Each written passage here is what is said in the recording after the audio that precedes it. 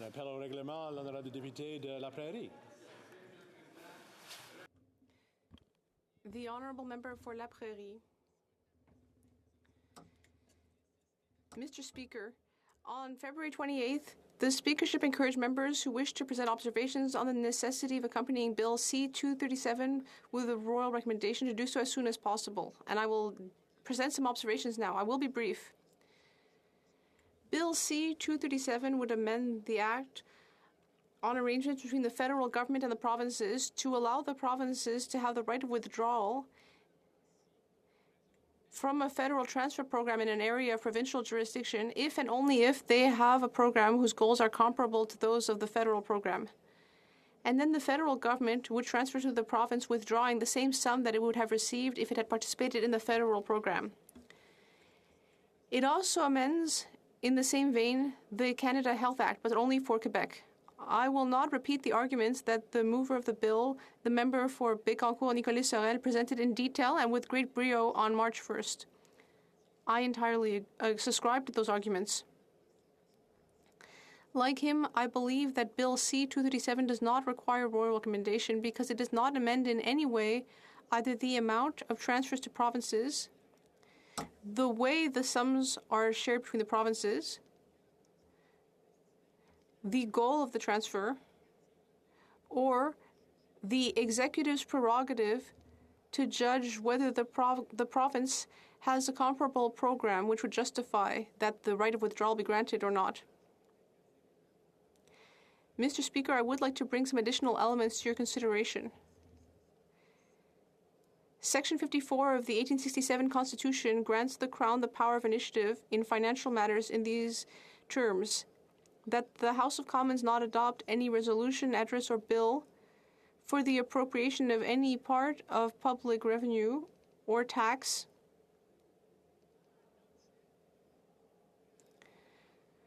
for an object which has not previously been recommended to the House by a message of the Governor-General, an object. And we see the same term in Section 79 of the Standing Orders. Over the years, the Speakership has specified the scope of that term. In the third edition of the Procedures of the House of Commons, it is stated that the Speakership judged that for a bill, private member's bill to go ahead without royal recommendation, the object, the goals, conditions, and reservations must not be modified significantly. My colleague for Bécancour, Nicolas Sorel, presented a series of bills with a scope similar to Bill C-237 that were not accompanied by a royal recommendation. On March 22nd, the Parliamentary Secretary to the Leader of the Government in the House, for his part, presented two cases where the Speakership judged that bills should be accompanied by royal recommendation, and those two bills have something in common. In both cases, modifying the conditions had the effect of potentially increasing the amount of spending. That's very clear from Bill C-490 that was introduced in 2007. It would have increased the guaranteed income supplement and stated that that someone could receive money retroactively for preceding years where they had a right to the money but had not requested it. So these changes significantly increased the amount of spending involved. In that case, the chair was perfectly reasonable in asking for royal recommendation. And the other example that the government raised, Bill C-243, introduced in 2016, it was very similar. It enabled a pregnant person to obtain the maternity benefits of EI before giving birth if their work presents a risk for their health or pregnancy. Now, it's true that the weekly benefits was not changing and that the maximum number of weeks of benefits was also not changing, but a third of new mothers do not receive the maximum number of weeks because they return to work before they've used up the maximum number of weeks. And so, therefore, it can be presumed that a significant number would receive the benefits longer if they started receiving them a month, 2 or 3 months earlier than they would have otherwise. So the changes to the eligibility conditions for EI that were in C-243 could have potentially increased the expenses involved. And that's why it was logical there to include royal recommendation. But that's not the case with Bill C-237 here. There is no possibility for it to generate new expenses. It will not modify the object. The government is suggesting a very broad interpretation of royal recommendation. According to the government, as soon as a bill changes any conditions in a bill having a financial scope, it must be accompanied by royal recommendation. Even if it doesn't change the object or the amount, even though those are the terms used in the Constitution and the standing orders. If this is what we're talking, changing the color of the form would require a royal recommendation because it would change the conditions of access to the program. That is clearly not in the spirit of the standing orders. Or this would mean that no amendment would even be possible in future in any budget bill. And finally, in your interpretation, Mr. Speaker, of what constitutes a significant amendment when a bill modifies the conditions related to expenses, I would ask you to come back to the terms used in the Constitution and the standing orders.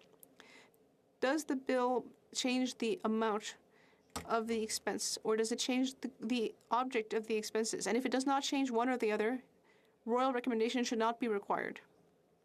With that in mind, I believe that Bill C-237 should be voted on at every stage, even if the Crown refuses to grant it royal recommendation. Thank you very much, Mr. Speaker. Je remercie le député pour son intervention. I'd like to thank the member. I will consider this and come back to the House as soon as possible. 11:08, the House will now proceed to the consideration of private members' business as listed on today's order paper. Private members' business, consideration at second reading of Bill C-230, Protection of Freedom of Conscience Act, in the name of Mrs. Block. Mrs. Block, seconded by Mrs. Wagenthal, moves that Bill C-230, an act to amend the Criminal Code, intimidation of healthcare professionals, be now read a second time and referred to the Standing Committee on Justice and Human Rights. Debate. The Honourable Member for Carlton Trail, Eagle Creek. Thank you very much, Mr. Speaker. It is a privilege to rise today to begin the debate on my private member's Bill C-230, the Protection of Freedom of Conscience Act. This bill revives my private member's bill, which died on the order paper, from the last Parliament with some slight modifications. I would be remiss if I did not once again acknowledge that this bill is built on the hard work and determination of former members of Parliament. The first bill proposed to address this issue was introduced by the late Mark Warwa in 2016. His bill did not proceed due to the government's introduction of Bill C-14. After C-14 was passed into law, my former colleague, David Anderson, introduced his private member's bill, C-418, during the 42nd Parliament. However, this bill also died on the order paper when the general election was called in 2019.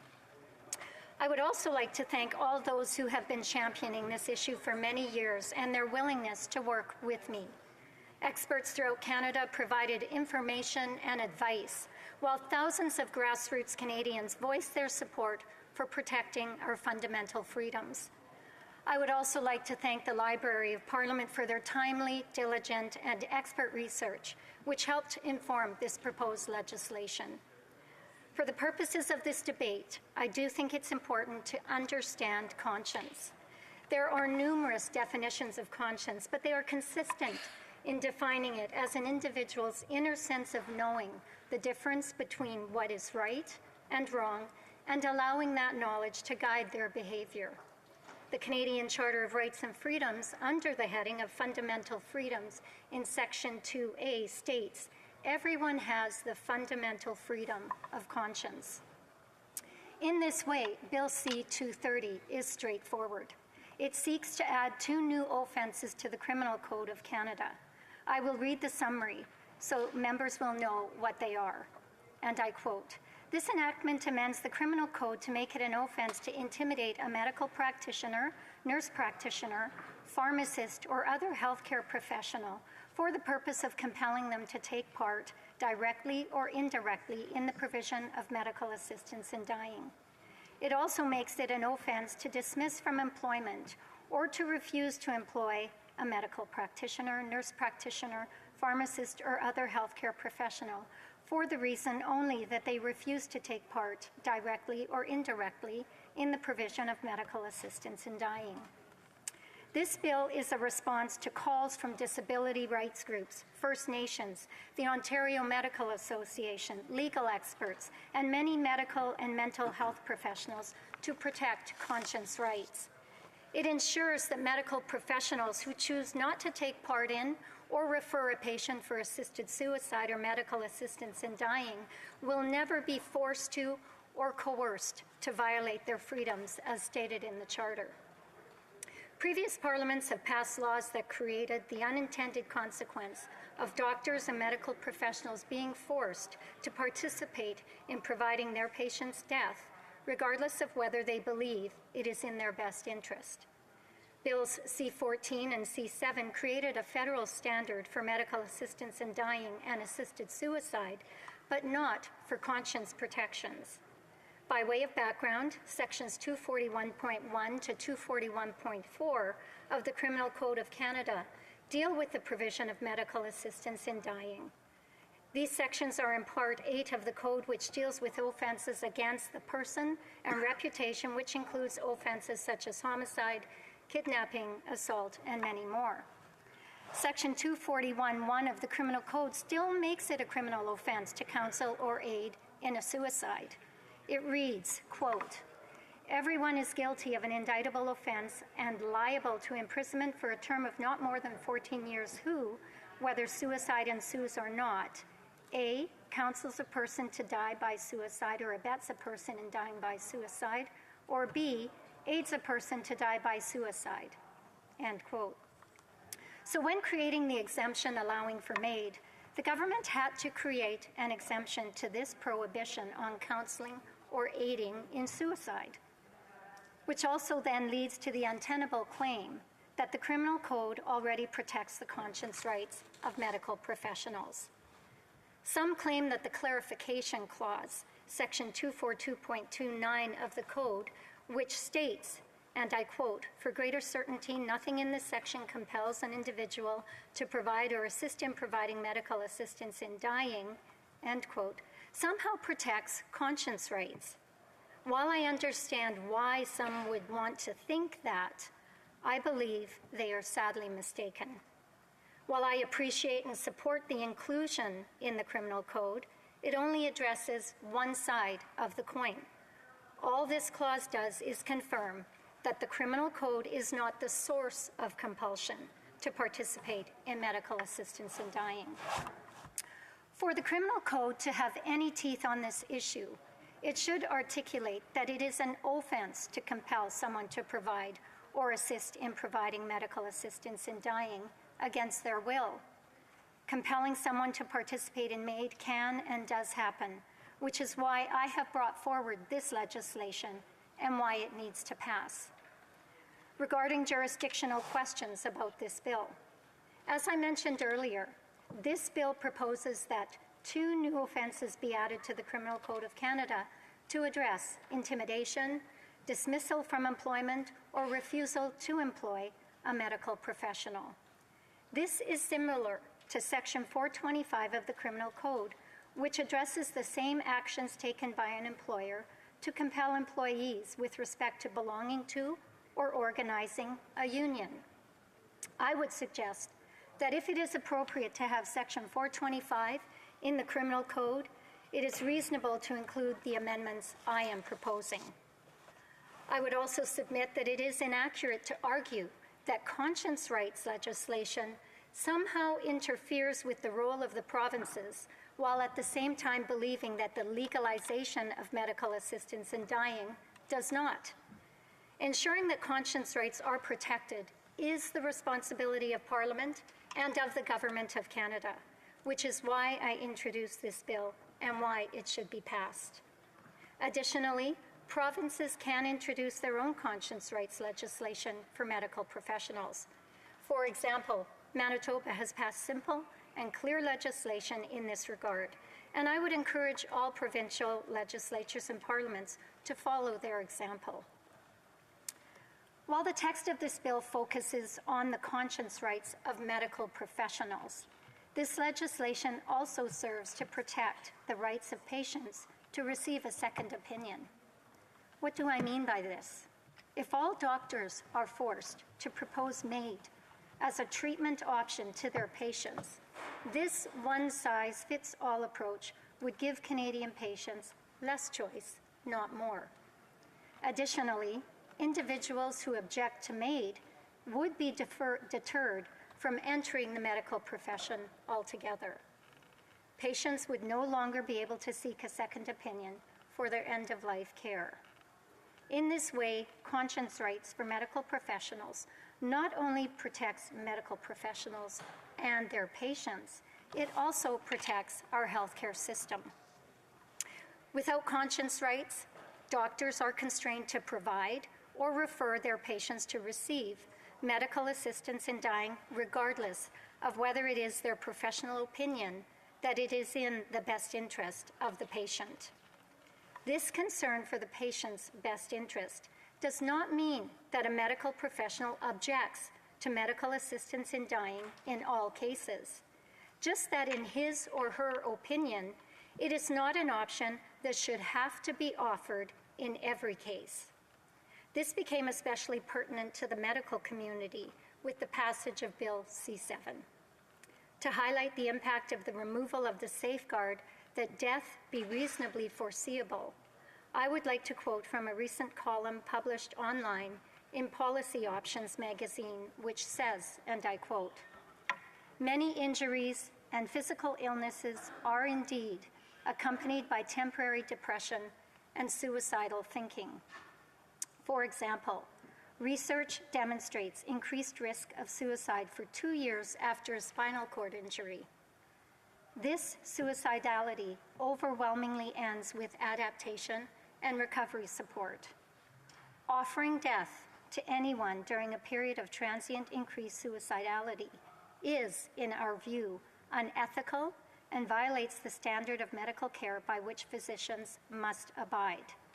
The fact that the newly expanded law may facilitate death in those circumstances of increased suicidal thinking is, in and of itself, problematic," end quote. Some have tried to frame conscience rights as the rights of the patient versus the rights of the doctor. Nothing could be further from the truth.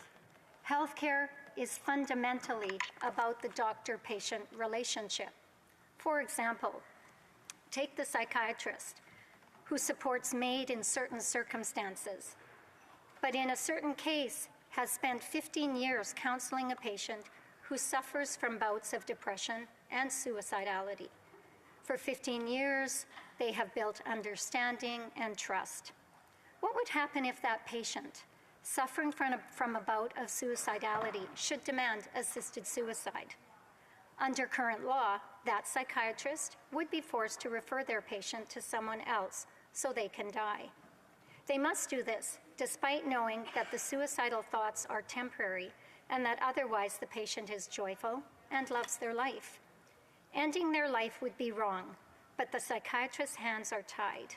This should not be what passes for medical care in Canada. Some might claim that there are safeguards in place to prevent such tragedies. But to those I ask, are you absolutely sure? With the passage of C-7, many safeguards for medical professionals have been removed. We are talking about ending a human life. There is no room for uncertainty when a life hangs in the balance. Additionally, shouldn't the first line of safeguards be the expertise of the medical professional who knows the patient best? If they do not believe death is the answer, shouldn't we at least consider if they are right? However, this then leads to the concern some raise that protecting the conscience rights of medical professionals will somehow block someone's access to those who truly want it. I would suggest this is both misleading and nothing but baseless fear-mongering. Medical assistance in dying and assisted suicide are readily available throughout all of Canada. There are information phone lines, hospitals staffed with willing medical professionals, even email addresses to help set up appointments. In a word, MAID has become the status quo. It is available. The Canadian Medical Association also stated clearly that conscience protections would not affect access because there were more than enough physicians willing to offer MAID. Therefore, common sense should tell us that the charter rights of medical professionals are breached when they are forced to either offer or refer assisted suicide or medical assistance in dying.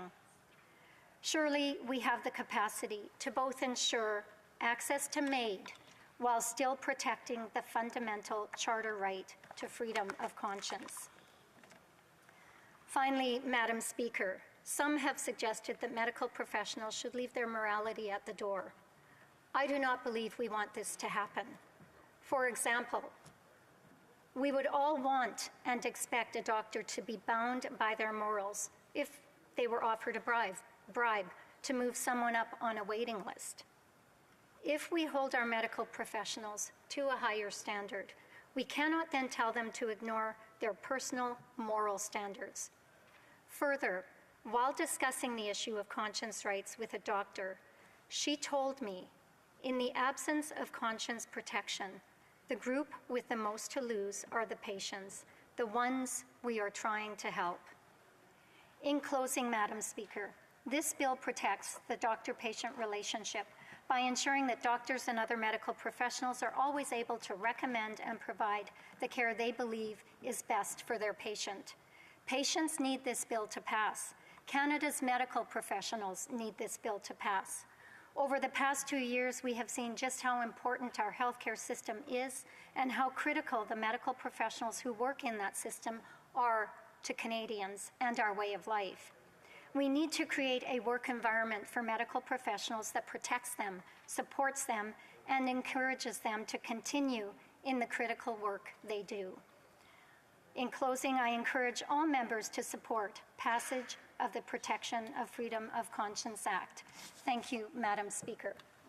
Questions and comments? The Honourable Parliamentary Secretary to the Minister of Canadian Heritage. Thank you very much, Madam Speaker. And leaving aside that this bill is likely within provincial jurisdictions regulating medical professionals or professionals in general, leaving aside it makes medical assistance in dying more difficult to access, I guess that my question is in regards to other professions.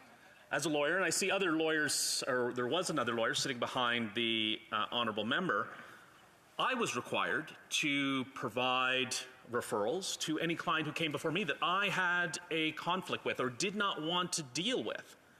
And it was a highly regulated profession, law like the medical profession. Why should doctors have that advantage over other professions when their patients' rights to access medical assistance in dying are at stake? The Honourable Member for Carleton Trail Eagle Creek. Well, thank you very much, Madam Speaker, and I do thank my colleague for the question. I reject the premise that Canadians' access to MAID is at stake. I think I just made the case that there is access to MAID in many circumstances in every province. I am a strong believer in the distinct jurisdictions of the federal and provincial government in Canada. And that is why the bill that I have introduced respects the role of the provinces in the provision of healthcare and does not interfere with that in any way. As I noted in my speech, the bill amends the criminal code, which falls under the jurisdiction of the federal government. And I would encourage all provincial legislatures and parliaments to consider enacting their own Protection for Freedom of Conscience Acts. Thank you, Madam Speaker. Questions and comments. The Honourable Member for Salaberry-Sawa. Thank you, Madam Speaker. I'm not convinced of the foundation or rationale for this bill. In Quebec, we have a bill or law that protects this freedom of conscience for professionals who belong to a professional association.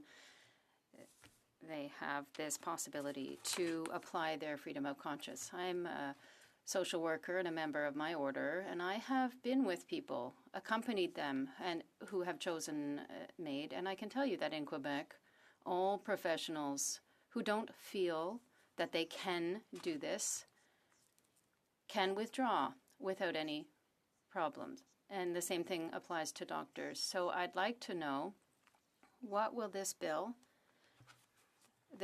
do to do more for people who want to die with dignity in Quebec? Eagle Creek. Thank you very much, Madam Speaker, and I do thank my honourable colleague for her question. I think one of the most common threads that we heard throughout the testimony in Bill C7 from experts was that there was a need for national conscience rights.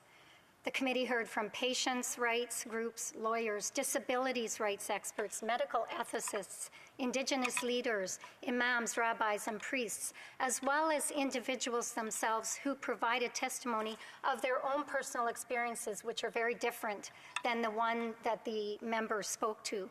I have also received emails from physicians from across the country who are deeply concerned about the ability to continue practicing as a result, and from those who have experienced intimidation and coercion to participate in the provision of MAID. Thank you very much. Questions and comments? We have time for a brief question. The honourable member for Esquimalt-Saanich. Thank you very much, Madam Speaker. I want to ask the member about the Ontario Court of Appeal ruling of May 2019 in the case of Christian Medical and Dental Society of Canada versus the College of Physicians and Surgeons of Ontario. And in this case, the court very clearly said that the obligation to provide a referral to procedures physicians might personally object to, including abortion, gender reassignment surgery, and medical assistance in dying, was found constitutional because patients have a right to access information and to access health care services. So when the courts have decided quite clearly that the referral is not a matter of conscience, why is the member proceeding with this bill? Brief answer from the member for Carlton Trail, Eagle Creek. Thank you very much, Madam Speaker, and I do thank you for the question. Obviously, support for legislated conscience rights protection varies between associations and colleges, as well as from province to province. But I would just point out that paragraph 42, found that there was no direct evidence that access to health care was a problem caused by physicians' religious objections to providing MAID. Thank you very much. Exactly. Resuming debate, the Honourable Parliamentary Secretary to the Minister of Justice and Attorney General. Thank you, Madam Speaker, and I'm very pleased to speak this morning with respect to Bill C-230, an act to amend the Criminal Code, intimidation of healthcare professionals, which was introduced by the member from Carlton Trail, Eagle Creek, and I want to acknowledge that I'm speaking today on the traditional unceded lands of the Algonquin people. The stated goal of Bill C-230 is to protect an important right, the right to freedom of conscience and religion, which is guaranteed by Section 2 of the Canadian Charter of Rights and Freedoms. A laudable goal, but one I do not think this bill achieves. The bill proposes to create two new criminal offenses that seek to protect the right of healthcare professionals, including medical practitioners, nurse practitioners, and pharmacists, to object to taking part in the provision of medical assistance in dying, to provide services according to their conscience.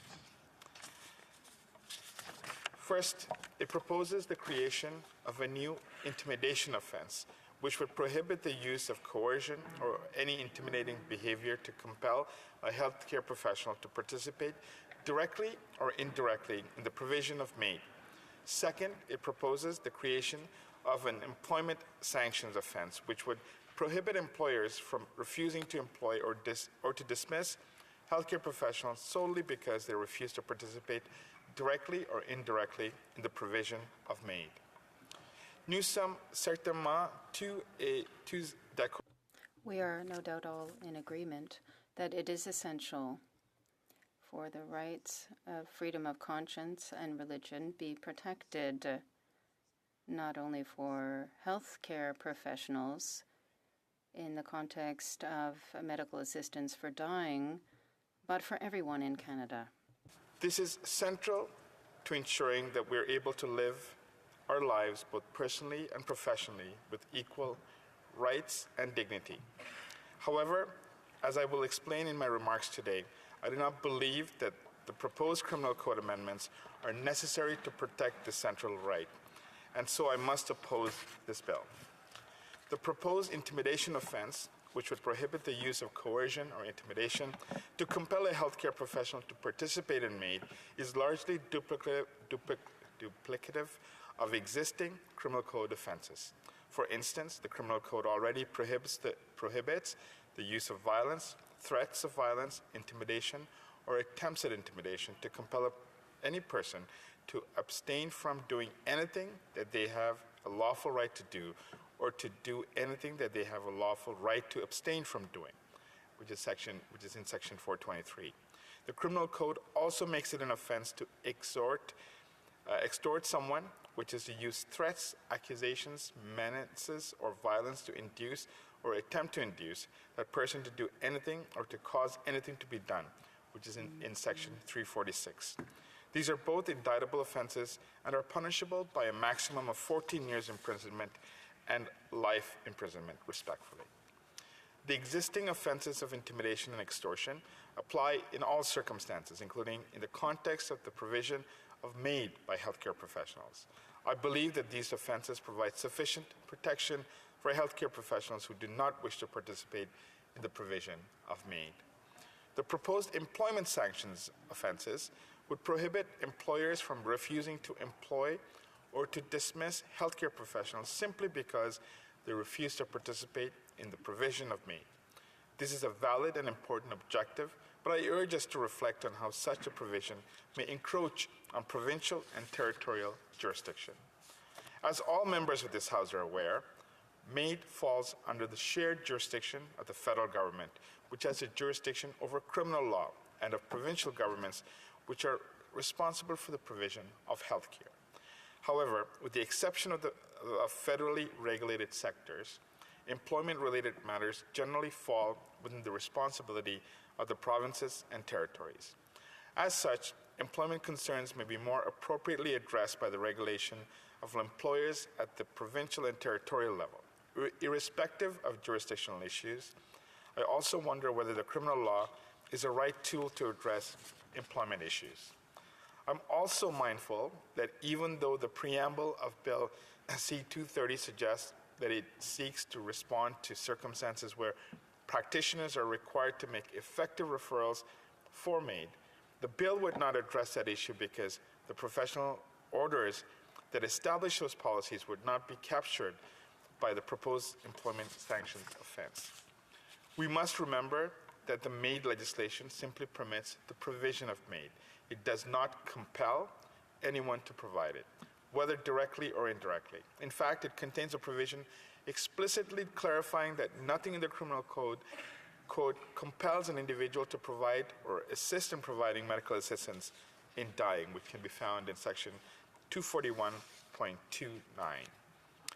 I am not aware of any evidence that suggests that healthcare professionals are being coerced or intimidated to provide MAID, and I wholeheartedly believe that the criminal law already offers protection to anyone who may be coerced to participate in MAID. I would also like to remind members that the criminal law should be used sparingly. I would also like to note that the proposed offenses only offer protection to healthcare professionals who object to taking part in the provision of MAID. They would not apply in circumstances where a healthcare professional may wish to provide MAID but is coerced or intimidated to abstain from providing it. And I have to question why we would resort to creating a new criminal offense to protect one healthcare professional's freedom of conscience, but not another's. Canadians have varied opinions on MAID depending on their personal circumstances, beliefs, and experiences. Despite these diverse views, public opinion research consistently demonstrates strong support for MAID. Our MAID laws recognize the importance of permitting access to MAID as a means of relieving intolerable suffering for competent adults. They recognize that those who wish to access MAID should be able to do so, and available statistics show how many Canadians do choose to receive MAID. Since the first legislation in 2016, up until the most recent data released by Health Canada covering 2020, there have been 21,589 medically assisted deaths in Canada. The vast majority of persons who have received MAID had cancer as their main underlying condition, followed by persons who had cardiovascular conditions, chronic respiratory conditions, and neurological conditions. This trend is consistent with the leading causes of death in Canada, which list cancer and diseases of heart as the number 1 and 2 causes of death, respectively. It can be found in the second annual report on medical assistance in dying, 2020. Madam Speaker, MAID is a complex and deeply personal issue that engages fundamental rights and interests both for persons contemplating MAID and for the healthcare professionals who choose or choose not to participate in the provision of MAID.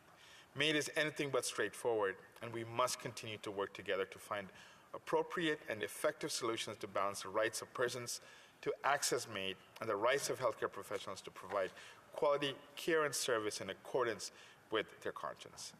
I appreciate the spirit of this bill, but I continue to have real concerns that it would appear to be an improper use of the criminal code and must therefore oppose it. Thank you, Madam Speaker. Resuming debate, reprise de débat. L'honorable député. The Honourable Member for Montcalm. Thank you, Madam Speaker. This is a bill that would protect the freedom of conscience of medical practitioners when it comes to medical assistance in dying.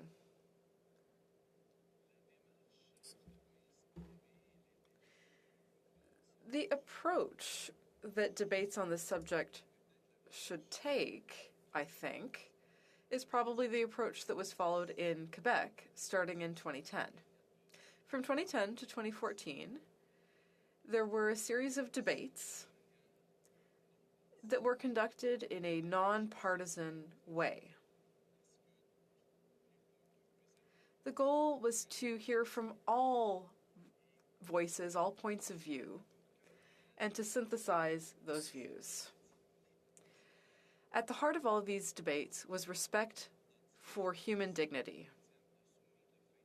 When it comes to human dignity at the end of life, we mustn't forget that it is free choice that guarantees one's dignity. You can't pretend to defend the rights of a sick person if you are deciding yourself what's best for them. In this Conservative bill today, it seems that the Conservatives want the state to play less of a role in the economy, but more of a role in our personal lives. And even here, in one of the most personal, intimate moments of a person's life, i.e. planning their own death. It is not up to, members of Parliament are not going to die in this person's place. So why do they want to interfere in people's decisions? Now, this bill also leaves doors open.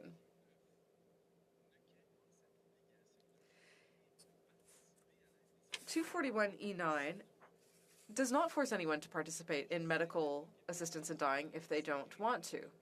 And when I said that the Quebec approach should be inspiring our debate today, I meant that Section 31 of the Quebec law, which I will quote, allows for a medical practitioner not to be obliged to participate directly or indirectly in medical assistance in dying. This is the Quebec bill. Any doctor carrying out his functions in a medical facility who refuses to participate in MAID for a reason not based on Section 29, which I should say lists all of the reasons where a medical practitioner might make such a decision, must, as soon as possible, advise the director of the medical facility or any other relevant authority and submit a form, and then the director of the medical facility must undertake the necessary steps to find another doctor who would carry out the practice in his place. So what does this mean? This means that we are not forcing anyone to carry this burden, and we're not moving the burden to the vulnerable patient who is dying. But the Conservative bill tabled today would do that. When a person is facing death, when they're on their deathbed, they would have to take those administrative steps in the place of the doctor. The issue of this bill comes back to what we heard at the committee hearings on C7, where doctors claimed freedom of conscience and refused to respect the code of ethics of the College of Doctors. And they essentially ignored these requests for aid, which, it's very clear under the Quebec legislation that no health professional can ignore a request for medical assistance in dying. A doctor can refuse to administer MAID based on personal belief, and in that case he must notify the director of the medical facility, as I was saying earlier. So this is the issue. What the Conservatives want to do here is slip something into the criminal code that would do what they are supposedly trying to protect people from having done to them, which is intimidation. So if you have a family trying to support their dying father or mother, brother, sister, and all of a sudden, the medical professional lays out the options for end-of-life care without discussing the option of MAID, that is essentially what could happen. Currently, in Quebec, although we've made a lot of progress and we were leaders on this issue, there is still a lot of resistance on the ground. There's still a lot of resistance when a patient asks for medical assistance in dying. And this resistance takes all sorts of forms. For example, now, this may be surprising, and it goes against what I think was really the strength of our bill on medical assistance in dying in Quebec. It said that medical assistance in dying needs to be part of a continuum of end-of-life care. And that continuum must include palliative care. So in this debate, we have people on the side of palliative care, those on the side of MAID, and then there's also the Quebec law, which didn't fall into the trap of this false dichotomy. Palliative care must be accessible. It's part of a continuum of end-of-life care. And within that continuum, you should also be able to submit a request for medical assistance in dying. And if such a request is made, it's because the patient was given a free and informed choice. Human dignity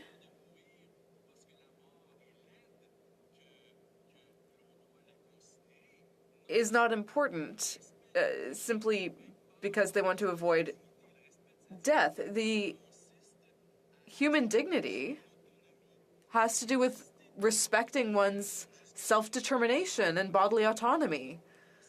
The right to control your life and your death. And no one should be able to violate another one's another person's bodily autonomy without their informed consent. So why would the state interfere and take away my right to human dignity at the end of my life? If I am to have those options, then the doctor needs to be allowed to lay out those choices for me. And that those choices should include palliative care, but also palliative sedation and MAID. That is a decision that cannot be made by anyone except the individual, the dying patient, him or herself. And here we're dealing with bills and debates that are taking us far off course from our noble objectives.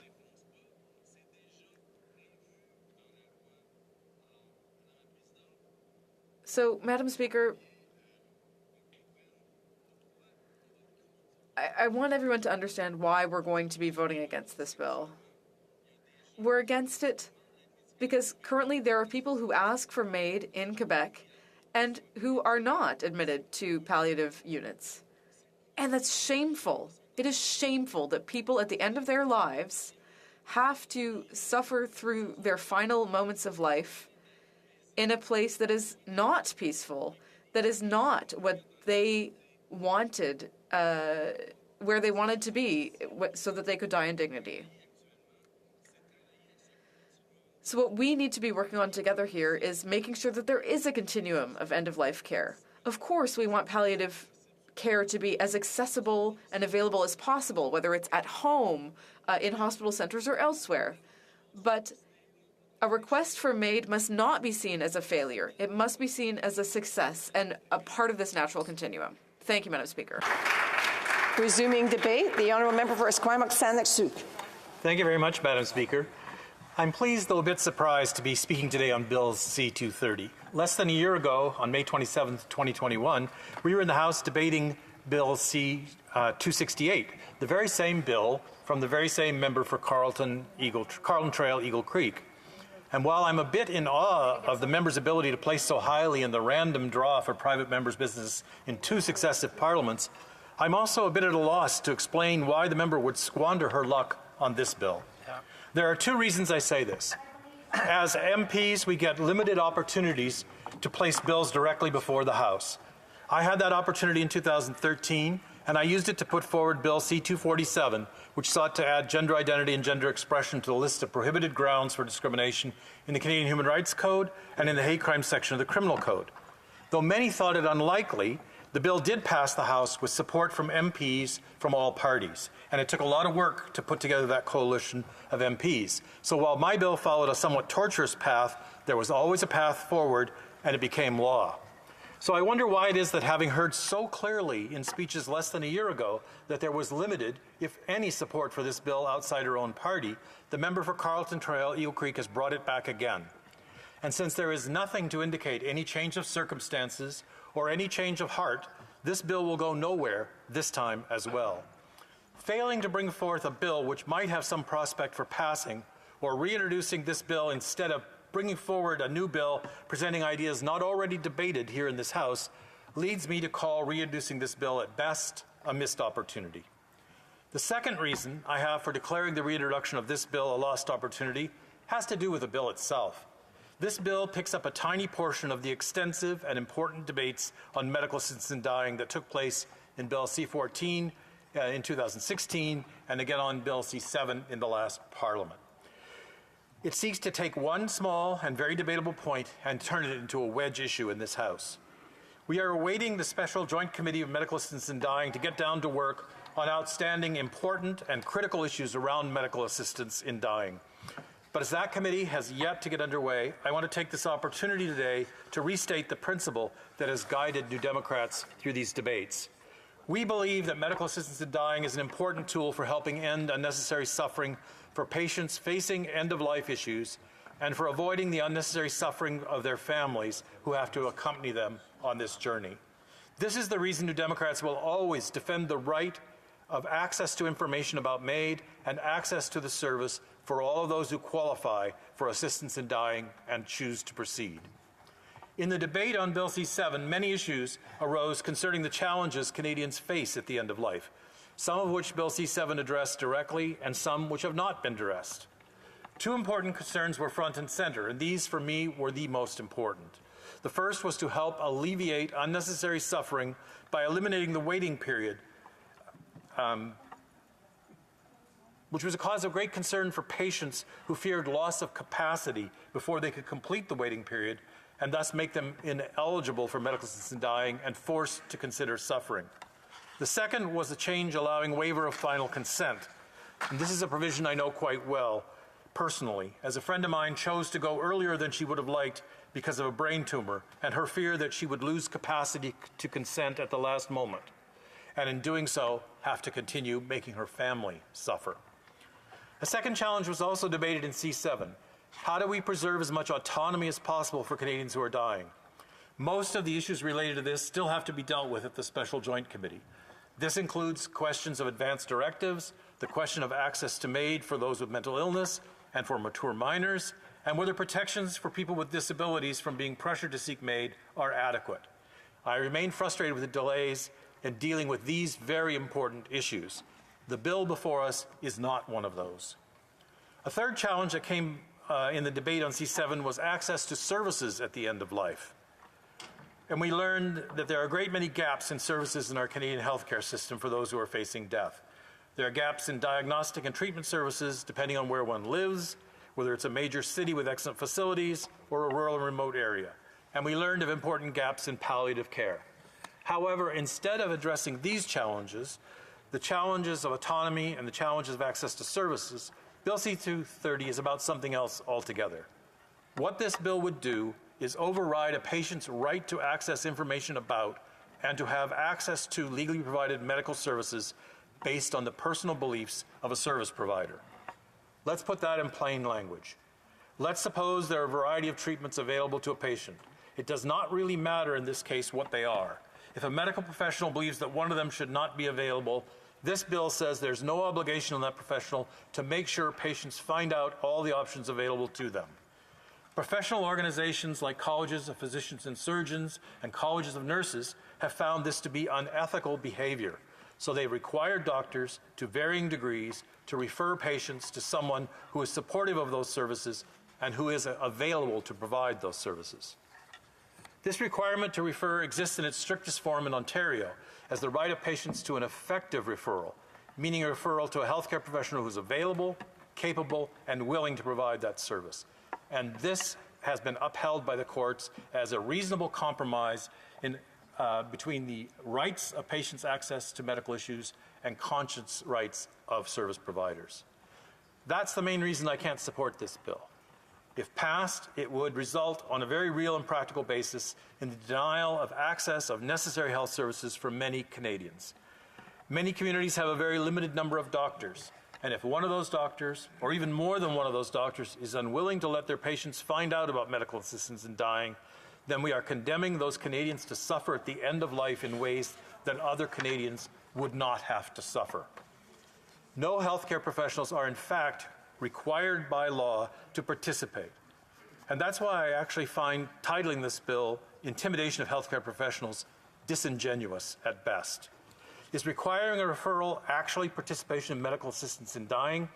Clearly, it is not. And trying to torque a requirement to provide information into participation helps no one understands the real issues of conscience involved in medical assistance in dying.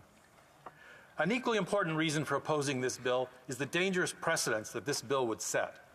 Its role as a potentially precedent-setting bill has already been noted by anti-choice advocates who have been vocal in their support for this bill. They recognize it will provide a precedent for denying referrals for access to contraception and abortion services. And I want to point out that denials of service and denials of information are very real in our existing Canadian medical care system. This bill would also be a very bad precedent for current attempts to deny transgender minors the counseling and medical services they need to affirm who they are.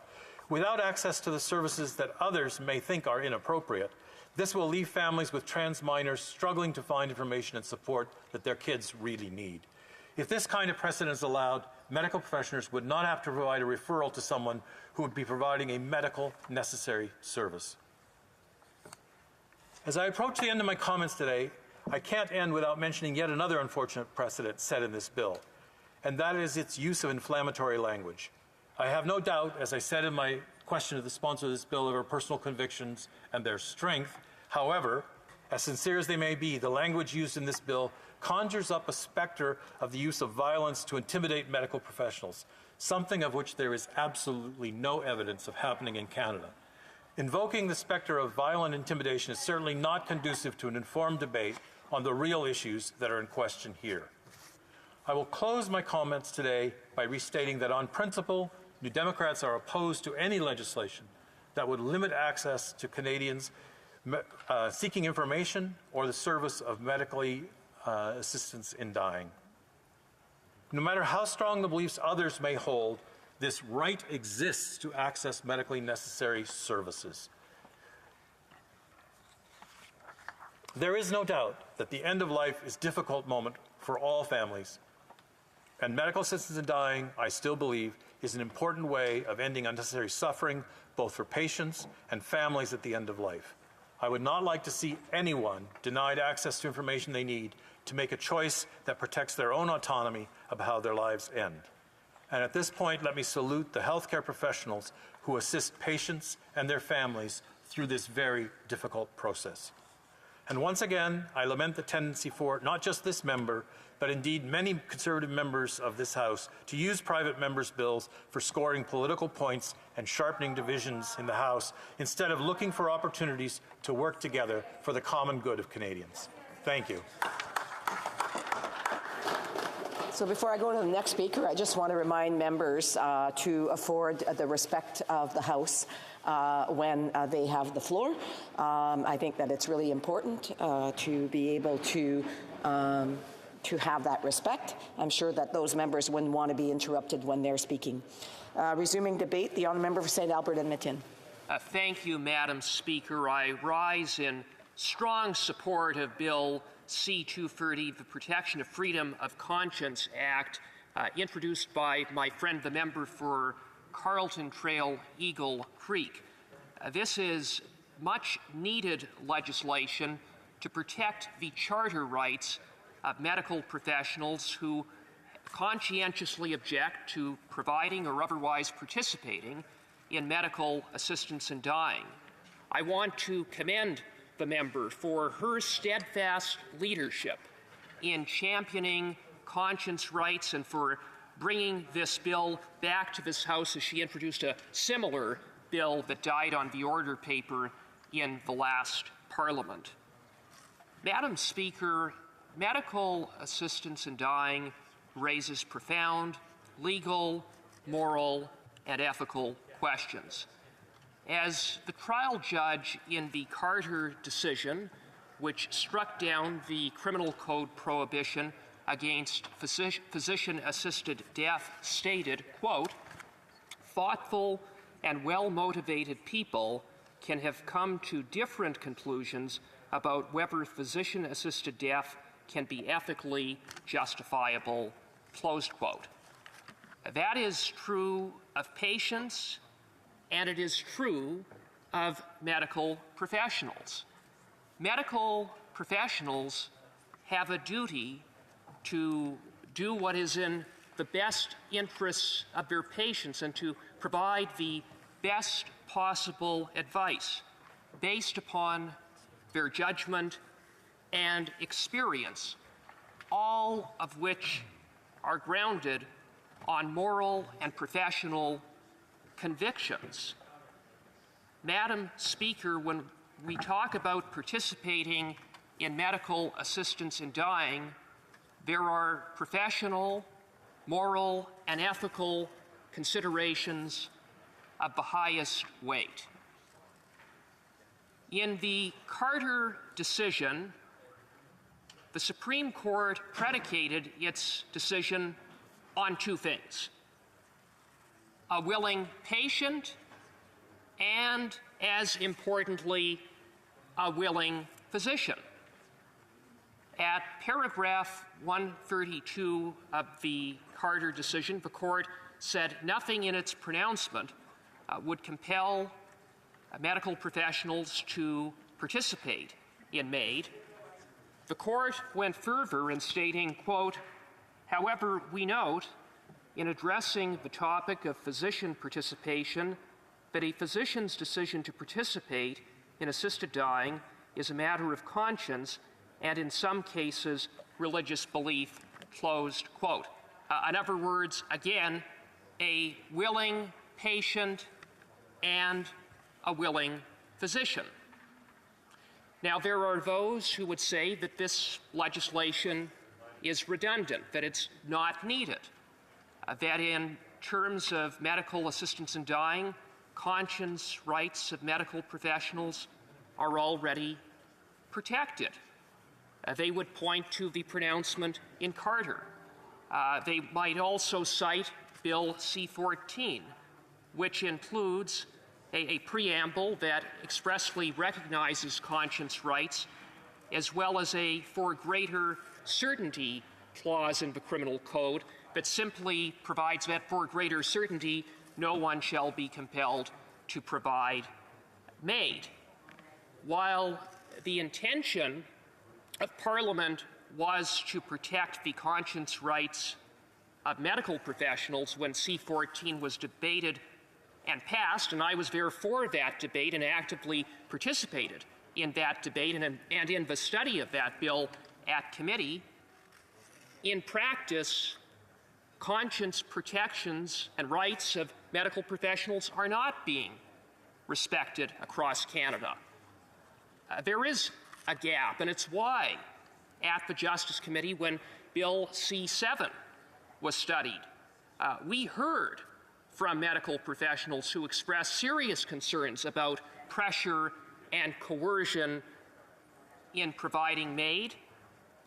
Indeed, the Ontario Medical Association wrote to our committee specifically calling on the committee to amend Bill C-7 to provide greater conscience protections for medical professionals, given that the for greater certainty clause, although better than nothing, simply doesn't have teeth.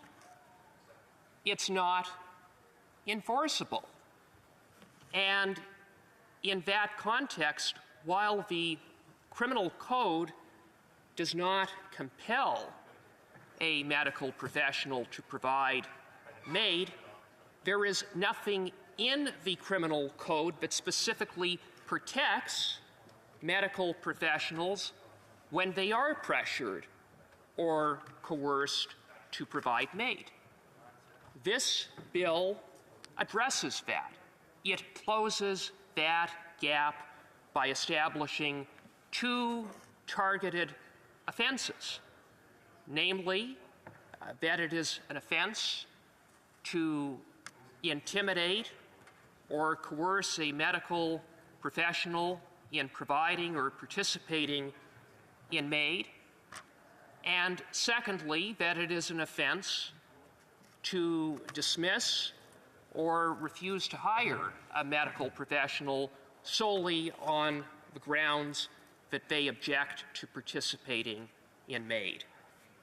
Madam Speaker, while this legislation protects the rights of medical professionals, it must also be emphasized that this bill just as much protects the rights of patients. Madam Speaker, this bill protects the rights of patients by protecting the physician-patient relationship and by safeguarding the ability of medical professionals to provide their best advice and judgment to a patient who is considering medical assistance in dying, free of pressure and free of coercion. It protects patients by protecting their right to a second opinion. There can be no second opinion, or at least a guarantee of a second opinion, in the face of coercion or pressure to provide medical assistance in dying.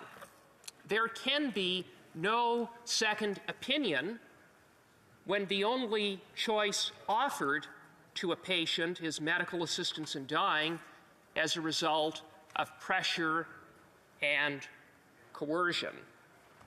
Madam Speaker, the need to safeguard the patient-physician relationship, and this bill works towards achieving that, is all the more needed in the face of the radical expansion of medical assistance in dying in Canada, with the passage of Bill C-7 that removes critical safeguards, including the criterion that death be reasonably foreseeable, and that opens the door to medical assistance in dying for persons who are suffering solely from a mental illness, even though it is never possible to predict when someone who is suffering from mental illness can get better. It is never possible to predict irremediability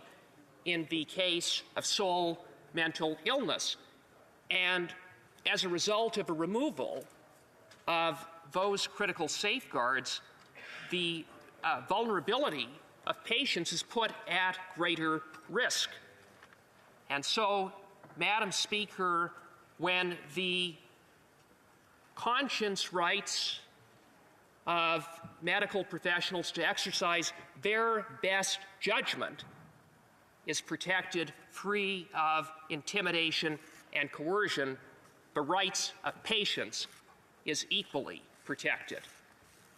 Madam Speaker, this is a timely, targeted, necessary piece of legislation that protects the rights of medical professionals and their charter rights and the rights of patients. I urge its passage.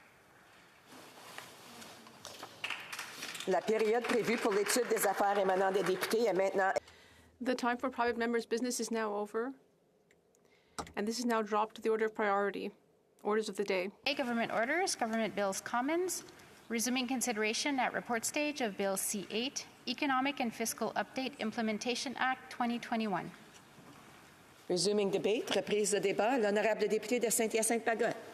Merci, Madame la Présidente. Thank you, Madam Speaker. Historically, authority has always taken advantage of crises to build, and that's what we see here with this centralizing unitary government. We've always seen Ottawa take on a predatory and smothering approach, as we saw after the Patriot Rebellion was crushed. And later, there was the racist Durham Report. We also saw that after the World Wars. With the extension of taxes which were supposed to be temporary, it was also true after 1980 with the unilateral repatriation of the Constitution, which Quebec still hasn't signed. It was also true after 95 with the unilateral reduction of transfers to provinces. And importantly, let us recall that Ottawa used its new surpluses to create many new programs at a time when Quebec had to cut drastically in the funding of its public services. So we would have been naive to think that with this COVID crisis, the federal government wouldn't have used the crisis to extend its tentacles even further into areas which are none of its business. And as we saw in Budget 2021, we saw that this government was creating a kind of architecture of interventionism in areas that have to do with provincial jurisdiction. Thanks to the alliance between the Liberal and the NDP, this new coalition will be able to, better than ever, pretend that its whims are actually part of a progressive ambition. And that's what we see when it comes to taxing underused buildings belonging to foreign investors, as we see in Bill C-8. Now, this is a good idea in itself, and I spoke about it a few weeks ago. On paper, in principle, this idea is a good one. It's good because it tries to avoid having speculators buying and selling homes based on the changes in the market. We know that this type of speculation is a problem, especially at a time when there is a housing crisis that is now verging on a catastrophe. However, since the 1980s, Ottawa has been trying to avoid its responsibility for funding construction of social and affordable housing appropriately. And this has deprived Quebec of 80,000 housing units. Despite that, this small measure, taxing real estate speculation, is a good idea. But just because it's a good idea in itself, that doesn't mean that the federal government should be trampling Quebec jurisdiction. We could call this an invasion tax. As a constitutional expert explained when he visited one of the committees recently, this measure will have major deleterious effects. The ultimate effect of this tax is to affect the right to housing, which is entirely under Quebec and provincial jurisdiction, without any prior consultation and without any agreement with the provinces. We know that successive governments in Ottawa have boasted that they are contributing to cooperative federalism. This is an illusion that has had different names over the years. Symmetrical federalism, open federalism. Personally, I don't care. I want independence, not cooperative federalism. But this is a particularly centralizing excess of the federal government. If we consider this new measure to be a way to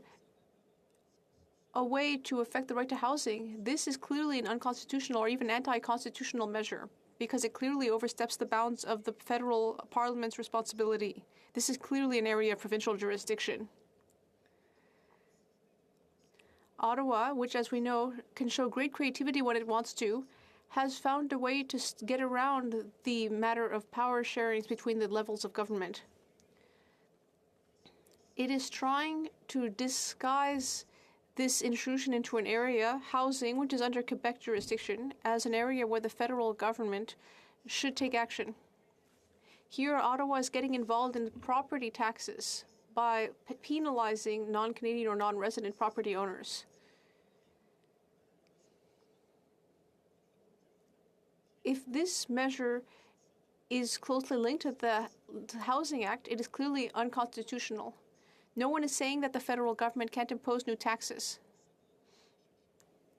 But if the main goal is not to gather revenue, but instead to influence behavior and discourage certain behaviors,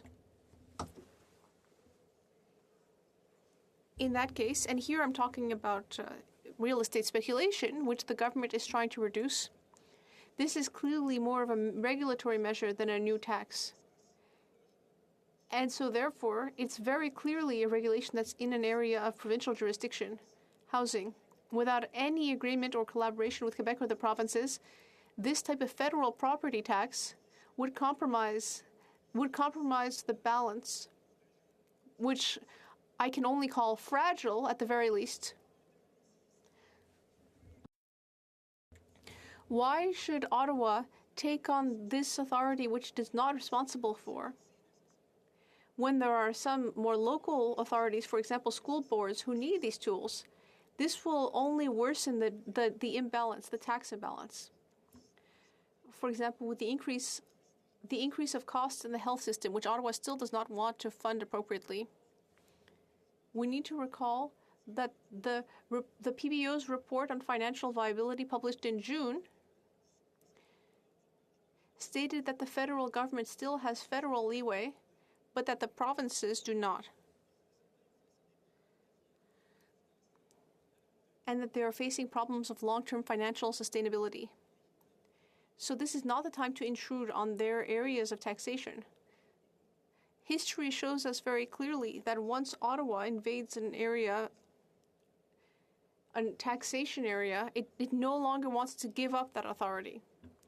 We've seen it before. We've seen it before many times. For example, the corporate tax that was presented as temporary after the First World War, or the individual income tax, which was also supposed to be temporary after the Second World War. This property tax sets a dangerous precedent, because Ottawa will clearly have to implement various infrastructure and authority delegation measures in order to put it into practice. Because this is an area that is not currently managed by the federal government, and so a whole new apparatus will be necessary. As the constitutional experts stated, once a mechanism to collect these taxes is in place, it will be very tempting to try to find more and more so-called good ideas in order to occupy that space more. With the new hyper-centralizing coalition in power, you will understand why I feel that this will inevitably happen at the expense of provinces, municipalities, and school boards. Our party has tabled a single amendment to correct this. We tried to find a compromise by stating that property tax measures could only apply in a province if the province accepts them. It seems to me to be common sense, but without any debate, our amendment was deemed non-eligible by the Liberal chair of the committee. It's a real shame. So in conclusion, Madam Speaker, taxation authorities are closely linked to political authority. So by coming in to undermine an area that should be exclusively under the Quebec government, the federal government is making things harder and harder. There is a price to independence, of course, but the price of dependence is even higher. And we see that once again with this invasion tax. Thank you. Questions and comments? Questions et commentaires. The honourable member for Oshawa. Thank you very much, Madam Speaker, and I want to thank my colleague for an excellent speech. He talked about similar worries that I have about continued centralization of government, and he talked about housing, which I'm hearing a lot about in my community. So I was wondering, Conservatives have a solution, M54, and it's asking the federal government to abandon their failed first-time home buying initiative, which has only helped 15% of their target. I was wondering what the member would think about supporting that motion, but also what's he hearing from young people in his community? I'm hearing that young people are starting to give up on the dream of home ownership. Could he please comment on this important initiative? L'honorable député de Saint-Hyacinthe. The honourable member for Saint-Hyacinthe-Bagotte. Well, I think it goes without saying that housing is in a critical position right now. I believe the member agrees with me on that. We agree on the problem, and we also agree that the solution here is not the right one. Where our parties disagree is that I am for the principle of a tax on real estate speculation, but right now I don't think it's being done in the correct parliament. And I think he also agrees with me about over-centralization. And I think this is also a difference between our parties, is that we believe that private developers, well, we believe that we need to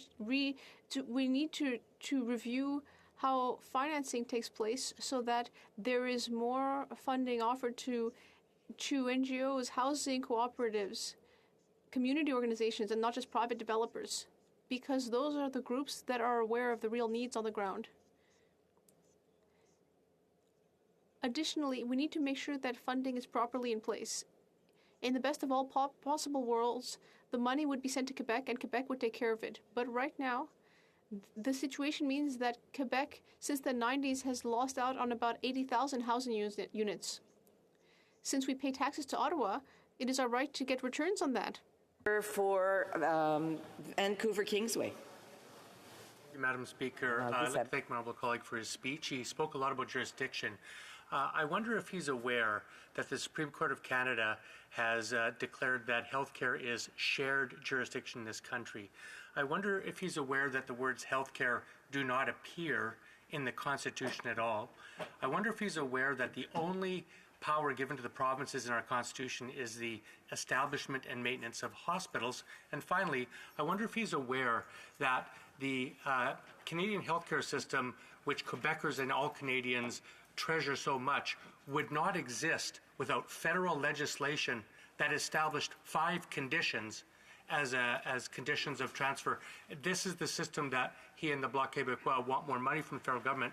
Is he aware that that is dependent on federal jurisdiction that ties that money to conditions? The Honourable Member for Saint-Hyacinthe-Pagode. Yes, of course. I am fully aware that there are things in the Constitution that we never signed that need to be reassessed, of course. It's also clear that health care and the provision of health care belongs to the provinces, and that this law that the member referred to with regard to health care transfers is not being respected, that the funding is not done properly. I want to thank him for asking if I am aware, and my answer is yes, of course. Questions and comments. Mr. Secretary, the Government House Leader, a brief question, please. Yes, thank you, Madam Speaker. And I want to add on to my New Democratic colleagues' thoughts in regards to Canadians as a whole recognize and want to see a national government that truly cares and provides and is there in a tangible way in regards to health care. And that is one of the reasons why we've been advocating for national health care standards. And my question to the member is, would he not recognize that even people in Quebec, along with other Canadians in all regions of the country, want to see a national government play a role in terms of long-term health care and mental health? Would he at least acknowledge that as a fact? A brief response, the Honourable Member for Saint-Hyacinthe-Pagode. Briefly, and I would say Quebec doesn't have a lot to learn here when it comes to establishing a public universal healthcare system.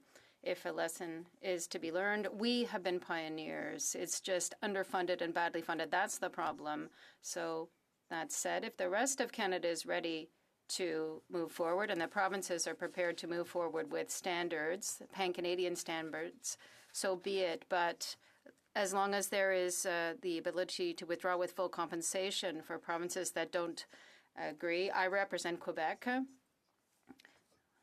We should be able to adjust the programs as need be with the funding. Thank you. Resuming debate, the Honourable Member for Stormont, Dundas South, Glengarry. Thank you, Madam Speaker. It's a pleasure to rise, as always, in the House to represent what I feel are the views in my riding of Stormont, Dundas, South Glengarry in Eastern Ontario, and in response today to the government's economic plan.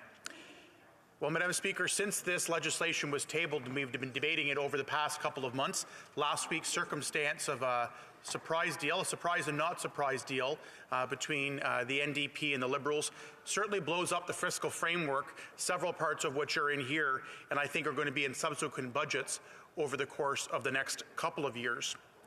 This specific piece of legislation, Madam Speaker, has $70 billion in new inflationary spending. And one of the things I say to constituents very often when we're talking about various programs, support for, and the funding of, it's very easy to say that you're going to fund program A, B, C, and D. That's the motherhood and apple pie of our job. The difficult part, and where I believe more Canadians are paying attention to, is the financial situation and stability that our country faces.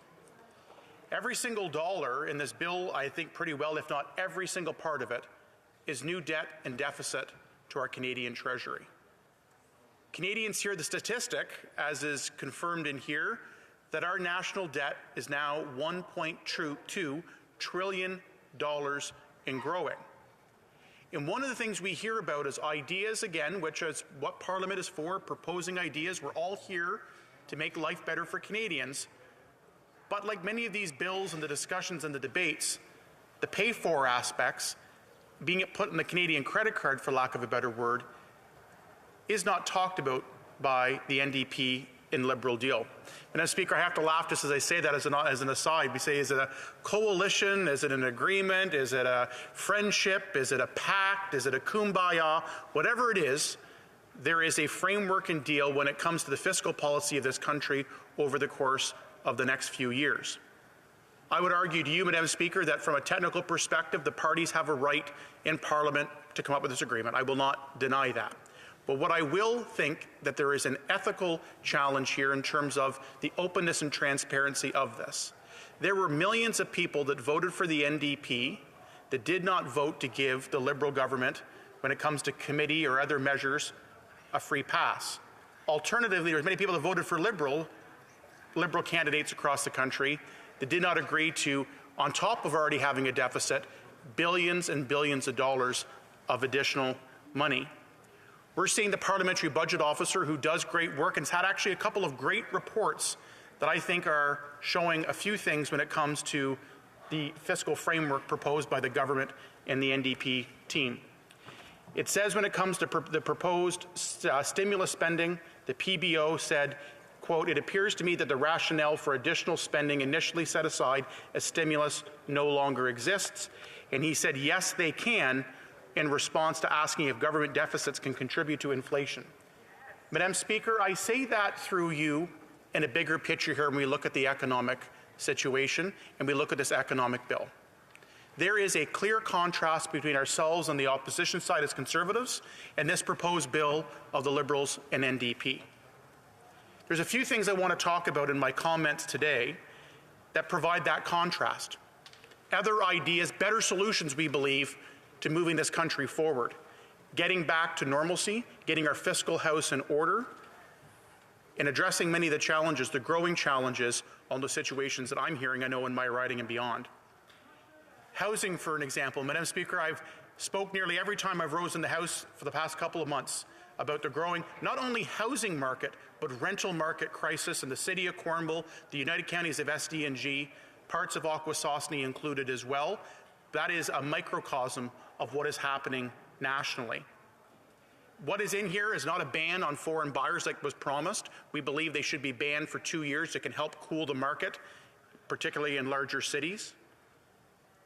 And one of the other things that we talked about in a new motion coming up as proposing idea is saying that the government's proposed fiscal policy when it comes to housing, the first-time homebuyer shared equity program has been an abject failure. Number one, for the number of participation in it.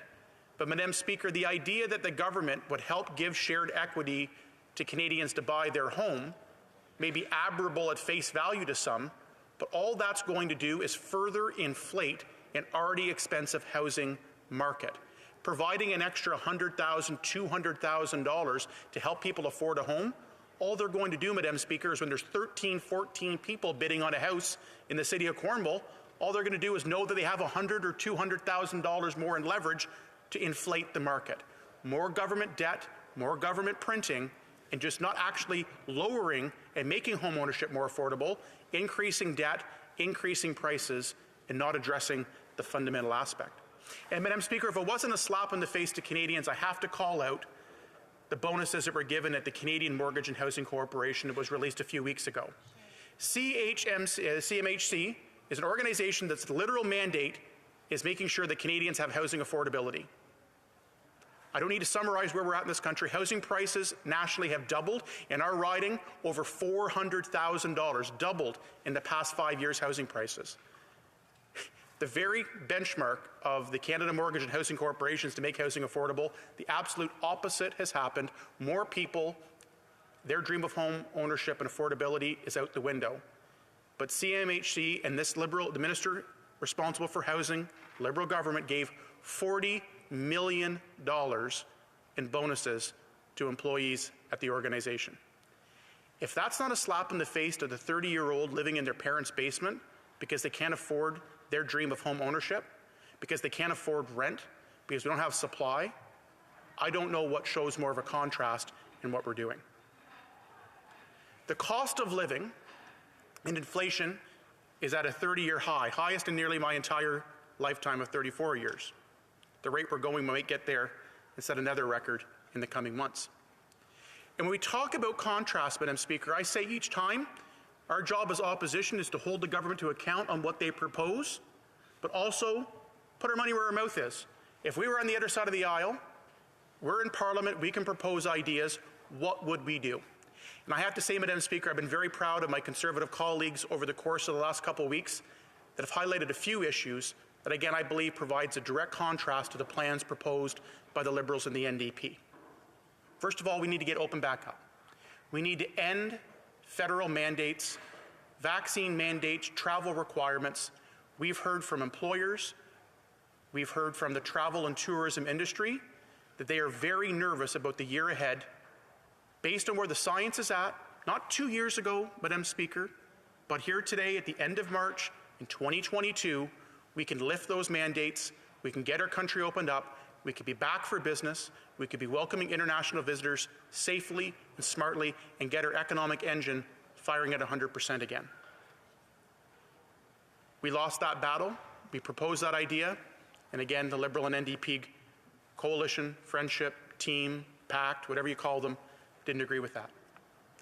Last week in our opposition day motion, I believe one of the days last week we had the debate, and I think we had the vote right afterwards, was something we tried to put on record. We did get on record, unfortunately unsuccessfully again by the other parties, talking about the high price of gas and many other goods in this country, Madam Speaker. There's two things here. Number one is we asked for a break on GST on fuel. I came in to Ottawa last night from the riding. I stopped in Monkland to fill up with gas. It was over $1.70 a litre. I know there are a lot of people in Stormont, Dundas, South Glengarry that have to drive to work. There's not a subway or LRT option in Monkland or Iroquois or Chrysler. I don't think there's one coming anytime soon. Driving a car to get to work, to go to hockey practice, to live in a rural area is essential. We called on a gas tax break. It was voted down. It wouldn't solve the affordability problem, Madam Speaker, but it can give some tax relief at a time that Canadians truly need it. The other problem we have to confront, and what the government is not doing through their economic policies, is the carbon tax is set to increase later this week again. We're saying if you're not going to give a break to Canadians at the pumps when prices are high, at least don't increase taxes on everybody on April the 1st. That was declined again. Madam Speaker, when we look at the economic policy of this government, in a democracy, there's going to be contrasts. Our contrast is quite clear. We understand the cost of living. We understand the need for relief for Canadians. And when it comes to housing, we have a fundamentally different approach. For those reasons, again, I do not support the economic and fiscal update tabled by the government. And I have a feeling with the new deal between the Liberals and the NDP, I don't see ourselves in the coming years either. But what we will see here on the floor of the House of Commons, Madam Speaker, is further constructive ideas from Conservatives. Thank you. Questions et commentaires. L'honorable député. Questions and comments. The Honourable Member for Drummond. Thank you, Madam Speaker. Congratulations to the colleague for his speech. Madam Speaker, I have nothing against taxing vacant homes, particularly those belonging to foreign owners, as has been proposed. This could help to help the market from overheating, but the federal government is interfering with its big boots in areas of jurisdiction under the provinces and municipalities as well. Does the colleague believe that the government, instead of interfering in the areas of other jurisdictions, should it not rather sit down and discuss with the main stakeholders so as to better understand how the federal government can contribute to this area in particular? Thank you, Madam Speaker. For Stormont, Dundas, South Glengarry. Merci, my colleague de Bloc. I want to thank my Bloc Québécois colleague for his question. Madam Speaker, is in the section there is about a tax, a 1% tax on vacated homes. Madam Speaker, and I would use perhaps in the province of Quebec, the city of Montreal, where housing prices to buy a house are into the millions and millions of dollars. No disrespect to 1%, but it could be into the tens of thousands of dollars. I would argue it doesn't disincentivize some people where if they could afford $3-4 million to buy a home, leaving it vacant, it doesn't really, I'm not sure, and again, as we've asked and seen, I think, at different committees, what's that correlation going to do to actually cool the market? It remains to be seen. What I'll offer as an alternative, and agree with my colleague working with provinces and municipalities, we need to look at banning foreign buyers into the system that are in for profit and investment. I believe that tool, which is not included, could actually cool the market off more than what's being proposed in this legislation. Questions et commentaires. The honourable member for Windsor West. Thank you, Madam Speaker. And I thank my colleague for his intervention and want to talk a little bit about the gas tax situation that he referred to. It is a very serious one. First of all, one of the things that this chamber did do was pass a petroleum monitoring agency. That was actually passed in this chamber. It was actually funded. And then after that, the Harper administration then canceled it. So we actually had a transparent, independent body that would have actually enforced, similar to what they have in the United States, where you actually see rack pricing announced every single week, and so you can track the price of refinement to actually the pump. And so, Madam Speaker, that was one of the biggest problems about the Conservative motion that they proposed. There was no guarantee that this would be passed on to consumers. So I'd like to ask my honourable colleague about that. Why did they get rid of the Petroleum Monitoring Agency, and why have less transparency and accountability for gas pricing than our American neighbours who enjoy such a privileged system versus ourselves here, especially when many of the Conservatives want to have some type of standard regulation that's similar? The Honourable Member Stormont, Dundas, South Glengarry.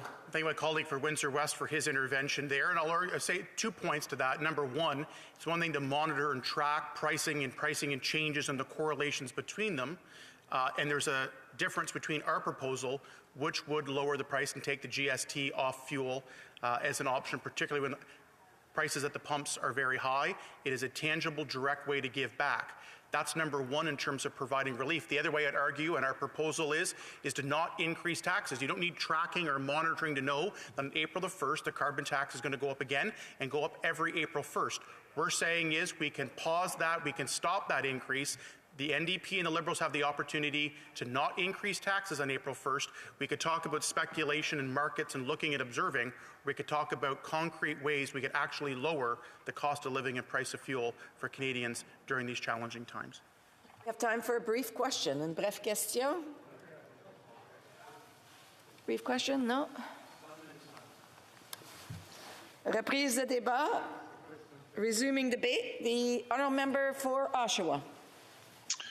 Thank you very much, Madam Speaker, and it is always a pleasure to rise in this House and talk about the priorities of Oshawa. I get to speak on Bill C-8, an act to implement certain provisions of the Economic and Fiscal Update. But first, Madam Speaker, I just want to say that we are living in unprecedented times. Last Thursday, I was in Oshawa at the 401, a rally for Ukraine. Who would have thought that in our lifetime we would have been seeing a war in Europe? And certainly our thoughts and prayers are with our friends and families in the Ukrainian community in Ukraine, Canada, and Oshawa. We have more uncertainty with our supply chains, our food, our energy, and it amplifies Canada's weaknesses and lost opportunities, especially in Canada's traditional strengths in energy and food supply.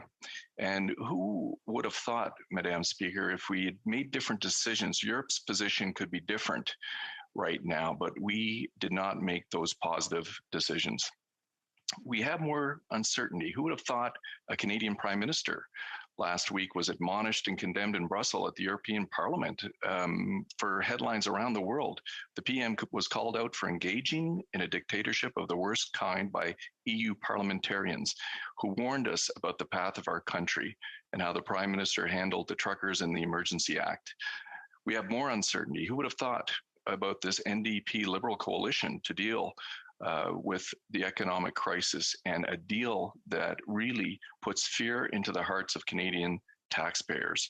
So that kind of brings me to my speech today and why I can't support this bill, because it doesn't address the needs and priorities of Oshawa.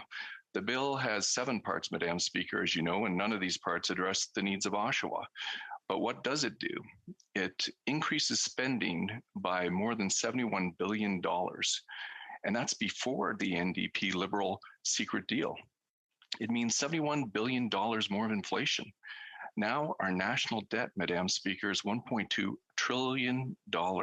Who would have thought? Now the NDP Liberal government is asking for another blank check. And frankly, Madam Speaker, you know this is going to pass because the NDP now, as the Prime Minister says, they're going to be supporting just inflation. And now I would say they're going to be supporting just incompetent spending. Oshawa's priorities, Madam Speaker, are housing, our seniors, and opioids. My office is right across the street from the Backdoor Mission, a mission that helps Oshawa's most vulnerable. And I tell you, Madam Speaker, it's ballooned. We see young people that can't afford rents and housing. We see seniors who can't afford groceries and gas. In Canada, with all our natural resources and energy, who would have thought the gas would be up 33%? Natural gas, heating up 19%. Who would have thought groceries? An average family of four will be spending $1,000 more per year this year, Madam Speaker. Chicken up 6.2%, beef 11.9%, bacon 19.1%, bread 5%. Madam Speaker, who would have thought Canada is one of the most blessed countries in the world, but under the Liberal government, Canadians can't even afford the basic necessities. Last week, I spoke to a constituent. His name was George. He needed affordable housing. He's paying $875 per month for an attic apartment. But, Madam Speaker, he's over 6 feet tall. He has to hunch all day to get around his apartment. And he can't afford anything more than $600 per month. He's on a disability, but he can't find anything else. There's no surprise, Madam Speaker, when the Liberals took office in 2015, the price of a house was $435,000. Now it's $810,000. Who would have thought in Oshawa, the average house would be over $1 million? It's up 25% since last year, $1 million. No wonder. How can a young person ever afford a home? How can a senior afford to stay in their home?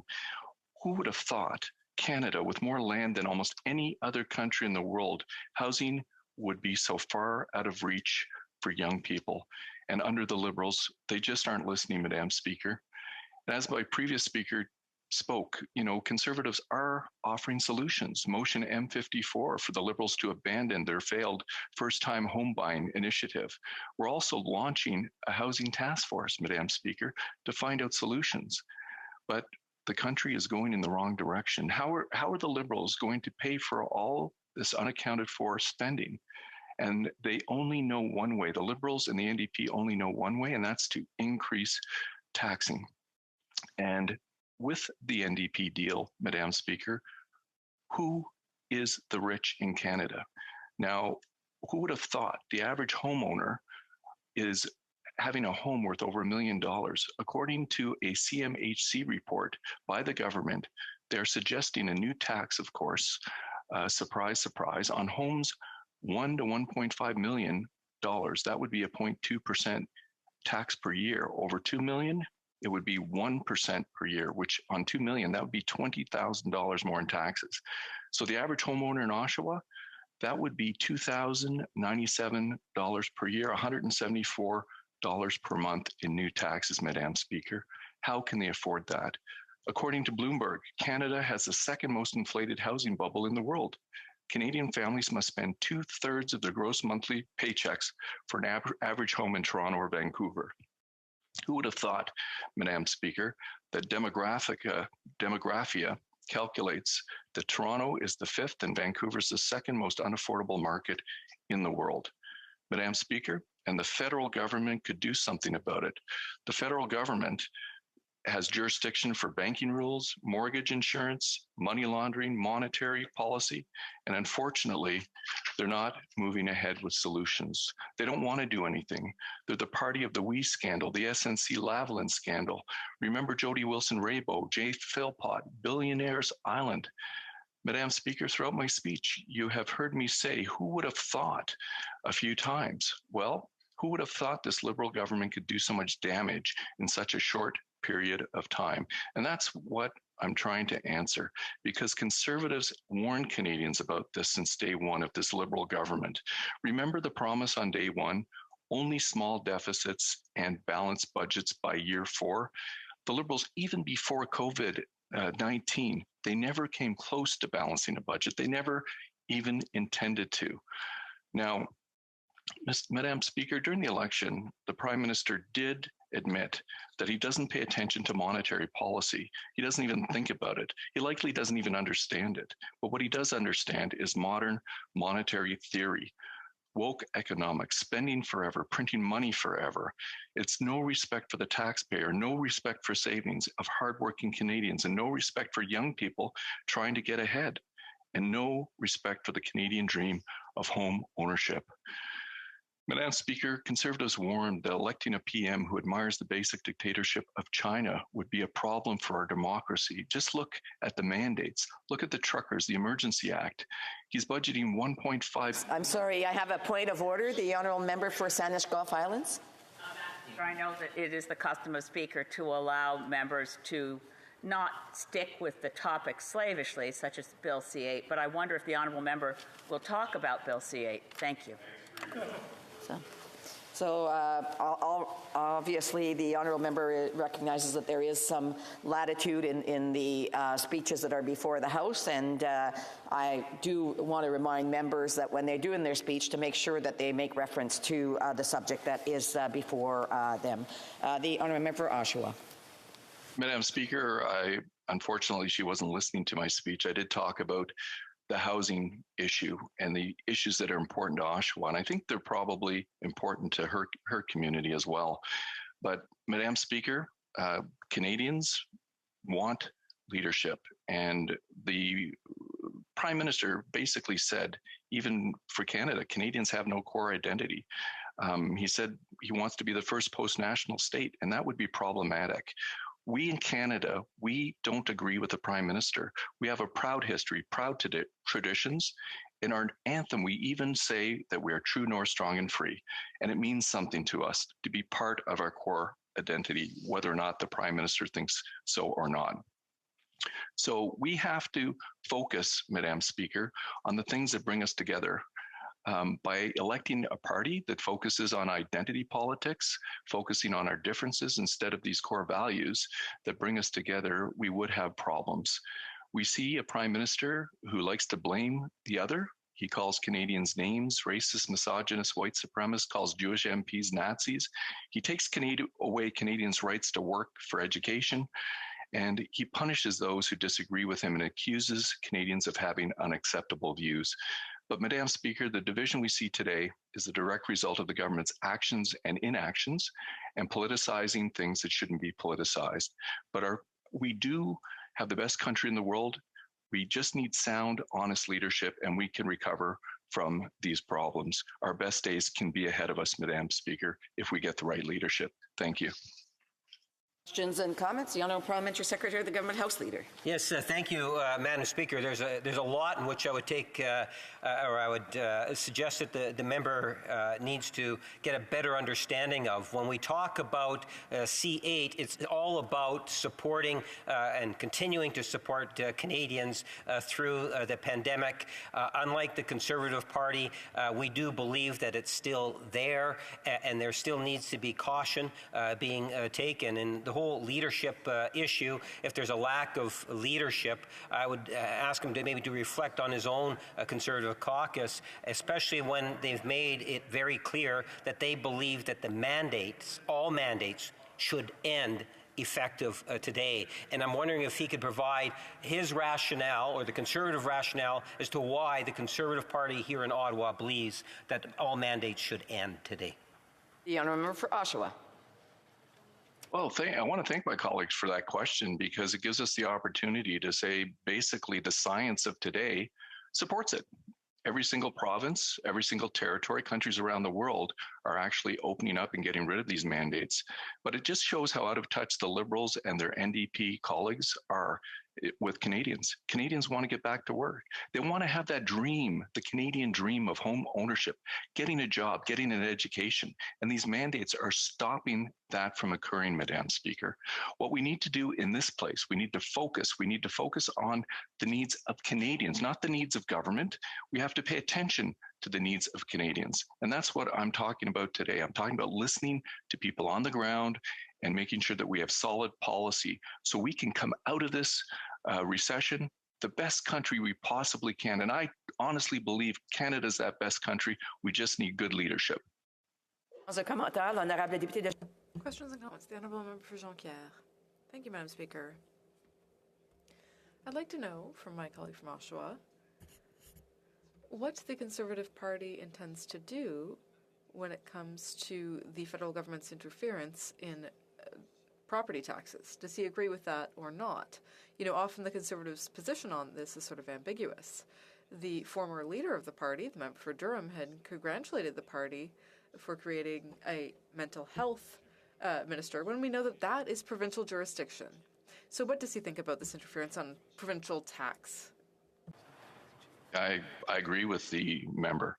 I think that this federal government, and now with its alliance with the NDP, we're going to see more centralized government, more authoritative government. We're going to see a government that is going to be dictating to provinces in areas of provincial jurisdiction and in ways that aren't going to be helpful to the average Canadian on the street. He talks about healthcare. He talks about real estate and property taxes. Well, the real estate market in his riding is different than the real estate market in my riding, and it should be addressed more locally and more regionally. So I think the Bloc and the Conservatives are on the same side here. We've got to make sure that this government does not become the government that the European Union parliamentarians warned us of. We need to hold them to account. We have time for a brief question. The honour member for Churchill-Kiwanis-Aski. Thank you, Madam Speaker. The Conservatives like to talk about working people, but when it's time to act, they side with CEOs. They opposed extending EI for workers and kept stock options for rich CEOs. Canadian workers and communities are hurting. Inequality is skyrocketing, and Canadians expect the rich to pay their fair share of taxes. And yet the Conservatives are nowhere to be found on this. Why do the Conservatives prefer to protect the rich instead of making them pay their taxes? Honour member for Oshawa. Well, that'll show a difference between Conservatives and the NDP. Of course, the NDP always want to tax the rich. And if my colleague listened to my speech, who is the rich that the NDP are starting to go after? The CMHC new report, $1 million home. That's an average home in Oshawa. The NDP and Liberals just want more taxes, more taxes, more taxes.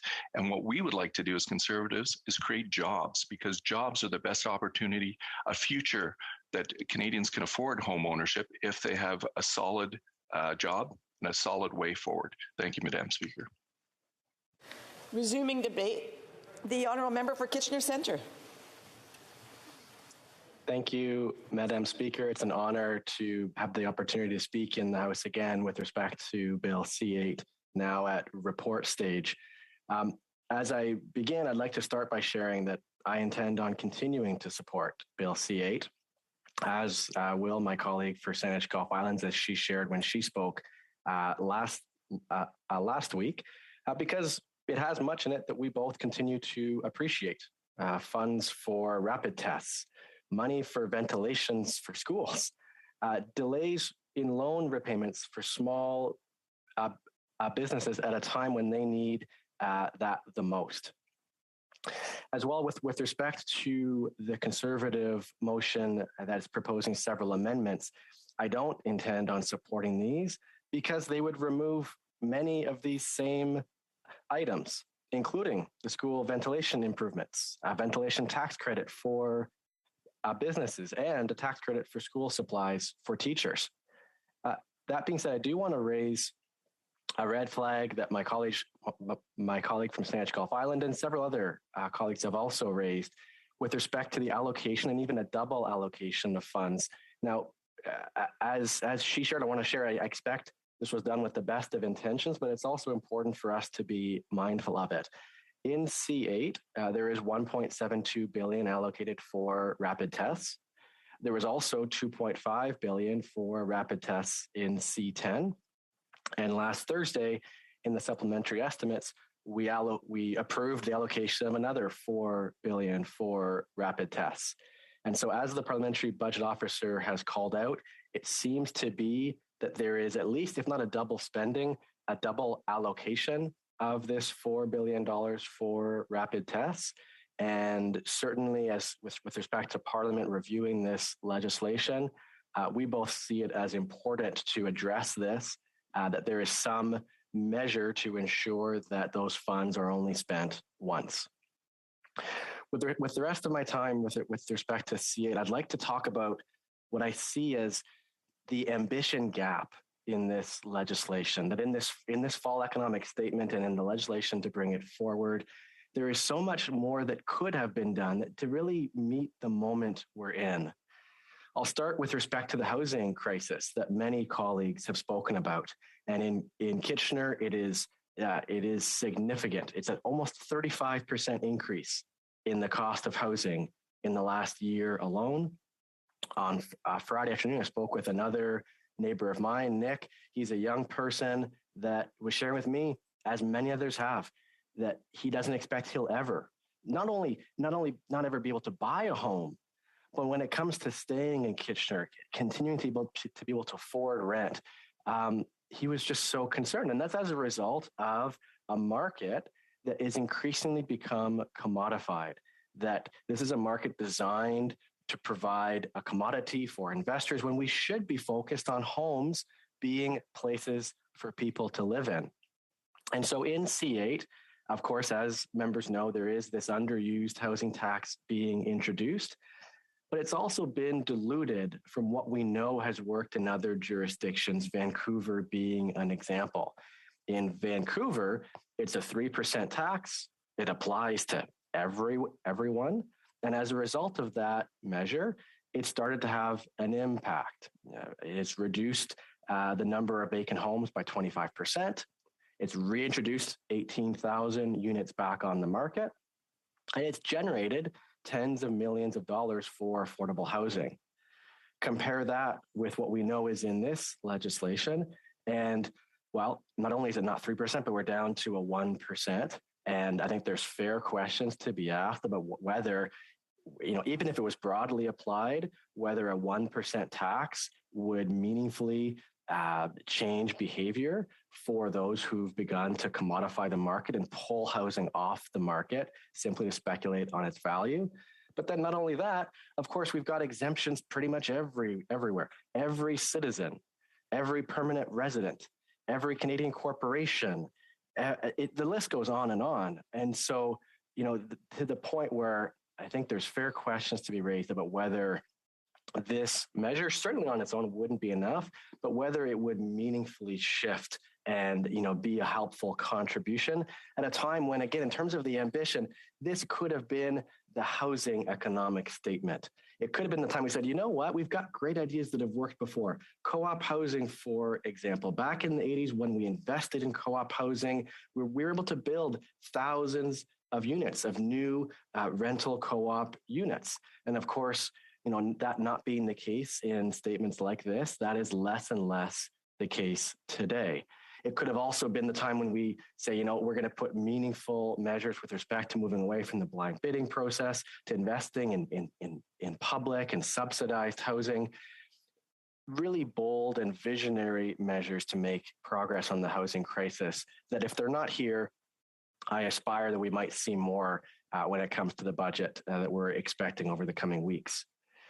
In terms of this ambition gap, well, at a time when this House has affirmed that we are in a climate emergency, shouldn't every economic statement be one that focuses on taking substantive, transformational action on the climate crisis? Certainly, I believe that to be the case. In C8, of course, the word climate isn't mentioned even once. Instead, actually, what we're seeing is talk of more and more subsidies being introduced for oil and gas. Sometimes they're introduced just under different names. The most recent we're now expecting is a new tax credit for carbon capture and storage, a tax credit that some are estimating could be worth up to $50 billion in this new subsidy for a solution that has already been subsidized significantly over the past decades, only leads to 0.001% of reduction in global emissions. And as so many academics and scientists have called out, this is not a climate solution.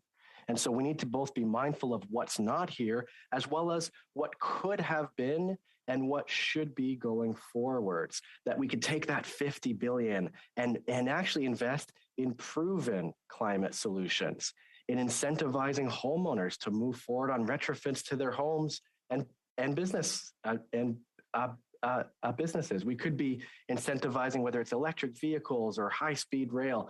We could be mobilizing funds at the scale of a Green New Deal and at the pace that scientists tell us is required, not to hold on to some faraway net zero 2050, but to the possibility of what the Intergovernmental Panel on Climate Change tells us is required, which is the possibility of a 1.5 degree being the highest increase in global average temperatures at a time when we're already at 1.1. Yes, this is an emergency. As a result, every economic statement we see in this House, I wish would have a stronger focus to give us that best chance of ensuring that our nieces and nephews, our kids and grandkids have the possibility of a safe climate future.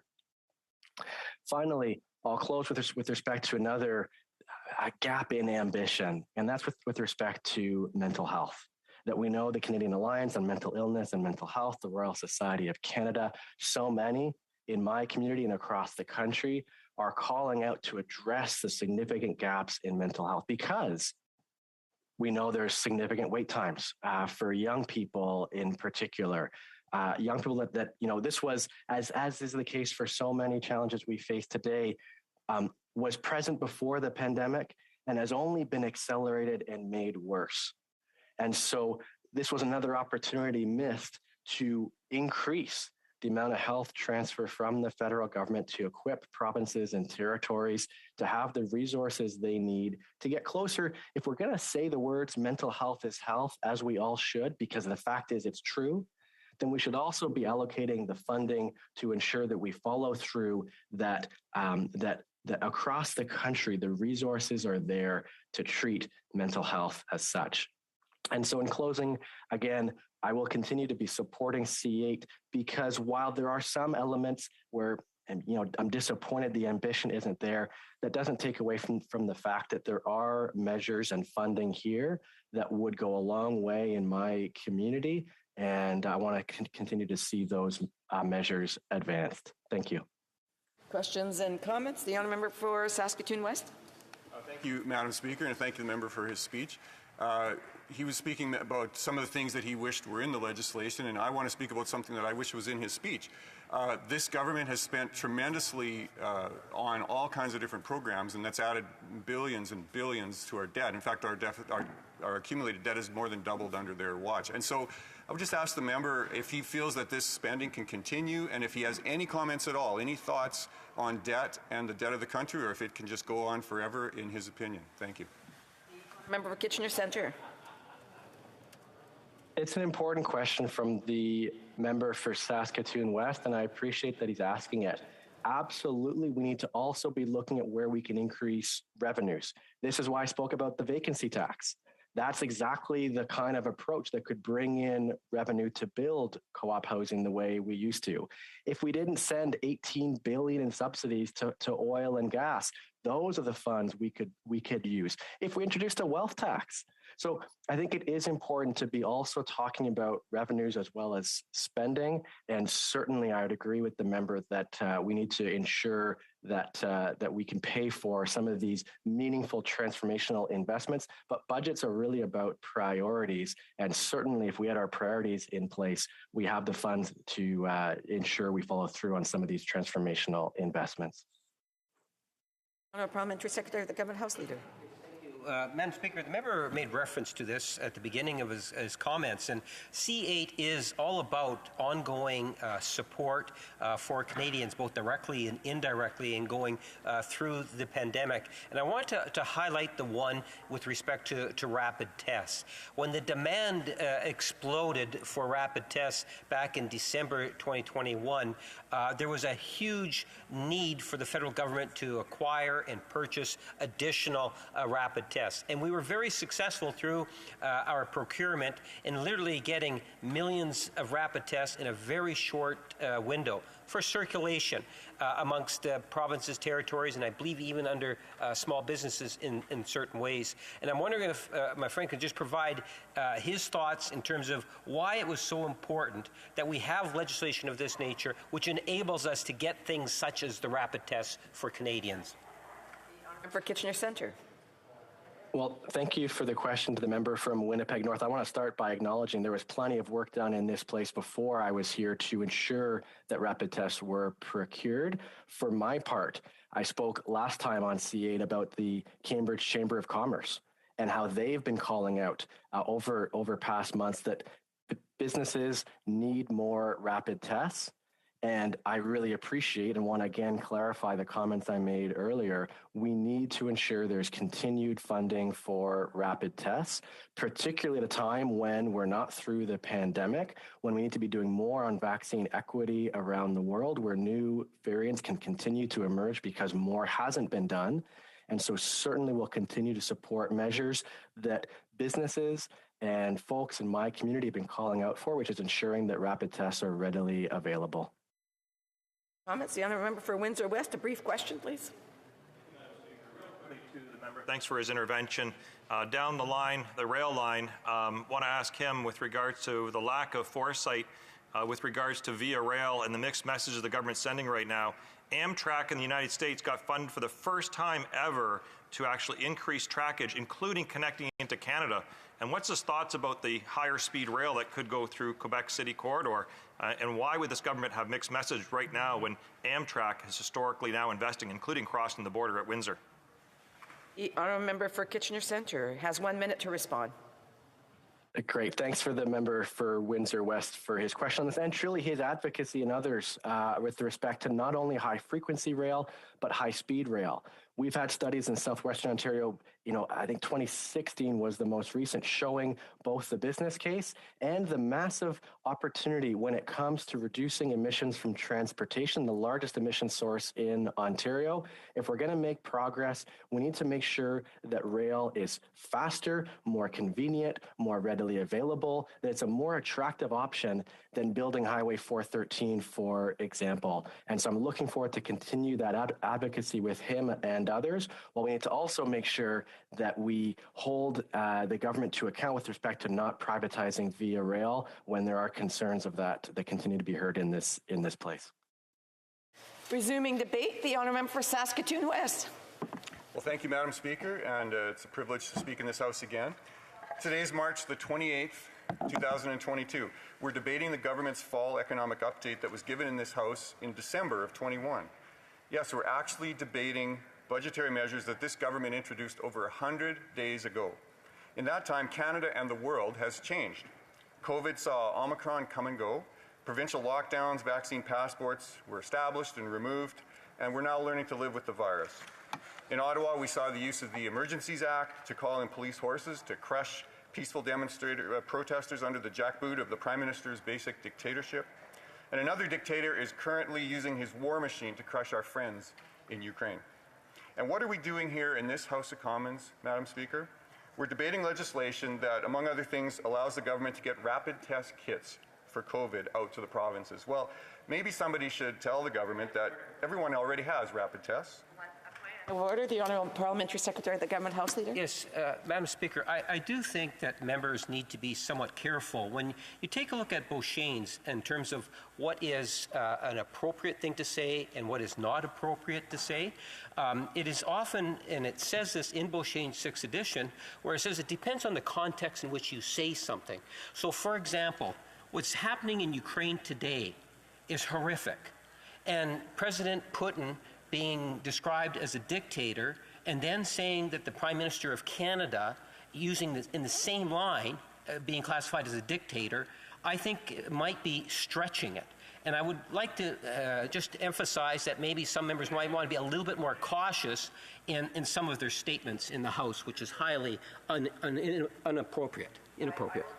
The information under advisement and look that up. I think that this is more a point of debate, but I will certainly do a bit of a follow-up and come back to the House if need be. The honourable member for Saskatoon West. Thank you, Madam Speaker. Ironically, the very next line is this government really knows how to waste time, and I think that was just a great example of it right there. I want to assure you, Madam Speaker, that I'm not going to waste the time of my constituents in Saskatoon West. I'm going to dive into this piece of legislation and why I'm voting against it. And then I'm going to talk about what matters to the economy of Saskatoon West, which is agriculture and energy, and why this fall economic legislation should have focused on those drivers of our economy. Madam Speaker, I need to tell my constituents why I oppose this legislation. And I invite all Canadians to go to page 36 of the fall economic update to understand how damaging this legislation is for our country. The government's own figures show that once this legislation passes, an additional $28 billion in debt will be added to this fiscal year that ends this week.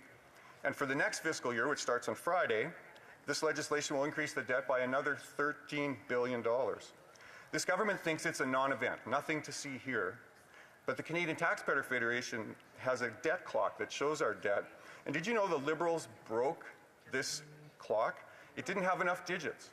The clock shows our debt is increasing at $4,500 per second. That means that in the minute and a half that I've been speaking, our debt has increased by $400,000.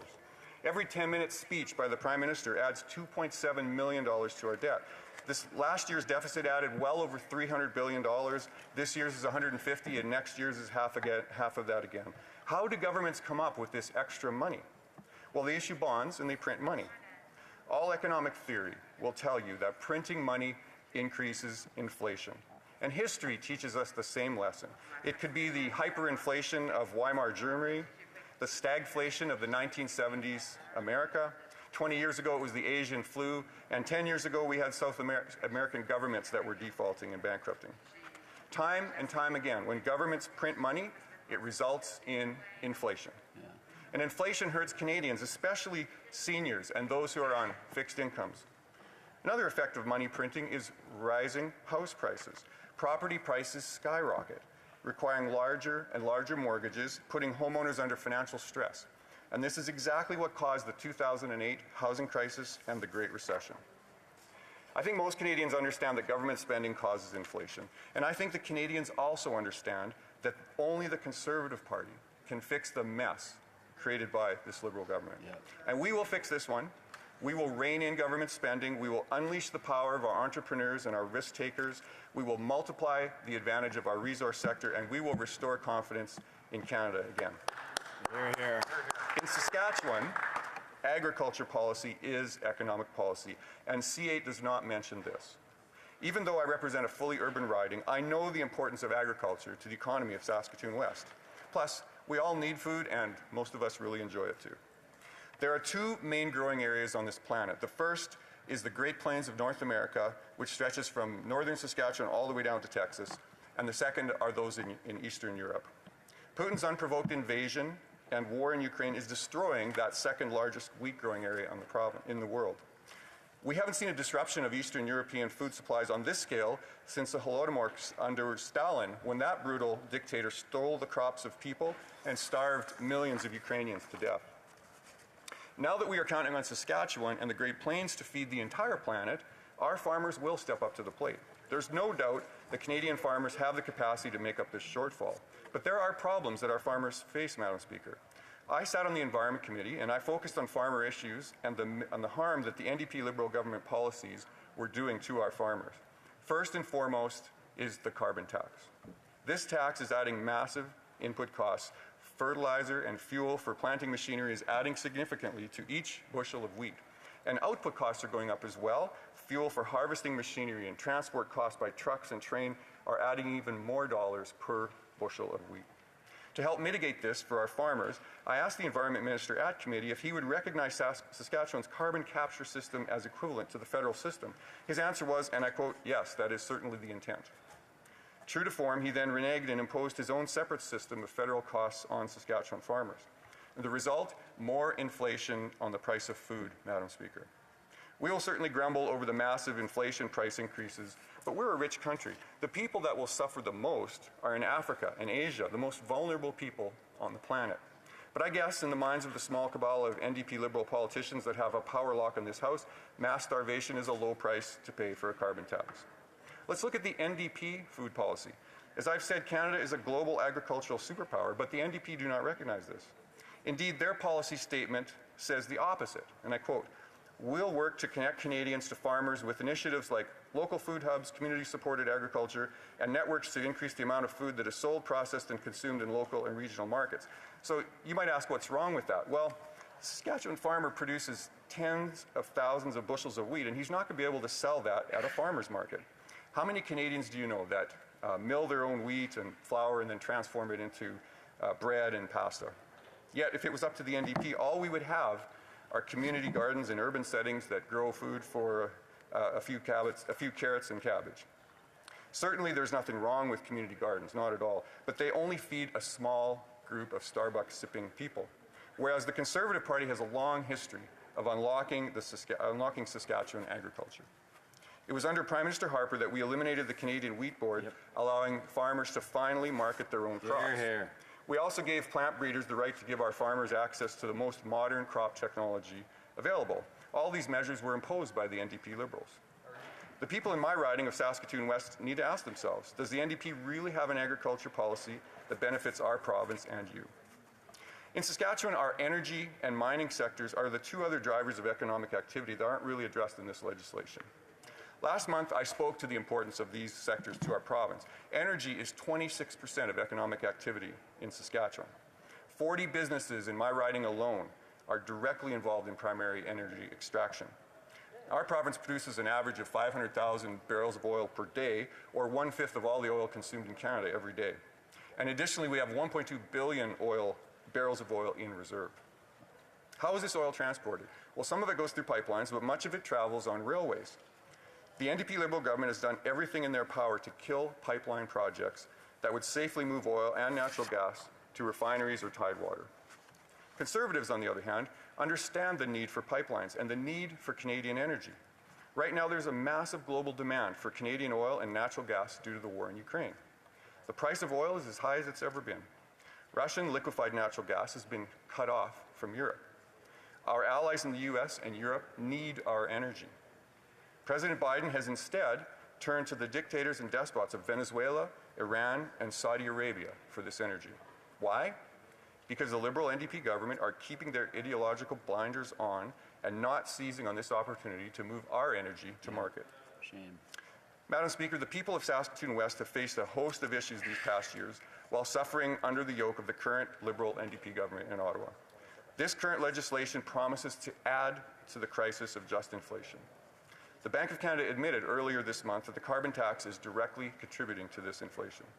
Inflation has raised the cost of groceries by an average of $1,000 a year. For many people, it's simply out of reach, especially as they make trade-offs, as the price of gasoline, clothes, rent, mortgages, and other necessities experience record-high inflation as well. There's a strong contrast between NDP Liberal policies that will pickpocket you and redistribute your money to special interest group, or the Conservatives, who will allow you to keep your money and let you decide how you want to spend it. Do you want your taxes to rise, or do you want tax cuts to help Canadians struggling to get by? Do you want income splitting?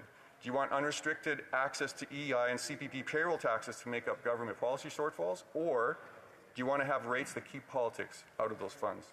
Do you want to pay tax when you sell your house? Do you want tax rates that are set by G20 bureaucrats or by people in Canada? I could go on, but my constituents get the point. NDP Liberals will tax and spend and drive inflation through the roof. Conservatives will always be there to make life simpler for Canadians. Thank you, Madam Speaker. Hear, hear. Questions and comments? Questions et commentaires. The Honourable Parliamentary Secretary of the Government House Leader. Yes, thank you, Madam Speaker. And there must be some very interesting discussions that take place in the Conservative caucus from the extreme right to the more moderates. And I can tell you, I'm totally amazed in terms of the degree in which the member will talk about why the government needs to cut back. And it seems to be at all expense. And my question to the member is, does he, in recognizing, because surely to goodness he would recognize we've gone through a pandemic and there was a need to spend the billions of dollars to support small businesses, individuals, Canadians, seniors, people with disabilities, students, the many different volunteer organizations. Does he believe that that money was well spent, or would he have had, if it was up to him, made significant cuts in that area? Did the government go wrong in spending money in that area? For Saskatoon West. There's so many ways to answer that question, but I think I'm going to focus on this. Did we need to spend money during the pandemic? Yes. Was that money well spent, as the member asked? I would say in many cases, no. I've seen many, many examples of organizations that received more money than they needed, businesses that received more money than they needed. We have lots of examples of people who weren't even in Canada, inmates, all kinds of things. So there was a tremendous amount of money that wasn't spent correctly. At the end of the day, we have to be very careful with Canadians' money, because this is the fundamental thing. This is not our money here, us in this room. This is not our money. This is Canadians' money. This is money that they spend, they earn and spend. And we have to be extremely careful and prudent on how we spend that money. And when we put us into debt, we're putting Canadians into debt. And we have to be extremely careful on that as well. Thank you. Hear, hear. That's the honourable member for Esquimalt-Saanich-Sooke. Very much, Madam Speaker, and I listened with care to the member for Saskatoon West speech, And a couple of things seem to be missing. And one was any concern about the impact of growing inequality in Canada. And yes, we have rising cost of living, but it impacts some much harder than others. So my question to the member is, does he share his interim leader's opinion that things like dental care aren't needed or wanted by Canadians? Saskatoon West. Thank you, Madam Speaker, and thank you, the member, for his question. On the issue of dental care, a lot of Canadians have that coverage, and certainly there are some groups that would benefit from that, and that's why we believe a targeted approach to those who need it is much more prudent. But we have to be very, very careful again about how we spend money. We have to use extreme caution in committing to programs that are going to put debt onto our children and our grandchildren, and that we're going to be paying for, and the costs are going to be growing and growing over time. So we have to be extremely careful. We have to be wise in how we spend our money and really be careful with these things. Thank you. The honourable member for Saanich Gulf Islands. Thank you, Madam Speaker, and I thank my colleague from Saskatoon West for his contribution this afternoon. I'm concerned, though, that he's suggested in his speech, and he's not the first member of his party to suggest, that Ukraine or the United States or the EU has asked Canada to build pipelines. That's not the case. Building pipelines takes many, many, many years in this country, even if they had all the green lights, but they don't. What they've asked for is an increase of supply in the short term, and the International Energy Agency has asked for an aggressive plan for reducing demand through such things as cutting the speed limits by 10 kilometers per hour across countries around the world, industrialized countries, such things as improving access to public transit and maybe even making it free. Would he comment on the timelines involved to urgently help Ukraine and not put forward the fallacious argument that we need to build more pipelines? Member Saskatoon West has 1 minute to respond. I think this really highlights how some in this House really lack the ability to understand how the world works, how business works. We don't have to mandate things. We don't have to tell companies or countries even to do things. Here we have an opportunity. We know there's an opportunity to supply oil, natural gas to the world. The world is asking for it. They're asking us for this. Yeah. We need to supply that. And if we allowed the market to work as it's supposed to, we would have pipelines that are supplying that oil and supplying that natural gas, taking the opportunity that is there in front of us, creating jobs, creating wealth, creating tax revenue for this country. But because some of us in this room don't understand how the real world works, we get confused and we try to impose things, and all of a sudden things fall apart, and we are lacking, and we are missing out on opportunities that we could have here for not just us in Canada, but for the residents of Canada. Yeah. Resuming debate, the honourable member for Lethbridge. Well, if you have shopped at a grocery store, as I'm sure many of us have, or filled up our cars, as I'm sure many of us have, or eaten at a restaurant, as I'm sure many of us have, or paid for any of our home heating bills, etc., I'm sure that we are all well aware that the cost of living in Canada is in fact going up. It is more expensive than ever. For many Canadians, the burden is overwhelming. That's what I'm hearing from the constituents of Lethbridge. They're feeling a pinch in a big way. And what's disheartening is that it actually didn't need to be this way. You see, we have a problem in this country, a really big problem. That problem used to have one name, but now it's enmeshed with a hyphen, NDP Liberal government. Its policies and its utilization of those policies. And they have an effect on every single Canadian every single day. From coast to coast, Canadians are speaking out about the concerns they have with regard to the expense of living. Today we are discussing the main estimates, which is a document that outlines a whole lot of spending. The new coalition government has brought this bill forward to seek authorization from Parliament to spend more than $190 billion. Wow. It's easy to speak in abstractions and generalizations, but we have to hone in and talk about the very people that are represented by this piece of legislation. When we do that, this is what we see. We see that the people have a voice that is largely being ignored by the current policies. Now, the NDP Liberals, they love to talk about how much they stand for all Canadians. Well, no, not the Canadians that disagree with them, who have a different opinion, a different mindset. Then you're not valuable. Now, they treat Canadians as victims in need of a big government.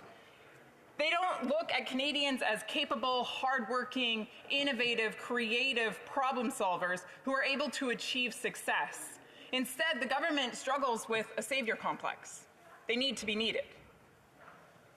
They want to keep the people beholden to them. Otherwise, they feel powerless. So numerous policies and handing out massive amounts of free cash keep the Canadian people enchained to the government. It's a form of slavery. It's cruel. Today's government spending becomes tomorrow's taxes. But tomorrow has arrived. It's called inflation. It's here. The Prime Minister promised to grow the middle class, but in reality, his policies are making it more difficult for Canadians to get ahead, for Canadians to make ends meet. Many have come into my office with their heating bill in hand, some even with tears in their eyes because they are overwhelmed by the cost of heating their home.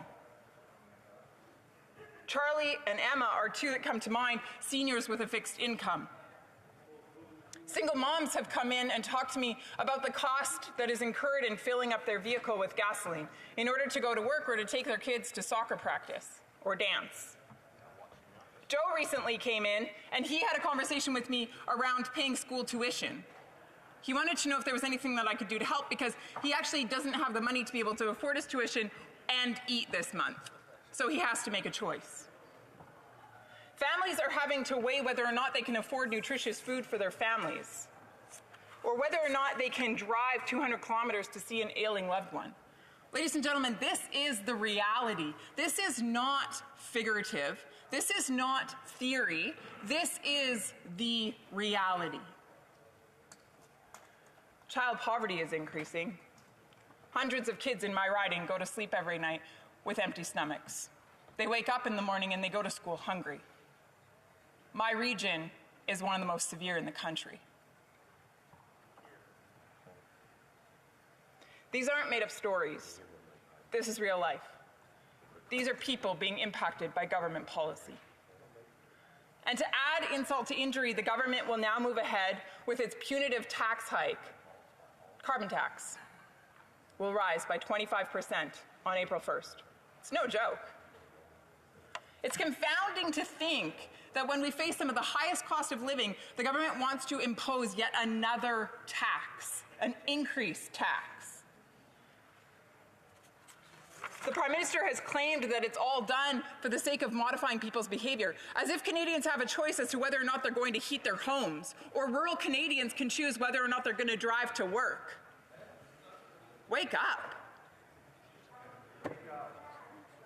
And let's talk about farmers for a moment. God bless them. Seriously, God bless them. Hear, hear. Because we are entering into a time in history when we need them now more than ever. And instead of celebrating them and their incredible contributions to this country, this government is choosing to punish them. We're talking about men and women who actually contribute to environmental care through carbon sequestration, through science, through innovation. And yet this government is going to be punitive, going to punish these individuals for feeding the world, for taking care of the environment, for stewarding the soil, the land, the air, the water. Ludicrous. If the carbon tax really is about changing behavior, if it really is about making the environment a better place, then farmers should be rewarded, not punished. That the honourable members are anxious to take part into the debate and to ask questions and comments, but I would just ask members on both sides of the House who have been participating while this member has had the floor to please hold on to their thoughts and their comments so that they can ask those at the appropriate time. The honourable member for Lethbridge. When my Conservative colleagues and I raise concerns about how expensive life is getting, the government responds by saying, yeah, but we've spent this much money. We've cut this many checks. You get some money, you get some money, you get some money, you get some money, you all get some money. As if spending money was the measure of success. Since when? Show me the metrics. Show me how government checks are making life better than a paycheck. You can't, because there's no evidence. It's to the contrary. When the Prime Minister took office, a typical home cost $435,000 in this country. You want to know what it costs now? $810,000. Wow. That's 85% inflation in just 6 years. 30-year-olds are stuck living in their parents' basement without a lot of hope for their future. Home ownership, that's out the window. Seniors can't afford groceries. Workers can't afford to put fuel in their car. Natural gas for home heating is up by 19%. And I know it might be uncomfortable for the NDP Liberal government to face this, but these really are the numbers. We don't live in an idealistic world. We're beyond the realm of theory, folks. Since the start of the pandemic, the government has brought in $176 billion in new spending. That is unrelated to COVID. So they try to claim that all their spending is somehow making our lives better because COVID made them bad. $176 billion was spent just for political reasons, folks. So what is the solution? How do we move forward? Well, it's less government and more Canada. One of the primal responsibilities of government is actually to facilitate an environment of economic prosperity. Now, this doesn't mean running our country into the ground through debt and taxation. No, it means putting policies in place that empower the people. Canadians, they want to be able to provide them for themselves by earning a paycheck. But instead of allowing them to have autonomy over their finances and their livelihoods, this government is butting in, taking money, putting it through bureaucracy, scraping a little off the top, pushing it out the other side. It doesn't make sense. Instead of promoting prosperity apart from government, the Prime Minister seems keen on ensuring that the only way Canadians can support themselves is with a government check. It's wrong. The NDP Liberals often accuse this side of the House, the true opposition that is, as being too political when we question this type of stuff. But we aren't the only ones doing so. The Parliamentary Budget Officer recently reported, and I quote, "It appears to me that the rationale for the additional spending initially set aside as stimulus no longer exists." It no longer exists, folks, which means stop. Stop the spending. Stop printing money. Stop pushing this country further and further into debt. Stop punishing Canadians. It's not a leader, it's not a political party or the government that is going to restore economic prosperity and future success for this country. It is the Canadian people. This country needs individual Canadians to rise up and strive to reach their greatest potential. And for this to happen on mass scale, we need the government to get out of the way. The Canadian people are the problem solvers and the solution makers and the wealth generators that this country needs. And when each of us chooses to pick up our load and carry our responsibility forward, the entire nation advances. Let's empower the people. Hear, hear. Questions and comments? Question commentaire. The Honourable Member for Kingston and the Islands. Thank you very much, Mr. Speaker. Mr. Speaker, prior to this member speaking, something absolutely remarkable happened in this House. A Conservative member of Parliament stood up in this House and referred to the Prime Minister as a dictator, and then went on to talk in the next sentence about other dictators like Vladimir Putin in this world. Not only is that an incredible disservice to the people of Canada, but think of what that means to the people of Ukraine to somehow suggest that the Prime Minister of this country is a dictator and to compare him to Putin and the incredibly audacious things that he is doing to the people of Ukraine. I'm wondering if this member can comment on whether or not she agrees that the Prime Minister of Canada is a dictator in a democratically elected parliament where we had an election not only 6 months ago. Does she agree with the rhetoric that came from the previous member? The Honourable Member for Lethbridge. The Oscars were last night. Mr. Speaker, thank you for the question. Dictator. I just did a quick review in the dictionary. So according to the Oxford Dictionary, a dictator is a ruler with total power over a country, typically one who has obtained control by force. There are many Canadians that would believe, that would hold the view that this does apply to Mr. Trudeau, the Prime Minister of Canada. And it is up to I apologize for using his name, to the Prime Minister of Canada. And it's actually up to the Canadian people to determine that. And they'll be determining that at the next election. Now, here's the problem with Liberal logic, is that Liberals, they like to make other people responsible for a problem that actually isn't their own. I'm not the one that made the statement in this House. Why am I being forced to answer for it? But the Canadian people will answer in the next election. Bye. Question et commentaire, questions and comments. The Honourable Member for Jonquière. Thank you, Mr. Speaker. Attendez. One moment. Order. The Honourable Member for Jonquière. Thank you, Mr. Speaker.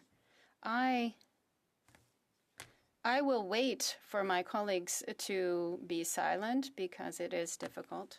Yes? Okay. Thank you, Mr. Speaker. I am a fan of the member for Lethbridge. I have difficulty following, however, the coherency. I'll just take a sentence from her speech. She said, spending money doesn't mean success. And I believe that, particularly when it comes to oil, because I can tell her that we bought a pipeline that cost $21 billion, that during the pipeline we added $30 billion to support the oil industry year after year. So we're talking about billions of dollars. Just for 2018, we know we're talking about 78 million. Would she agree with me that we're far from success and that this is a waste of money, taxpayers' money at that? Thank you. Honourable Member for Lethbridge.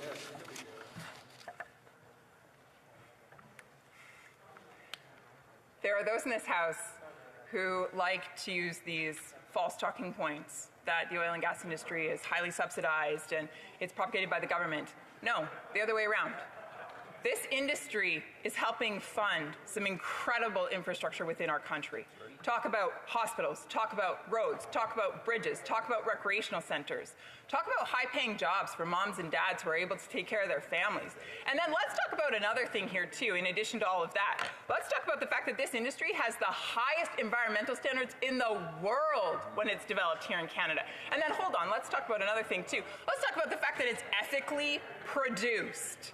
We have ethics in this country, folks. It's amazing. The same cannot be said for Saudi Arabia. The same cannot be said for Russia. So while this government would prefer to prop up those true dictatorships, I certainly do not support that. Questions and comments. Question commentaire. The Honourable Member for Kiwatanuk-Aski. Thank you very much, Mr. Speaker. And while there are a number of issues that I would say so many of us would have with what we've just heard in this House, both misrepresenting the carbon footprint of Canada's oil and gas industry to the state of the pandemic, I want to focus in on a talking point that Conservatives love to use, and that's their defense of working people. Every time, though, that they have the chance to actually act, we see the opposite. They voted against extending EI supports. They've sided with CEOs in keeping their stock options. And the reality is that Canadian workers and communities are paying the price of crushing inequality. Canadians expect the rich to pay their fair share of taxes, and yet the Conservatives aren't on that page alongside them. Why do the Conservatives prefer to protect the rich instead of making them pay their fair share of taxes? The Honourable Member for Lethbridge. I just want to congratulate the Honourable Member on her new role within the government.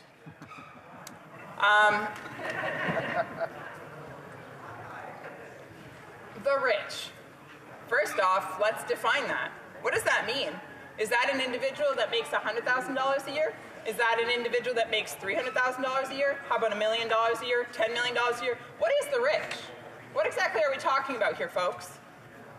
Here's the problem, is that most often, the NDP Liberal government, when they use this term, they are actually talking about those individuals who are incredibly creative, incredibly innovative, and who have moved forward to take a risk, invest their capital, and create jobs for Canadians. It's amazing. Now, the Prime Minister would like to call these individuals fat cats and tax cheats, but I like to call these individuals entrepreneurs, job creators, wealth generators, Canadians worth celebrating. Now, we did get a little off base in our timing here of what questions and answers really should have been, but I want to make sure there's a lot of interruptions there. So let's try to keep things to something sensible and have good questions, good answers as we roll around. Continuing debate, the honourable member for North Okanagan, Shuswap. Thank you, Mr. Speaker. Mr. Speaker, it is an honour to rise today representing the people of North Okanagan, Shuswap, as I speak to Bill C-8, an act to implement certain provisions of the Economic and Fiscal Update tabled in Parliament on December 14th, 2021. 3.5 months ago, and 21 months after the first COVID-19 pandemic lockdowns. Mr. Speaker, so much has changed in the past months since this bill was introduced that when I look at sections of this bill, I cannot help but question why the government has been so slow to respond to the pandemic and provide Canadians and provincial and territorial governments with the support they need. In Part 1 of this bill, we see one section proposing the introduction of a new refundable tax credit for eligible businesses to claim ventilation expenses incurred to improve air quality. Why did it take 21 months for this government to offer this support to Canadians and workers? Part 2 of this bill proposes to implement a 1% tax on the value of vacant or unused residential property directly or indirectly owned by non-resident Canadians. Part 4 of this bill authorized payments to be made out of the Consolidated Revenue Fund for the purposes of supporting ventilation improvement projects in schools. I hope we can all support measures to protect students, teachers, and school staff, but again, why did it take 21 months for this government to propose this measure? Part 5 of the bill authorizes payments for the purposes of supporting COVID-19 proof of vaccination initiatives. Mr. Speaker, don't worry. I believe that within this too little too late bill, there may be a timely response in Part 6 as it authorizes the Minister of Health to make payments of up to $1.72 billion for rapid COVID-19 tests. Now, I don't want to get too excited about this proposal because I would like to know how many rapid tests Canadians will receive for this proposed $1.72 billion, so that all members may have a sense of what the cost per unit that the government has negotiated. We still don't know what the cost per unit we have paid for vaccines, and perhaps someone in the government side could provide this to us to today's debate, because my constituents and I and many other Canadians would like to know. That's right. Good. Mr. Speaker, we're now months beyond the introduction of this bill, and many more months beyond the point in time when Canadians, families, employers, and schools needed timely, improved ventilation and access to rapid testing. Both as a Canadian and as a member of this House, I have to say, through you, Mr. Speaker, that this government and its leader have let Canadians down. And again, through you, why did the government wait until December 2021 to table these proposals? Mr. Speaker, when it was apparent that the Prime Minister would not recall Parliament for some time after last year's unnecessary election, I initiated consultations with representatives of Indigenous, provincial, regional, and municipal governments in my riding of the North Okanagan Shuswap to receive their perspectives on the needs and priorities of the communities we represent. Proposals of this bill could have helped Canadians and those communities as they work their way through the challenges of COVID-19 had these proposals been tabled sooner. Rapid COVID-19 test kits could have helped prevent the spread of COVID-19, especially in workplaces. Supports for improved ventilation systems could have also made workplaces safer for workers schools safer for students and teachers and other staff. Unfortunately, like much of this government's response to the threats facing facing Canadians and the global community, this bill was too little, too late. Over 18 months ago, Conservatives were calling on the government to make rapid tests available to Canadians so that family members could see aging parents in care homes. We called for more rapid tests so parents could have an alternative to keeping their children in isolation, keeping them home from school and other activities. People have missed work and businesses have closed because workers have had to isolate, not knowing if they were positive or not. Others have lost their jobs and may not be able to return. All of this has impacted the hardworking residents that live in those communities that I mentioned. Timely provisions of rapid tests could have saved jobs and businesses. And here we are today debating $1.72 billion for COVID-19 tests over a year and a half after they were needed. How many family members have suffered anxiety, stress, and mental health issues because they didn't have timely access to testing? This is a number we may never know, but it is safe to say it is a significant number, and I believe we all hope that the people in our communities will never endure those anxieties and uncertainties again. Mr. Speaker, much of what I'm speaking today is about preventative and preemptive steps a government should be taking in order to avoid higher costs and confronting damages after they've been inflicted. In many of the consultations with community leaders I mentioned, there was a common theme: the need for timely preparation and prevention of known and likely threats and disasters. Whether it be enhancing protection perimeters of communities against threats of wildfire, flood protection systems, or building more reliability into transportation and infrastructure like the Trans-Canada Highway from Chase, BC to the Alberta border. Residents and communities expect and need their federal government to be proactive and invested in prevention. Time is of the essence. As for part two of this bill, does anyone in this House actually believe the 1% tax on absentee foreign owners will address skyrocketing housing costs in BC? Since 2016, the price of an average home has ballooned from $476,000 to today over $811,000. This increase has been propelled by more factors than foreign buyer pressure alone, and the government must take the necessary steps to look at this in entirety and the housing crisis and develop proposals for a holistic response to deal with it. Increasing real estate prices are part of the inflation wedge, expanding the gap between Canadians already in the market with housing access and Canadians still trying to raise the down payment while clinging to the shrinking hopes of owning their own homes. I pray that it is not too late to curb the rising inflation for young people, like my constituent Ryan, who lives in Vernon. He and his family are desperately trying to save up for a down payment to purchase their own home instead of renting a part of a home from their parents. Like many communities in the north across Canada, communities in the North Okanagan Shuswap need increased housing inventory to meet the needs of residents, especially those in low and medium income levels. When I look at this bill, I'm also disappointed that the Deputy Prime Minister and Minister of Finance failed to, in this bill, to recognize the need for enhanced mental health supports. With all of the money her government has printed and spent over the past 2 years, one would expect some recognition of the mental health needs of Canadians, but this bill had none.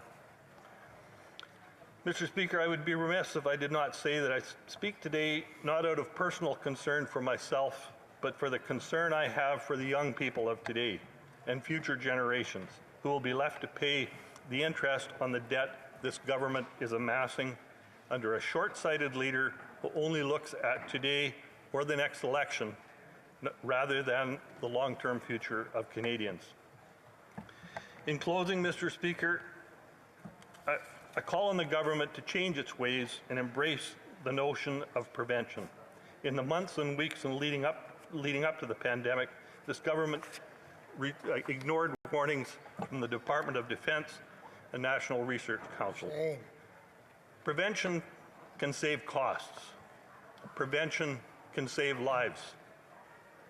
In closing, I would like to thank the elected representatives across the North Okanagan Shuswap who I work with on an ongoing basis for the benefit of the constituents that we represent and the people of the North Okanagan Shuswap. Thank you, Mr. Speaker. Questions and comments? Question commentaire, the honourable member for Kings Hands. Thank you, Mr. Speaker. I'd like to thank my honourable colleague for his remarks today. For those Canadians that are watching at home, C8 was actually the fall economic update. And Mr. Speaker, we're almost through March right now.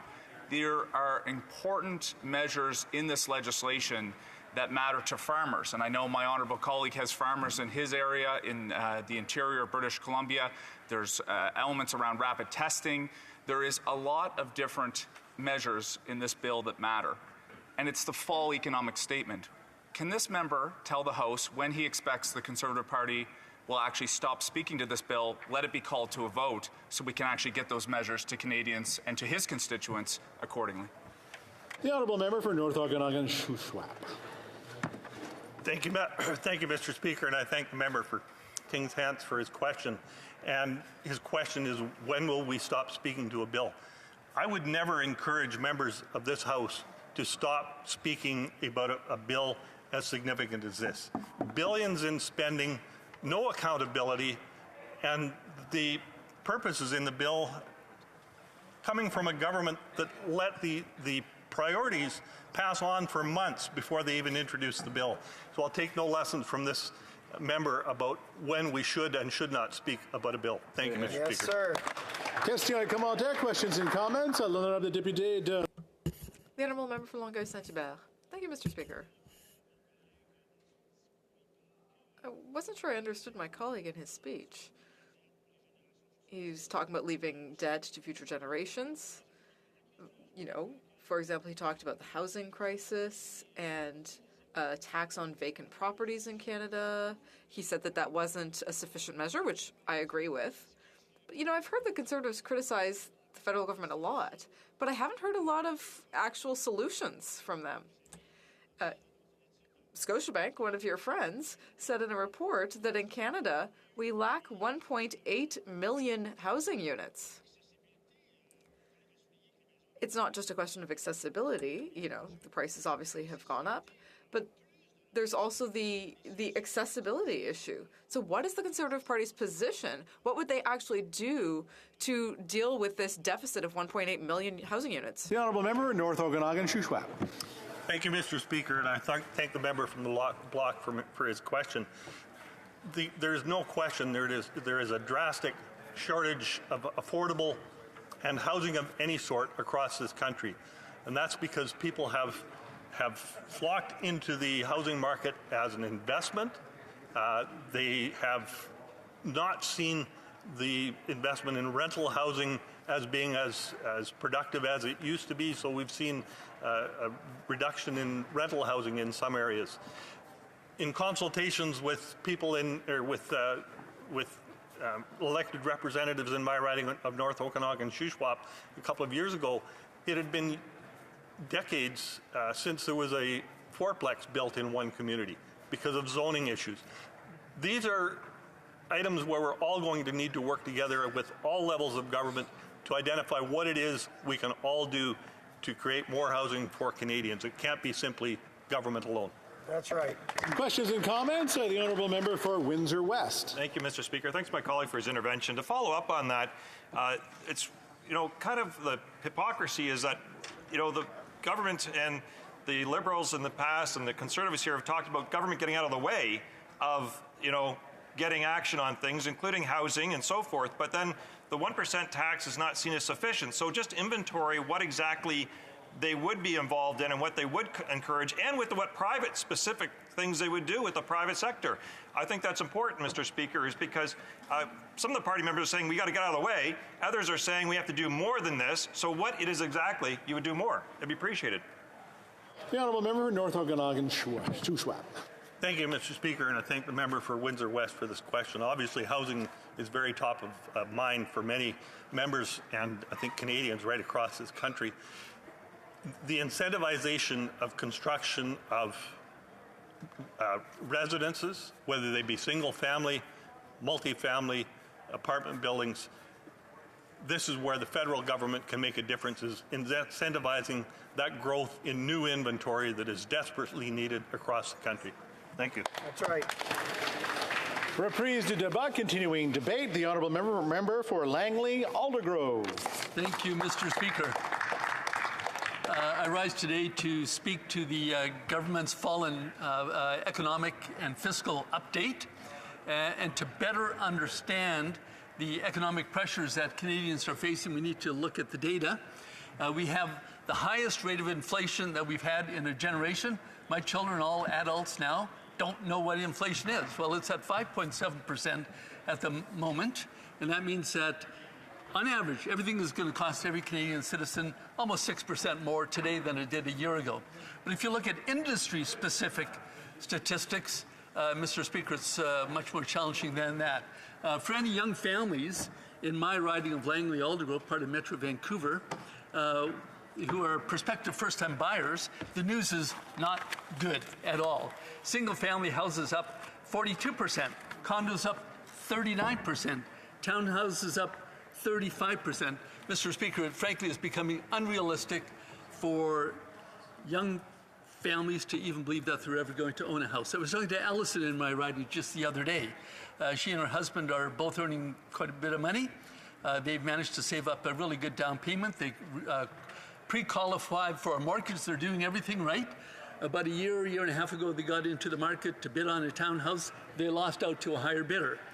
They tried again on the second townhouse. Same thing. They lost out to a higher bidder. They did that 10 times in a row. The 10th time, they bid way over asking price, thinking this time for sure we're going to get it. Again, they were outbid by yet a higher bidder. I was talking to Allison and she said, "What are we doing wrong?" I said, "You're not doing anything wrong. You're doing everything right. There are economic forces at play here which are beyond the ability of ordinary Canadians to deal with it." This is what the Vancouver Sun said just this weekend about this topic. Young, educated urban Canadians have many reasons to be angry with Ottawa for the ways it has worsened the housing crisis. 3 times they, the Liberal government, have campaigned with apparent earnest emotion on promises to provide affordable housing, and each time they have reneged. Canadian housing is now 100% more expensive than they first took office in 2015. So that's the legacy of this Liberal government, that house pricing has doubled in the time that they've held office. Now, one of the failed programs of this Liberal government is the First-Time Home Buyers Incentive. That's a program that says that the government is going to own a piece of the equity stake in the home of any first-time home buyers who use this program. Well, happily, very few people have actually used the program. I was talking to a mortgage broker who works in my neighborhood, and he explained to me why the program is a failure. It just doesn't work, certainly not in my riding where houses are as expensive as they are. The Mortgage Professionals of Canada, a very credible organization, has said this about the housing affordability crisis. And I quote, "If we had historically equally considered the demand side and the supply side policies, we would probably be in a far better position." Mr. Speaker, I think I'm running out of time, but I would just summarize this part by saying, isn't that a fresh idea that we're going to look at basic economic principles? And that's where this government has failed. I'll continue after. Thank you. Thank the member for his intervention. There'll be about 6.5 minutes left when he gets back after this. Now, the last couple of statements by members that we've done, they've been getting pretty noisy in the chamber, so I was hoping that people can keep their conversations outside in the lobbies and as they come in to listen to these great statements that members are doing. So, statement by member, Déclaration du député, the honourable member for Spadina, Fort York. Mr. Speaker, a short time ago, it was Rare Disease Day. I want to bring scleroderma, also called systemic sclerosis, to the attention of this House. This rare autoimmune disease impacts over 40,000 Canadians. One of those people was Ngọc Bé Win. She was studying to become a doctor before war broke out in her country. She evaded communist soldiers, she fought off pirates, and she survived 2 years in a refugee camp before being welcomed to this country. Mr. Speaker, she was grateful to be here, but it wasn't easy. She didn't speak English or French, but her indomitable spirit was not going to let her fail. She learned English, she went to college, and she retrained as an electrical assembly worker, becoming the first in her factory to be the female line worker. Ngọc Bé Win was her name. Others knew her as Belinda Vong. I simply knew her as Mom. We don't know much about scleroderma. We know it predominantly affects women and that it relentlessly attacks the body. Life expectancy is 3 to 15 years. My mom lived with it for over 18. She passed away this morning after her courageous battle. To my mom, who raised me to stand in my truth, focus on doing right, and to help as many people as I can. Cảm ơn mẹ và con yêu mẹ. Thank you, Mom. I love you, Mom. And I'll miss you, Mom.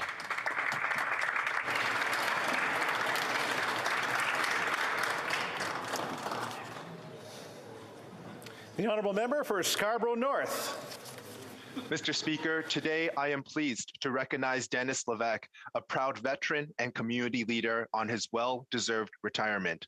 Dennis worked over the last 45 years to create meaningful change in our communities and country. After serving in the Canadian Armed Forces for 37 years as a senior officer, instructor, and helicopter pilot, he was awarded 2 command commendations and retired as a lieutenant colonel.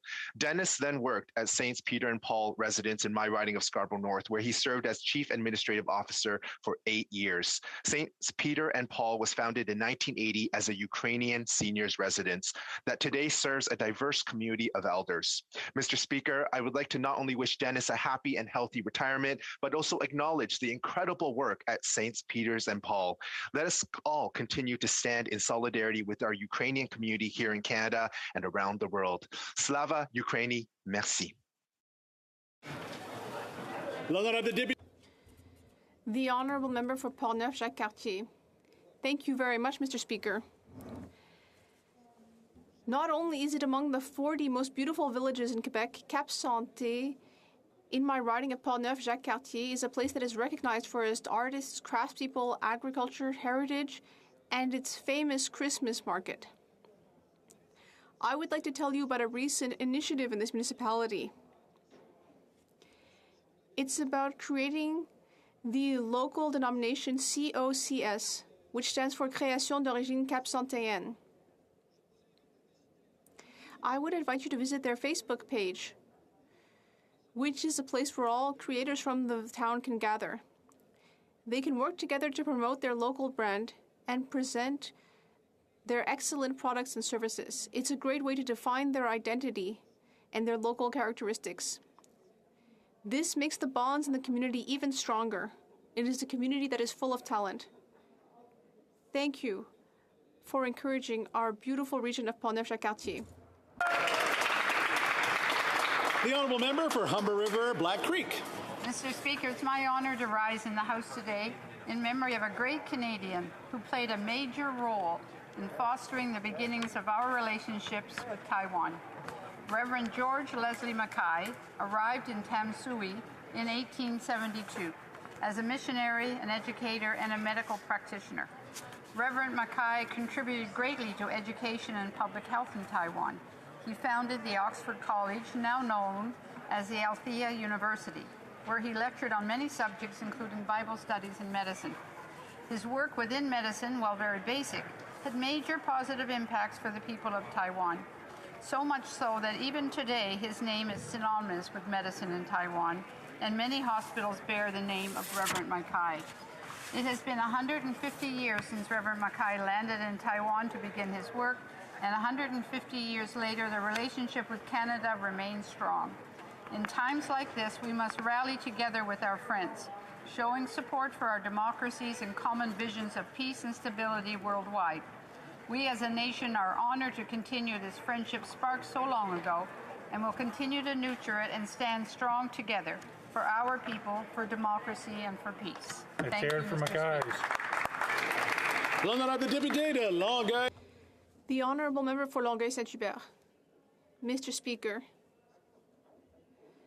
Longueuil and Quebec in general are hotbeds of entrepreneurial talent. And yesterday we saw another proof of that. Patrice Vermette, from my writing, got the Oscar for his incredible work on Denis Villeneuve's film Dune. Denis Villeneuve, another remarkable example of the film industry in Quebec. This was Patrice Vermette's third nomination for an Oscar. In his home in Longueuil, in the middle of the pandemic, Patrice brought all his talents to bear in order to bring to the screen Frank Herbert's incredible masterpiece. As Denis Villeneuve said, Denis Villeneuve, who has worked with Mr. Vermette for 10 years, Mr. Vermette is a singular and rare talent. I'd like to congratulate him for this remarkable accomplishment, and I'd like to thank him for bringing Quebec's talents to the eyes of the entire world. L'honneur de député de Glengarry Prescott Russell. Monsieur le Président, je me lève en chambre afin de célébrer la vie d'un citoyen. Mr. Speaker, I rise today to tell us about an individual who left his mark throughout the Franco-Ontarian community, as well as the agricultural community of Ontario, Régent Pomainville. He was a defender of Franco-Ontarian community and worked hard for his agricultural community. He was a director on the board of the Federation of Agriculture of Ontario for nearly 10 years. And he also played many different roles in the Federation for more than 40 years. Régent cared deeply about preserving Ontario's Francophone cultural heritage. He worked hard to preserve the village of Gagnon. And in his own farm, he built a small church, a saloon, a general store, and even a prison. He worked hard and very seriously on everything that he undertook, but with a great sense of humor. My deepest condolences to his spouse, Barbara, and his friends and family. Thank you. Member for Renfrew, Nipissing, Pembroke. Mr. Speaker, it's my pleasure to recognize a lifetime achievement for Dr. Harry Ng, founder of Bubble Technology Industries, BTI. His company, located in Chalk River, has been selected for induction into the prestigious U.S. Space Technology Hall of Fame. BTI produces a small device for measuring neutron radiation called the bubble detector. In use for over 30 years and thousands of applications, the technology has been deployed on over 24 space missions to assess radiation risks in space. The bubble detector is used to monitor radiation in hospitals, power plants, manufacturing facilities, nuclear submarines, and was used to protect emergency responders after nuclear incidents at Fukushima and Chernobyl.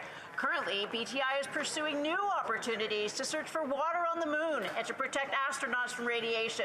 Congratulations to Dr. Harry Ng, Vice President Leanne Ng, Head of Research Dr. Martin Smith, and everyone at Bubble Technology on their induction into the U.S. Space Technology Hall of Fame.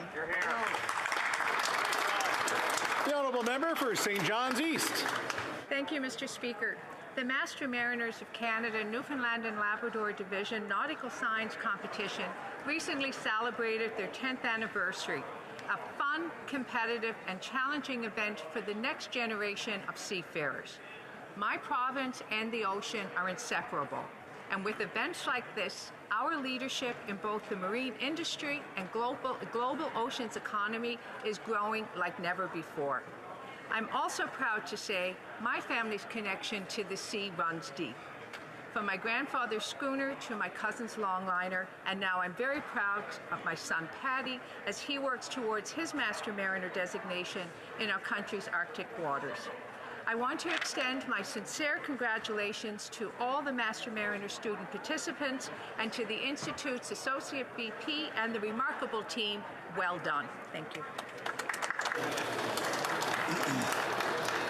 Can I just remind folks, just to keep the conversations, if you're going to have a good conversation, just take it out into the lobbies. The Honourable Member for Halifax. Mr. Speaker, today I rise to celebrate Ben Proudfoot, a filmmaker from Halifax who took home the Oscar for a Best Documentary Short at last night's Academy Awards. How about that? Ben Cannes winning film, The Queen of Basketball, tells the often overlooked story of Louisa Harris, the only woman to be officially drafted by the NBA, the first woman inducted into the Basketball Hall of Fame, and the first woman to score a basket at the Olympics. In his acceptance speech last night, Ben said, "If there's anyone out there that still doubts whether there's an audience for female athletes, let this Academy Award be the answer."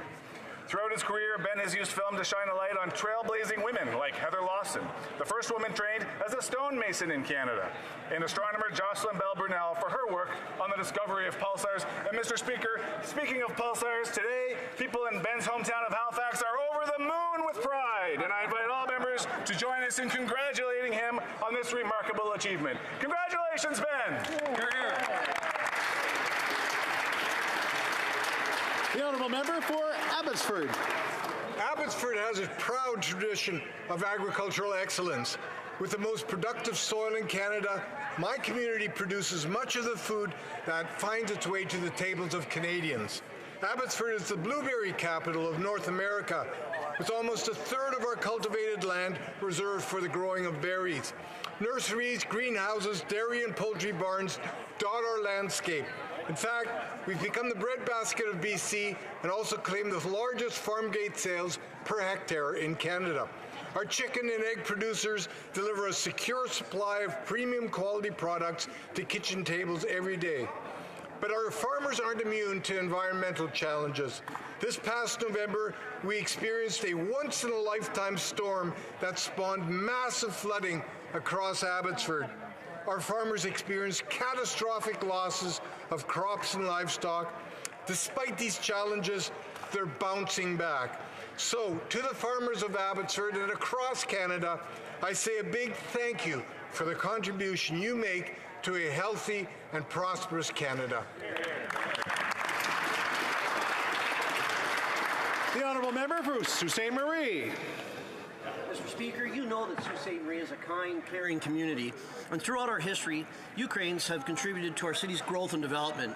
Suites have been rallying in support of Ukrainians the past few weeks. The March for Ukraine Sovereignty last week was a multi-religious march where our local faith leaders from all religions organized and came together, and more than 500 people showed up to pledge their support and demonstrate their solidarity for Ukraine. I have received numerous phone calls from constituents pledging housing, food, work, and more for refugees coming to Sault Ste. Marie. I'm working closely with our local partners at the Ukraine Church, City Hall, and community organizations to ensure that we have an action plan, infrastructure, and hub for resources to support and welcome Ukrainians with open arms. Suites are once again showing their love, compassion, and community support for refugees and displaced peoples, and we will be prepared to welcome as many Ukrainians as possible. We will continue to find ways to support refugees, and we'll be prepared for whatever comes our way. Slava Ukraini. Slava Ukraini. The honourable member for Fort McMurray Cold Lake. Thank you, Mr. Speaker. I have the privilege of representing the fine women and men of Four Wings stationed in Cold Lake. The Prime Minister has delayed selecting the future fighter for over 6 years, and Conservatives have been pushing to select the F-35s to replace the old F-18s. In fact, we need to increase our defense spending to 2% GDP to meet our NATO commitments and support our armed forces.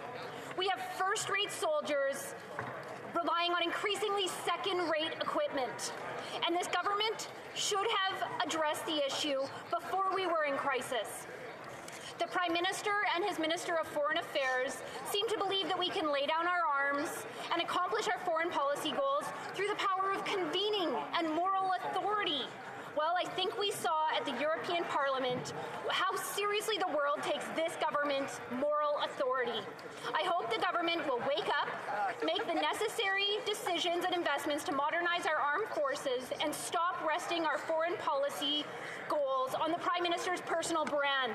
Our country and the women and men who depend on it, defend it, deserve better.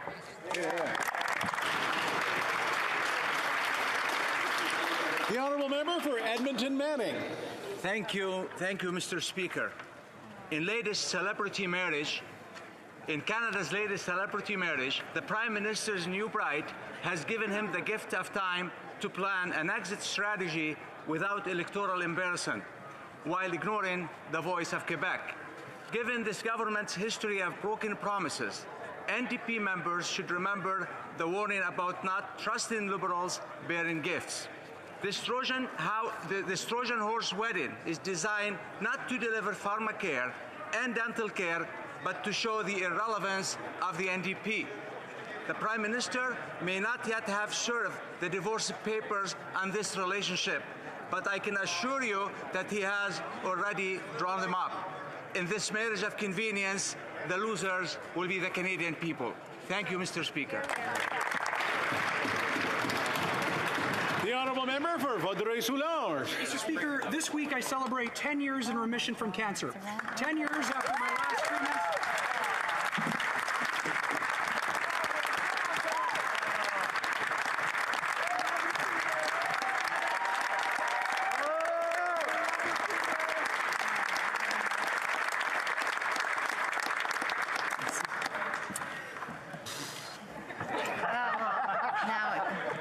After my last treatment and hearing the words, "Your scans are clear," I stand here in this House as grateful as ever. Grateful to Dr. David High and his incredible team at the Carbone Cancer Centre, and Dr. Jacques Corcos and the incredible team at the Siegel Cancer Centre.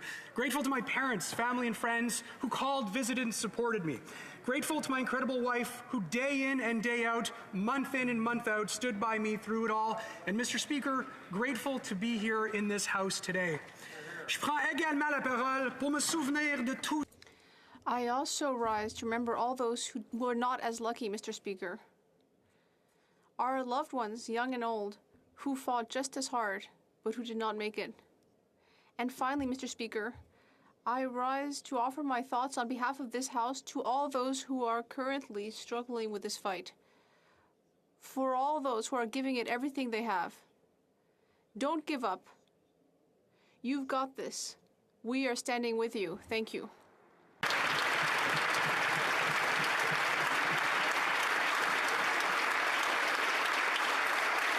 The Honourable Member for London Fanshawe.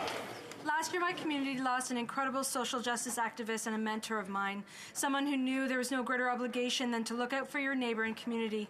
Jack Verhulst was a child of war-torn, Nazi-occupied Holland. He knew, growing up, the hardship and poverty and fear of war. Jack understood the importance of peace, security, and compassion and brought those lessons with him when he emigrated to Canada in the early 50s. Jack was a truck driver, a farmer, and a union man. He joined the NDP because of founder Tommy Douglas. Jack admired Tommy's integrity.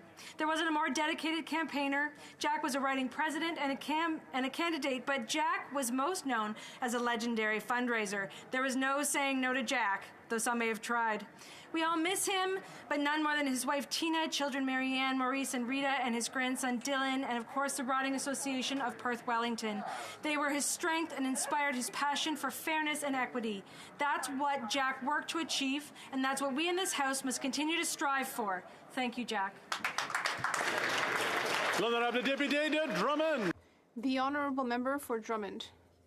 Mr. Speaker, Drummond's Chamber of Commerce and Industry is celebrating its 120th anniversary. Drummond is an excellent entrepreneurial area of Quebec. Do you know the expression, one man's pain is another's gain? That does not apply in Drummond, because in Drummond we understand that it's not a zero-sum game. And in fact, when someone succeeds, that helps everyone else. When there's a new business opened in Drummond, the entire business community, including the Chamber of Commerce, rushes to support it and encourage it to help it become the next success in the region. The Chamber of Commerce is proud of its history supporting the business community in Quebec, and it is increasingly an essential tool for economic development in the region, an extremely welcoming region for business people from every background.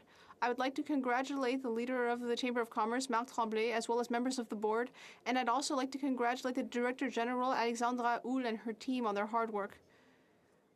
I'd like to wish a happy anniversary to the Chamber of Commerce of Drummond. The Honourable Member for Chicoutimi-Le-Fjord. Mr. Speaker, yesterday we saw the Canadian men's soccer team qualify for the 2022 World Cup by winning 4-0 against Jamaica. I'd like to thank the entire team. Thanks to players like Jonathan, David, and Carl Larin. Their perseverance and determination, as well as their cooperation on the team, have been something to see, especially after Alfonso Davies' myocarditis. I'd also like to thank all those behind the scenes, such as the chief coach. And as a former coach, I know how hard all of these people have worked to bring the team to their victory. The win will have a real impact on the popularity of the sport in Canada, including our team in the Saguenay. Team Canada, we will be with you. We will support you. Make us proud, just like Canada's women's team did. Go Canada.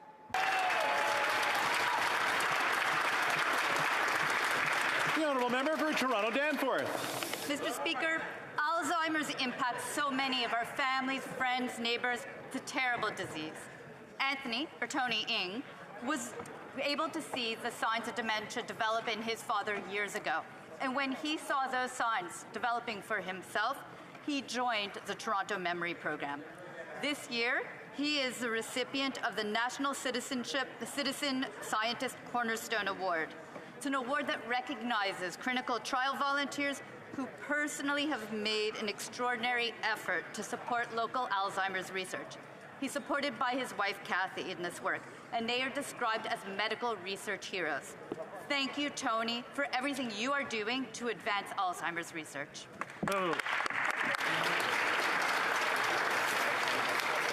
Oral questions. Question orale.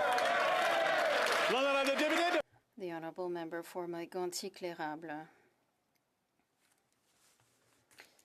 Mr. Speaker, let me tell you a little bit about my life. On Saturday, I went with my wife, as I do almost every week, grocery shopping, and a number of people came up to me to tell me something. Everything is costing more money. Eggs, milk, grains, coffee, everything. And this is added to the cost of gas, $1.85 a litre in my riding of Mégantic-L'Érable. With this new NDP Liberal government, people are concerned. They can't make ends meet. Can the Prime Minister, instead of negotiating his political future behind closed doors, can he tell us how he intends to feed Canadian families? Monsieur le Président. Mr. Speaker, the Conservatives are continuing to create economic fiction. Let me share some facts. First of all, Statistics Canada published data that show that the GDP is growing 6.7%. The economy had the greatest growth among the G7. Third, our economy will be the largest growth in the G7. Those are the facts, Mr. Speaker. The Honourable Member for Mégantic-L'Érable. First of all, I would invite my colleague to come grocery shopping with me and talk to people. Second, we proposed a simple solution. Put an end temporarily to the GST on gas. We know that eggs, milk, cereals, grains don't appear by magic on the grocery shelves. They are taken by truck. They use gas. That costs more. Not only is the NDP Liberal government voting against our proposal, they are prepared to add new taxes starting April 1st.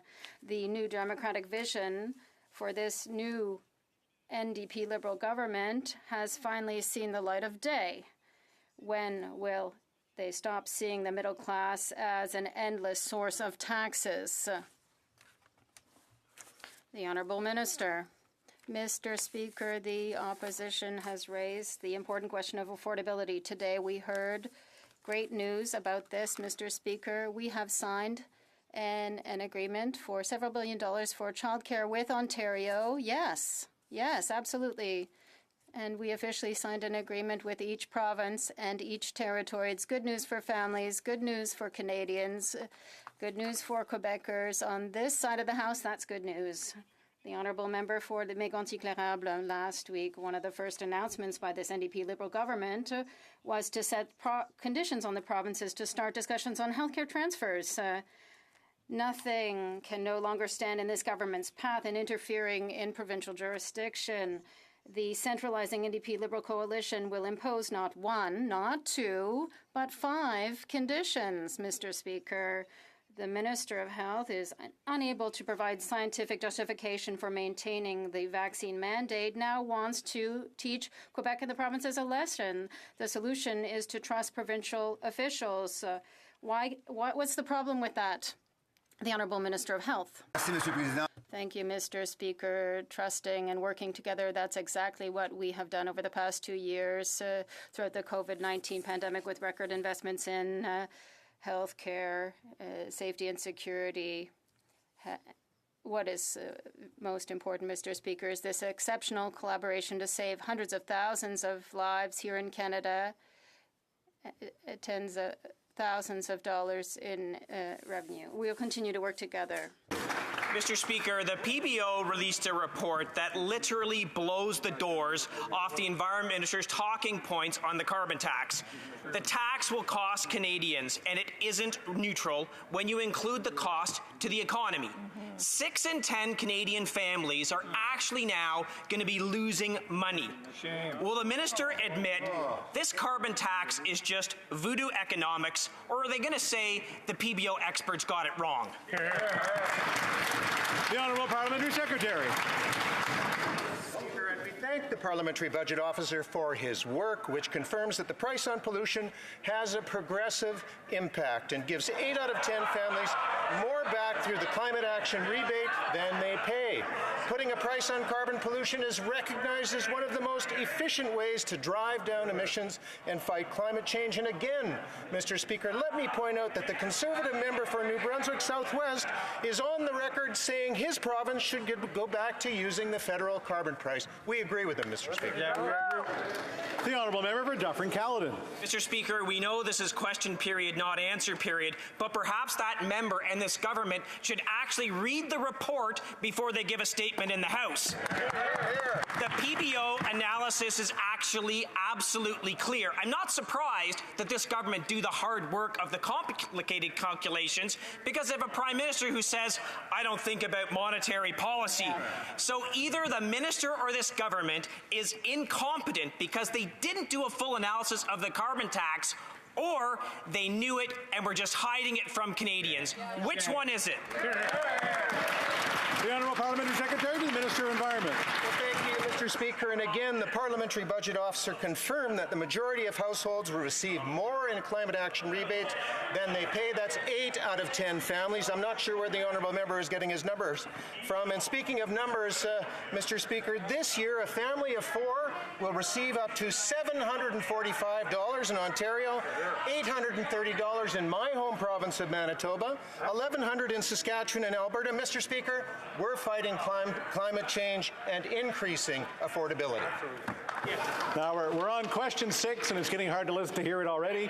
So we just keep our keep it civil here. The Honourable Member for La Prairie, Mr. Speaker, it would be so simple to give Quebec the means to assume its health care responsibilities. That's all Quebec is asking for. That is that the federal government pay its 35%, but Ottawa continues to try to tell us what to do with Quebecers' money. It wants to be seen as a savior, but every year it cuts its share of health care costs. It's its own fault if the system is underfunded.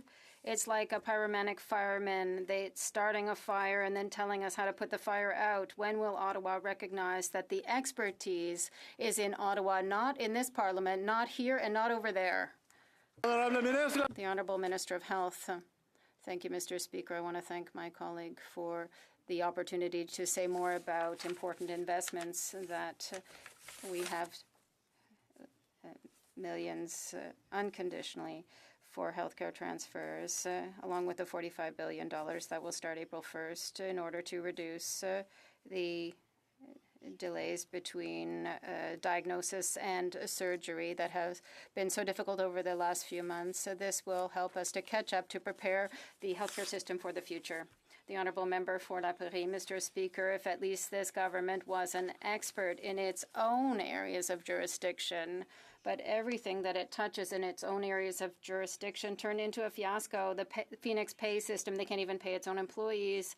Endless immigration files, chaos for refugees, Ukrainian refugees, First Nations, they don't even have access to drinking water. We're talking about disaster after disaster, and now they're saying we're going to take care of healthcare needs.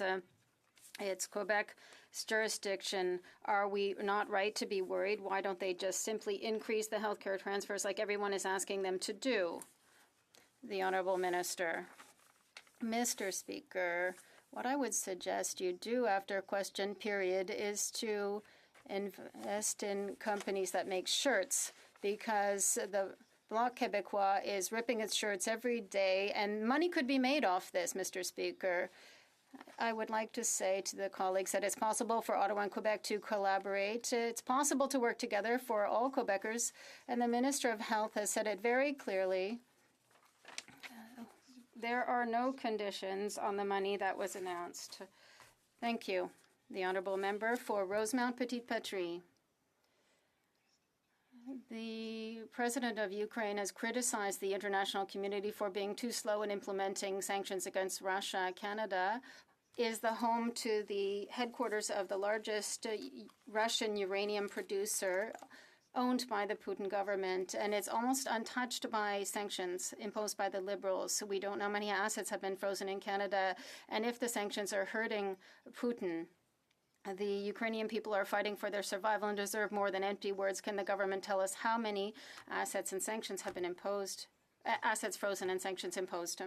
Thank you, Mr. Speaker. I want to thank my colleague for that important question, because it allows me to say a few things. First of all, we are imposing sanctions. We are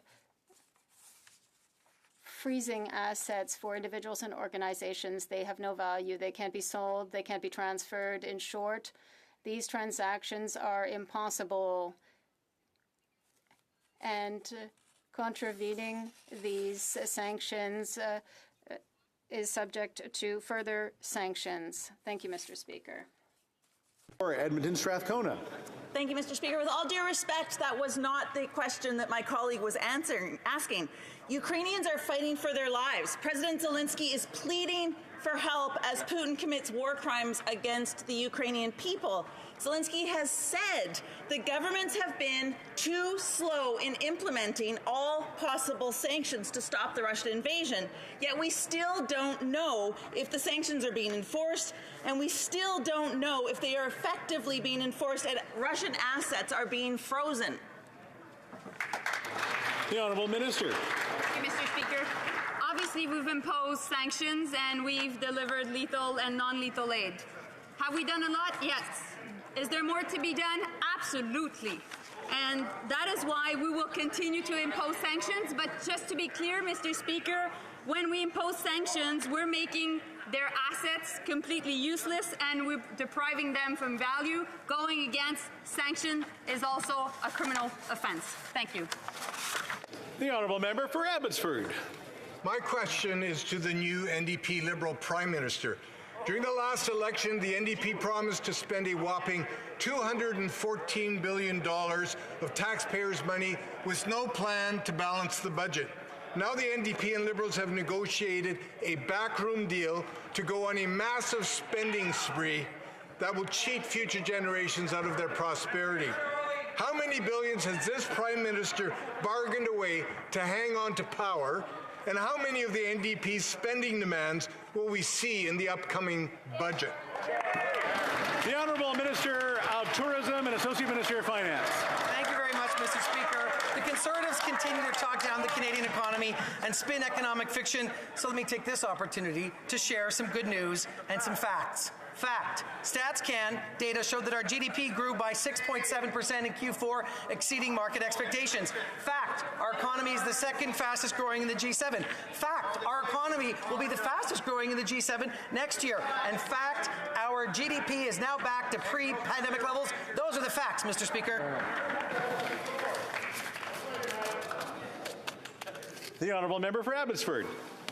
So, to the new NDP Liberal Finance Minister. Inflation is raging and Canadians have been left behind.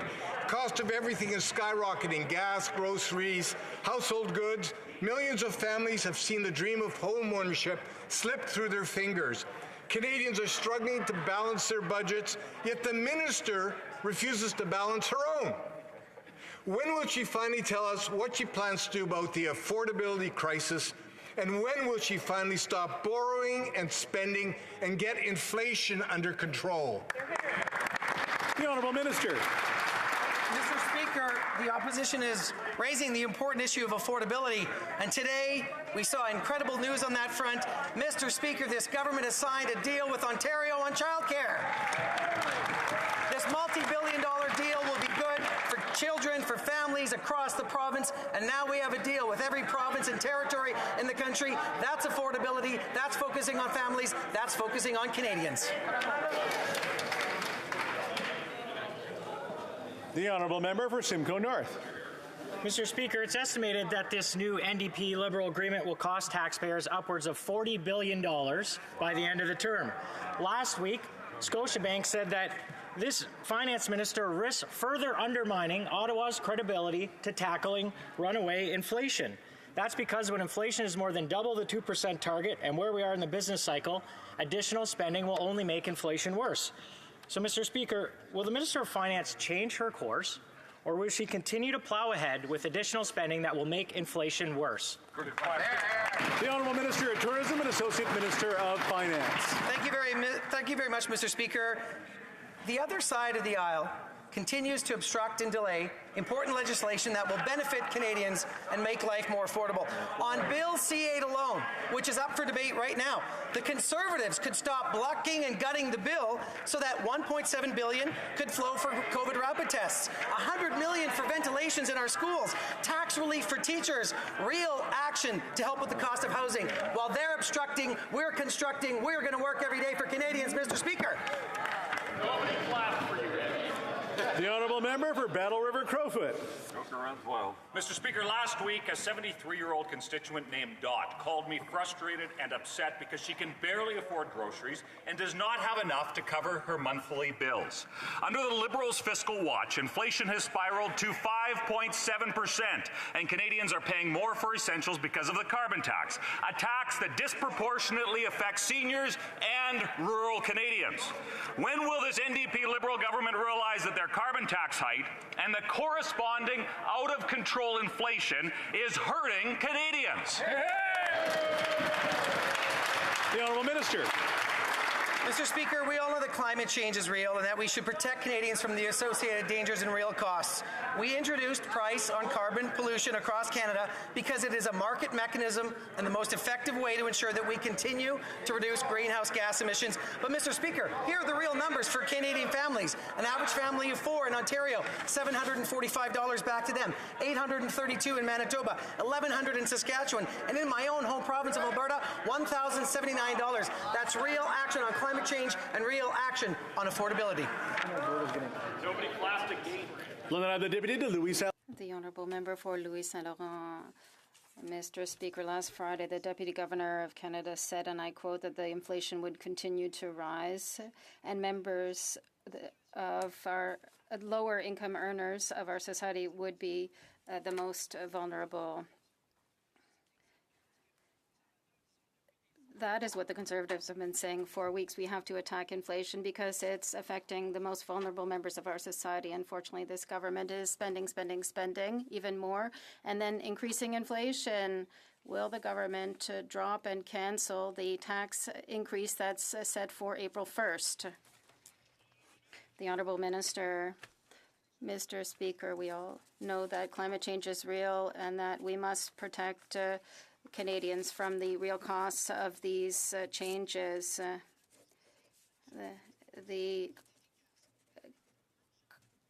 Look at the money that's coming back to taxpayers in Ontario. We're talking about $745, $832 in Manitoba and Saskatchewan, more than $1,100. The money is coming back to taxpayers. That's the plan. It's effective, and we are continuing to make life more affordable. The Honourable Member for Louis Saint Laurent, the reality is that inflation has never been as high at 5.7% in the last 40 years. The reality, Mr. Speaker, is that April 1st is Friday, and Friday there will be an increase in the Liberal tax, and Canadians don't want it. A real way to help Canadians get through inflation is to cancel this tax increase. Will the government finally understand and see reason and give Canadian families a break? The Honourable Minister of Tourism and Associate Minister of Finance. Thank you, Mr. Speaker. It's not surprising to see the Conservatives campaign for less climate change action and fight against the tariffication of carbon. Premier of New Brunswick said that there needed to be a carbon tax in order for people to be able to get money directly into their pockets. The federal carbon tax returns are sent to people through the mail. And on this side of the House, Mr. Speaker, we are taking action. The honourable member for Lac-Saint-Jean. Thank you, Mr. Speaker. Wednesday, before the European Parliament, the Prime Minister said, we will not abandon Ukraine. Today, Radio Canada CBC has confirmed that the government has abandoned Ukrainians. They are being plunged into an endless administrative chaos, which prevents them from taking shelter in Quebec and Canada. Despite our cooperation and our efforts, the federal government has failed on the ground to help refugees in the worst situation that is even worse than we could have imagined. Well, let's deal with the paperwork later and stop the delays. When will the government charter planes and go get families? The Honourable Parliamentary Secretary. Mr. Speaker, I want to thank my colleague again for all his work and particularly his cooperation. And I can tell the House that since the beginning we have been working with our partners, including our air transportation partners. I can tell this House that with regard to the Government of Canada's actions, we are sending biometric letters of instruction every 4 hours, Mr. Speaker. We're increasing the number of biometric employees in the region. We're going to send more employees in order to meet the increased demand. We are continuing to work hard to bring the most Ukrainians possible back to Canada. The honourable member for Lac-Saint-Jean. More employees. How is it possible that after 33 days of war, there is only one center in Poland, one only, where refugees can do and provide their biometrics? All they can do is to refresh the website, which keeps crashing, in the hope of getting an almost inexistent appointment in this single center. Does the government think that the war is only happening from 9 to 5, Monday to Friday? Emergency travel authorizations are a failure. When will the government end this and create an air bridge? The Honourable Parliamentary Secretary. Canada will continue to support people fleeing war in Ukraine. As I said, we have increased the number of employees and biometric units in the region, and we're sending more employees. I'd also like to tell the House that we will increase the hours in the visa processing centers consistent with local regulations. We will help the most Ukrainians possible as quickly as possible. The honourable member for Lac-Saint-Jean. Nothing reassuring there. 3 weeks ago, the Bloc Québécois asked the government to do better, and now we're at another step. The minister's program to welcome Ukrainian refugees is a failure. Refugees of the war in Ukraine have to go to Slovakia or Portugal in order to get services from Canada. These people are fleeing war, and they have to flee yet again, further still, in order to get around the federal government's incompetence. When will the minister finally delay the administrative part, charter planes, and bring these people here? The Honourable Parliamentary Secretary. Mr. Speaker, I appreciate the question because this gives me an opportunity to state that what the minister said this morning concerning our involvement. We have expanded the federal government's program for resettlement of Ukrainian refugees here in Canada. We will include language training, job assistance, and we will continue to provide additional supports to Ukrainians as they settle in their new communities. Thank you, Mr. Speaker. The honourable member for Foothills. Innovative practices like zero tillage, precision farming, and 4R nutrient stewardship ensure that Canadian farmers lead the world in environmental sustainability. These practices should be celebrated, but instead the NDP Liberal Carbon Tax Coalition is punishing Canadian farmers. And the Agriculture Minister is complicit. Not only did she vote against exempting farm fuels from the carbon tax, she supports the coalition's increase in the carbon tax on April 1st. Canadian agriculture is at a breaking point and a food shortage is looming. Will the Agriculture Minister change her course and oppose a carbon tax increase on April 1st? Thank you, Mr. Speaker. Once again, I can tell you that farmers understand the importance of fighting against climate change. They care for their land. Obviously, it's the most important things for them. They are the first one to be impacted by climate change, and they know we are supporting them with different funds, with investment, helping them to afford clean technologies, helping them to adopt better practices, investing in science, research, and innovation as well. So we are there to support farmers. Thank you, Mr. Speaker. Excellent. The honourable member for Foothills. Do you know what helps them afford new technology, new innovation? Not crippling them with the carbon tax. But let's be clear. The Parliamentary Budget Officer said this. Not only does the carbon tax not reduce emissions, surprise, surprise, it's not carbon neutral either. What is happening is the Liberal rebate will give farmers pennies on the dollar compared to what they pay. This is devastating to Canadian farmers. The Liberal NDP Carbon Tax Coalition is going to take millions of dollars out of the pockets of farmers and agri-food businesses. Will the Agriculture Minister listen to farmers and oppose any increase in the carbon tax on April 1st? What do you hate? The Honourable Parliamentary Secretary. Thank you, Mr. Speaker. Our government put a price on carbon pollution, which is ensuring cleaner air, fewer emissions, and more money in people's pockets. As the carbon price increases, these payments also increase, leaving most Canadians with more money in their pocket. Mr. Speaker, this year, as I mentioned before, a family of four will receive up to $745 in Ontario in rebates, $830 in Manitoba, $1,100 in Saskatchewan and Alberta. Mr. Speaker, the quarterly checks that people will receive are real. Climate change is real, Mr. Speaker. Good job.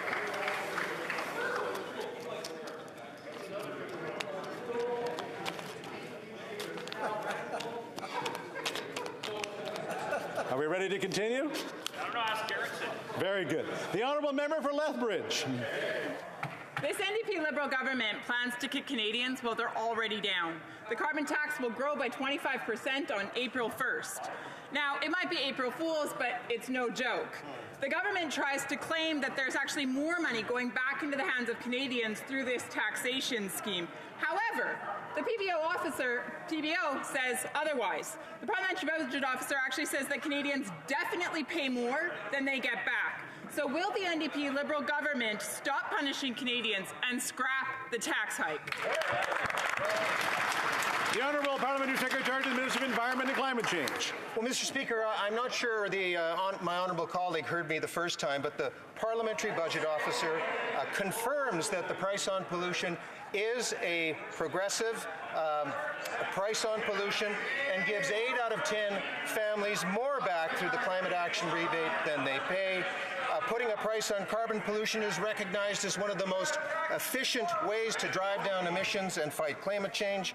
And by maintaining a fair price on pollution across the country, Mr. Speaker, we're ensuring that carbon pricing remains affordable for Canadians no matter where they live. The honourable member for Victoria. Mr. Speaker, Canadians want real climate action, but the Liberals' rhetoric just doesn't match their actions. Despite their promises, this government has the worst record of any G7 country. The minister claims they're taking bold action, but since signing the Paris Agreement, Canada is the only country... Hold on. Let's just back up here a little bit. I'm having trouble hearing the full answer, the full question here. So I'm going to ask the member to restart her question, and so we have the opportunity to hear it. The honourable member for Victoria. Mr. Speaker, Canadians want bold climate action, but the Liberals' rhetoric just doesn't match their actions. Despite their promises, the government has the worst climate record of any G7 country. The minister claims they're taking bold action, but since signing the Paris Agreement, Canada is the only country whose emissions have increased every single year. And the Liberals are still handing out billions to big oil and gas. We are running out of time. We need a bold emissions reduction plan. But how can Canadians trust this government when they do the opposite of what they promise? The Honourable Parliamentary Secretary to the Minister of Environment and Climate Change. Thank you, Mr. Speaker, and I agree with the honourable member that Canadians are already feeling the impacts of of climate change, from flooding, wildfires, deadly heat waves, and other extreme weather events. And Mr. Speaker, we are taking bold action, from putting a price on pollution, investing in clean energy, retrofitting homes, decarbonizing industry, setting new emission reduction targets, and making historic investments in nature. Mr. Speaker, we've invested $100 billion in these measures to date, and we will keep doing more, Mr. Speaker. The honourable member for Timmins James Bay. Last week, the Conger ice shelf in Antarctica collapsed amidst record temperatures, and scientists are saying the polar region may be past the tipping point. And yet last week, this government increased oil production by 109 million barrels a year. Burning the planet might seem like a good idea for business, but it is condemning our children to a terrible future. So to the Environment Minister, he has missed every single target he's established. Will his new plan include a hard limit on fossil fuel production, yes or no? The Honourable Parliamentary Secretary. Well, thank you, Mr. Speaker. Since 2015, Canada has been delivering on real climate action that has cut pollution, created new middle-class jobs, and protected a healthy environment, including, as I said, Mr. Speaker, $100 billion in investments. To further this critical work and ensure that Canada's economy and workers benefit from the global transition to a clean economy, our government will continue to make important investments to fight the climate crisis, and build a better future for everyone. Thank you, Mr. Speaker. Good job. The honourable member for Mississauga-Streetsville. Mr. Speaker, I would like to thank the incredible contribution that healthcare workers have made and continue to make in Canada's response to the pandemic. The Omicron wave is receding, but we need to recognize that COVID is not going to disappear. Unfortunately, we know that COVID-19 presented challenges for our healthcare system. Too many Canadians had their care deferred during the pandemic, resulting in a significant backlog of surgeries and diagnostics. Can the Minister of Health please update this House on its recent $2 billion transfer to the provinces and territories to help clear surgery and diagnostic backlogs? The Honourable Minister of Health. Thank you, Mr. Speaker, and thank you to our dear colleague from Mississauga-Streetsville for her question and her hard work. Last Friday, we announced an additional support of $2 billion to help provinces and territories reduce backlogs in surgeries and treatments, and also support our healthcare workers to ensure better access to a doctor or family health team, to create digital health records for all, to improve mental health and substance use services for all, and helping everyone grow old in dignity and in safety across Canada. Mr. Speaker, we will continue to work together to ensure all Canadians have the care they need and deserve. The honourable member for Sarnia-Lambton. Mr. Speaker, President Biden made exemptions to the vaccine mandates for truckers who drive solo and for companies with less than 100 employees. As part of the roadmap that the Prime Minister signed with the President, they agreed to match requirements at the border. And so will the Prime Minister look for that match to get exemptions for unvaccinated Canadian truckers in order that we can address the trucker shortage here in Canada? Good question. The Honourable Minister. Mr. Speaker, from the beginning of the pandemic, we made a commitment to Canadians and Canadian businesses that we will do whatever it takes to protect their health and safety. And we've put in place a system of measures to ensure that we protect travelers, to protect workers, and to protect our economy. The good news, Mr. Speaker, is that as circumstances are changing, we are adjusting these measures. And we've been always following the advice that we've been receiving from our public health experts. Right now, Mr. Speaker, we continue to encourage people to get vaccinated because it's the best thing to do to protect themselves and those around them. The honourable member for Carlton Trail, Eagle Creek. While countries around the world and provinces across Canada are removing vaccine mandates, a closer look at labour regulations reveals that last December the government quietly included making mandatory vaccines permanent in its forward regulatory plan. They claim this policy will reduce transmissibility, but we know that's not the case. Will the NDP Liberal government drop this unscientific regulation, which will negatively impact thousands of public servants? The Honourable Minister of Health. Thank you, Mr. Speaker. I'm very glad to answer this question because of our joint work together with provinces and territories over the last 2 years, involving a lot of difficult decisions and difficult actions on the part of individual Canadians.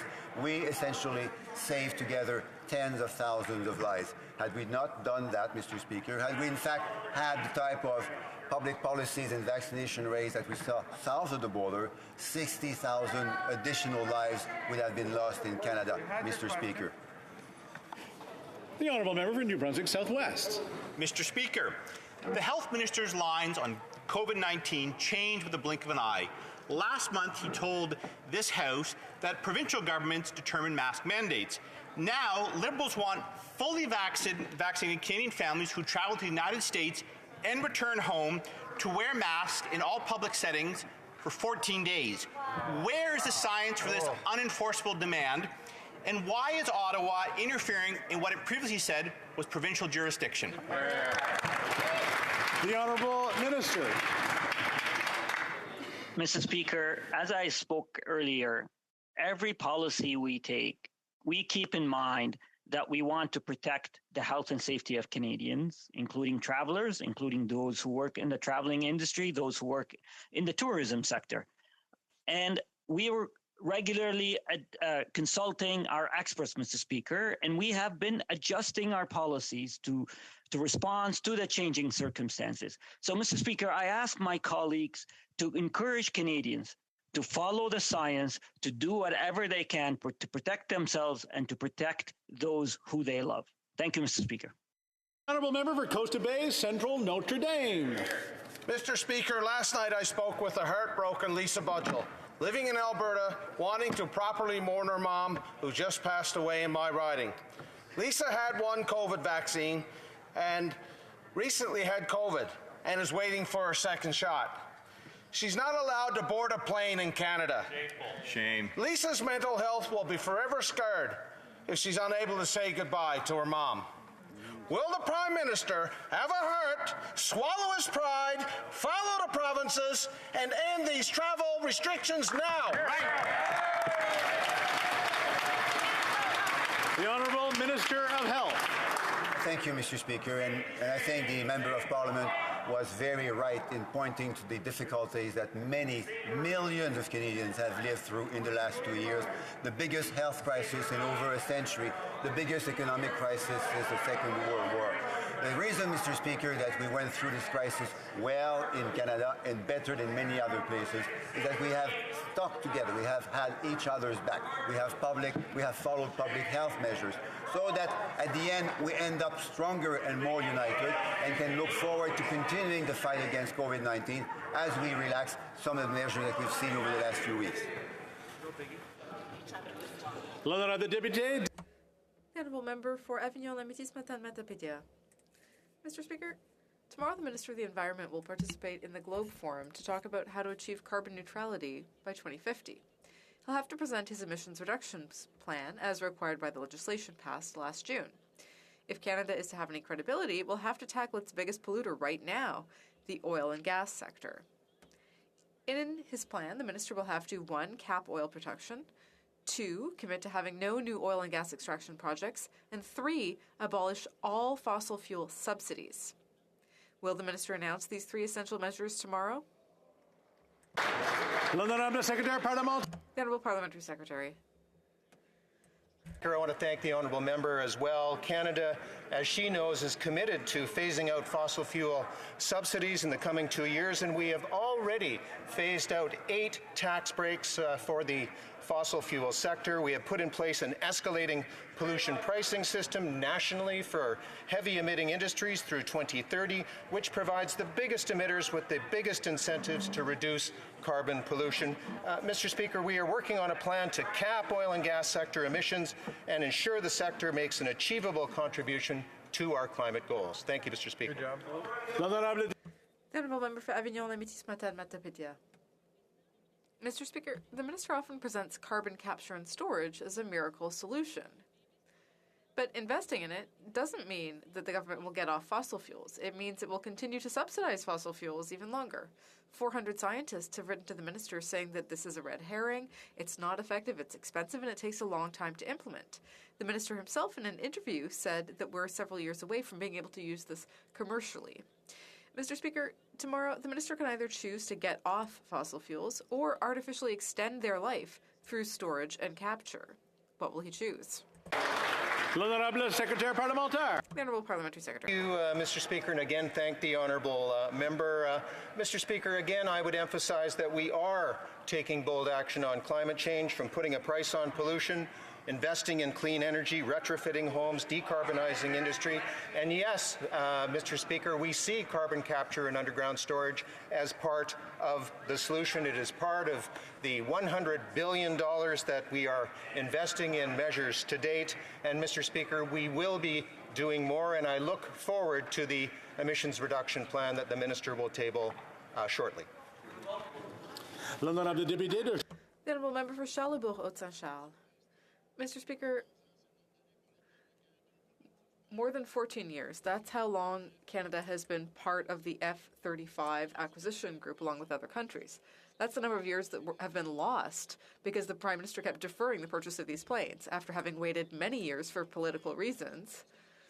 Will we finally get an answer? Will the F-35s be Canada's final choice, or is this just another announcement that is going to drag things on even longer? The Honourable Minister. Merci à mon collègue. Thank you to my colleague for this question. Today is a great day for Canadians and for the Canadian Armed Forces. This morning, officials informed me that Lockheed Martin has been identified as the top-ranked bidder to provide 88 fighter jets to our Royal Canadian Air Force.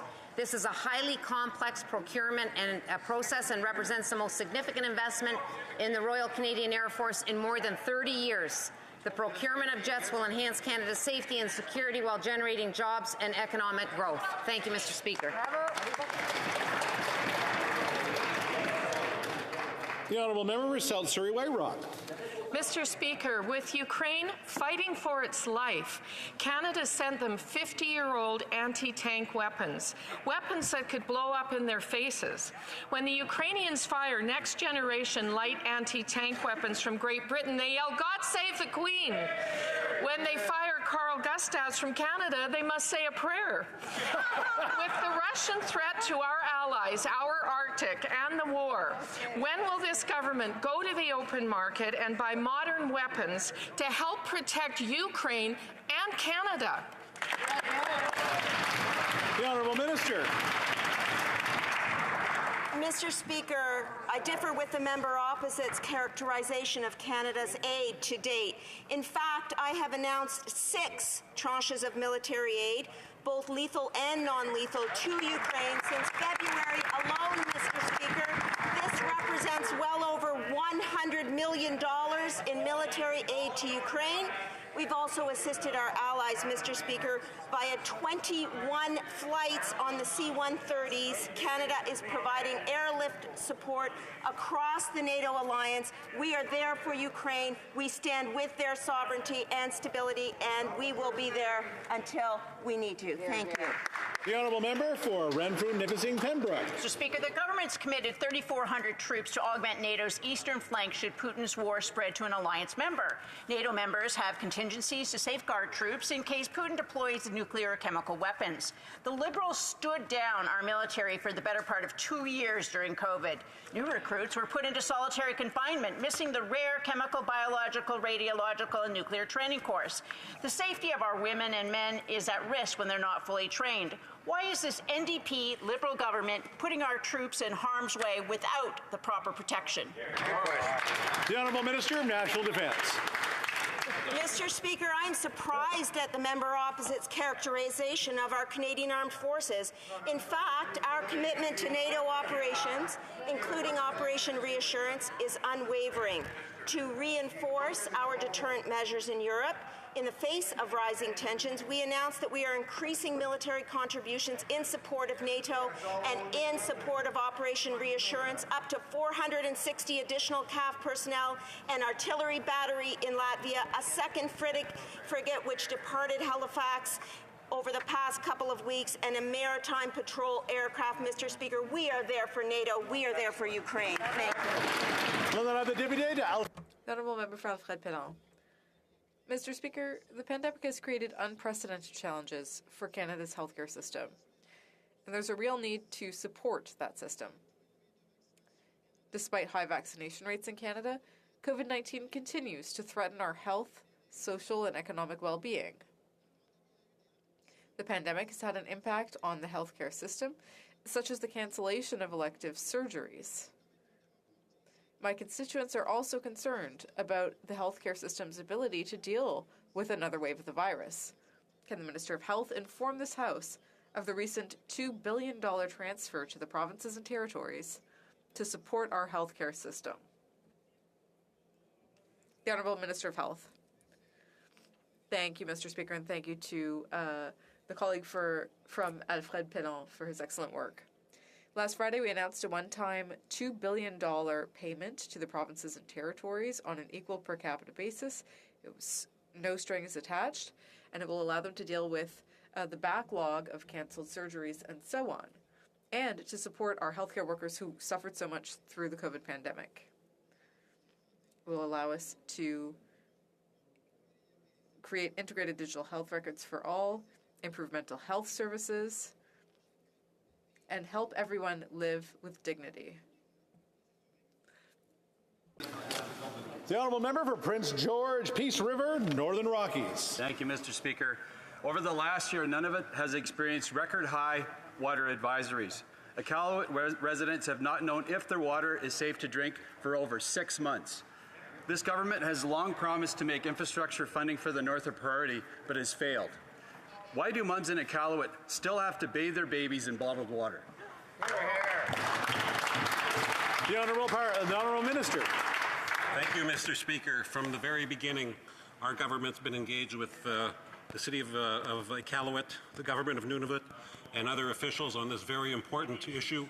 We believe that in Canada, everyone deserves the right to safe, clean drinking water, and this is something we are there to assist at every step of the way, however we can. We are there for Nunavut. The Honourable Member for Portneuf-Jacques-Cartier. Thank you, Mr. Speaker. This government clearly does not want to help defend francophones in Canada's official language minority communities. After having postponed tabling the Modernized Official Languages Act, supposedly to consider the January ruling, well, today it's challenging that ruling in court. This morning, in a press conference, the minister refused to take any questions from journalists. Why?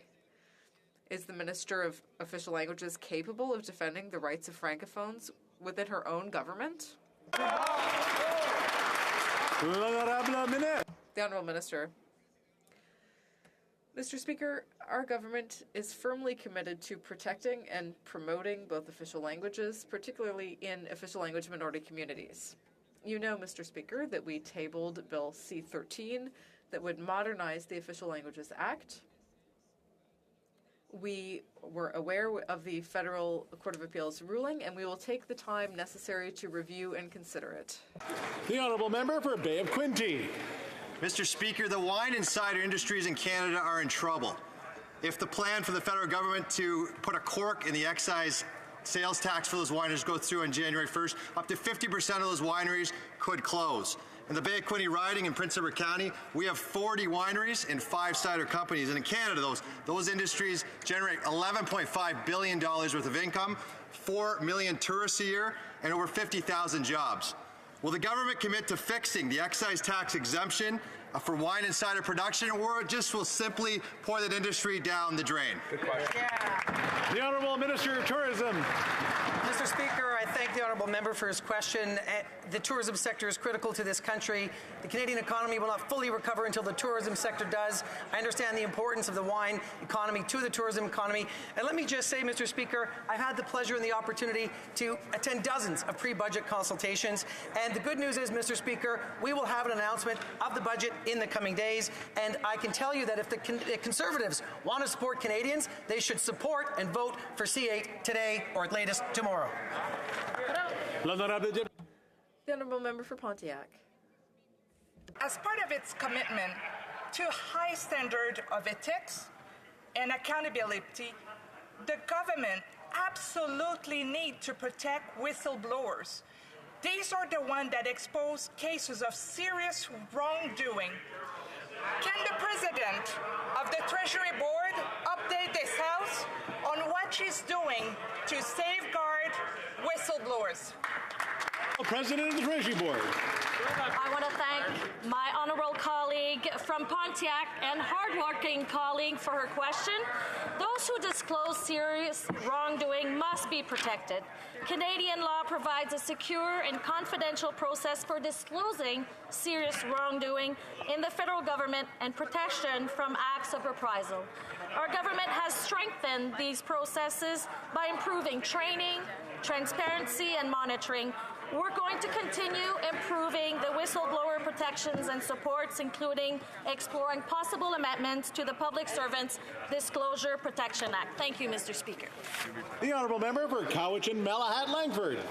Mr. Speaker, nearly 2 years ago, this government signed an agreement with the Pacheedaht First Nation in my riding.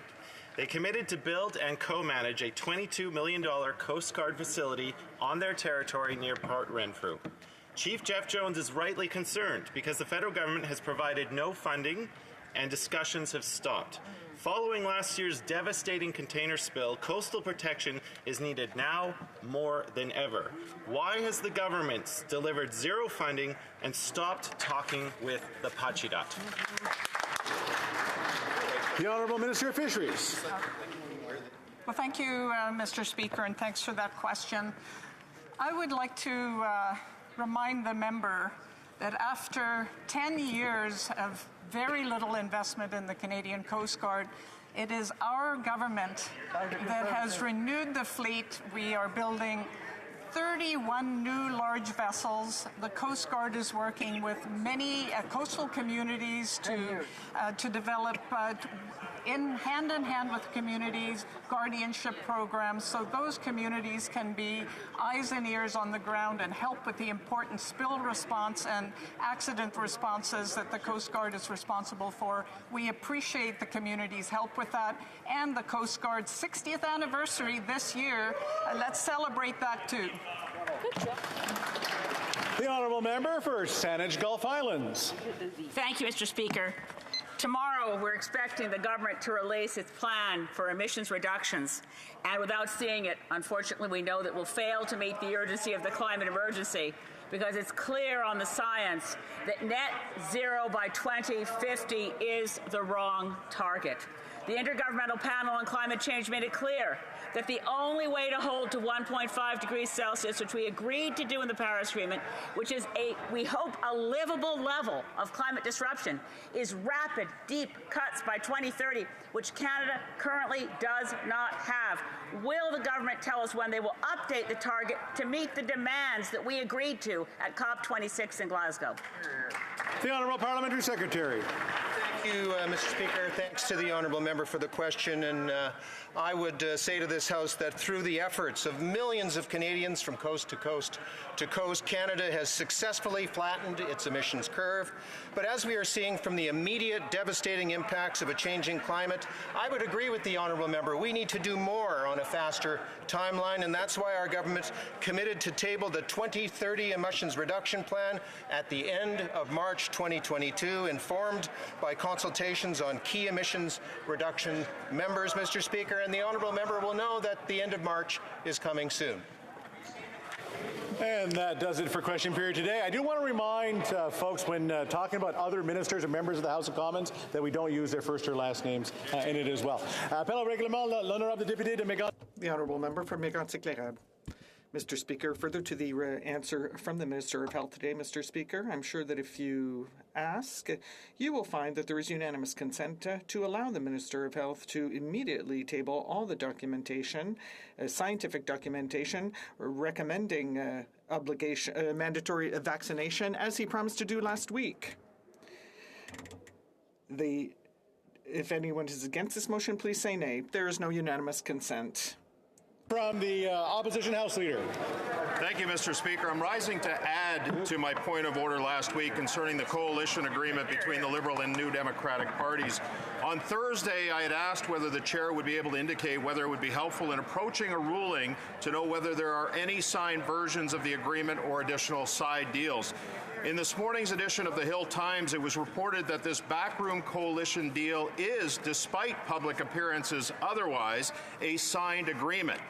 Allow me to offer you a selection of 3 quotations from the newspaper. One, quote, "The Liberals and the NDP stunned Canadians across the country last Tuesday by announcing they signed a confidence and supply agreement which will allow the Liberals to govern until 2025, end quote. Number 2, the quote, "Prime Minister's decision to sign this agreement with the NDP came as a total surprise to caucus members," end quote. 3, quote, "The Liberal caucus meeting lasted about 90 minutes, during which the Prime Minister informed MPs about his decision to sign the agreement," end quote. Earlier today, Mr. Speaker, CTV reported that the leader of the NDP, the now moderate wing of the Liberal Party, said he is confident that the Prime Minister will follow through on the deal because he, quote, "got it in writing," end quote. Mr. Speaker, the only thing worse than a backroom deal is a secret backroom deal. Last week, Mr. Speaker, I called upon the government to come clean with this House and with all Canadians by tabling the signed agreement and any other side deals. I renew that call here and now. Canadians need to know the full truth. The Liberal silence to date on my point of order, in fact, speaks volumes. I hope they're not just relying on friends in the wings to do their bidding. The government must come clean to the House and defend and explain this unprecedented arrangement. In closing, Mr. Speaker, I would ask for unanimous consent to table the Hill Times article published today entitled "No Difference Between the Liberals and the NDP After Confidence and Supply Agreement," say some Liberal MPs. Thank you, Mr. Speaker. All those opposed to the honourable member moving the motion will please say nay. No, we don't have agreement to table that. I have a point of order from the member from New Westminster Burnaby. Then I'll go to you. Thank you very much, Mr. Speaker. And this is the danger for the Conservatives when they prolong what has been a frivolous point of order. The official opposition House Leader last week was telling the House that this was some kind of a coalition government that the NDP and Liberals had put into place. And today he has contradicted himself by stating, as you know, Mr. Speaker, that it is indeed a confidence and supply agreement, thus contradicting everything he said last week, saying it was a coalition government. So, Mr. Speaker, I think that we have basically come to the end of what has been a series of frivolous and vexatious points of order. It is very true that this is a confidence and supply agreement, Mr. Speaker. It is very true that this is a practice that we have seen, of course, in numerous Canadian provinces and in other countries like the United Kingdom, Australia, and New Zealand.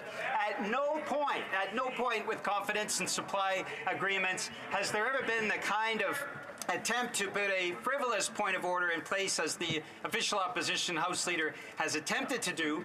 I was thinking, Mr. Speaker, what he was actually doing was rising to thank the NDP for getting dental care for 30,000 people in Barrie Innisfil, for getting a Canada Pharmacare Act for people in Barrie. We're getting far into debate on this one. I do want to render a decision as soon as I can on this. So this is a continue. The honourable member, or the honourable opposition House Leader. Thank you, Mr. Speaker, and I'll see it, believe it when I see it. But first, just for your reference, Mr. Speaker, in the first paragraph, I did refer to the coalition agreement between the Liberal and New Democratic parties. I have not changed the thing. Thank you. And I just want to make the House aware that we will try to render a decision tomorrow if we possibly can. The honourable member for Dufferin-Caledon on another point of order? Yes. Thank you, Mr. Speaker. During question period today, the member for Winnipeg South said that the Parliamentary Budget Officer confirmed that 8 out of 10 Canadians are in fact better off as a result of Liberal carbon tax.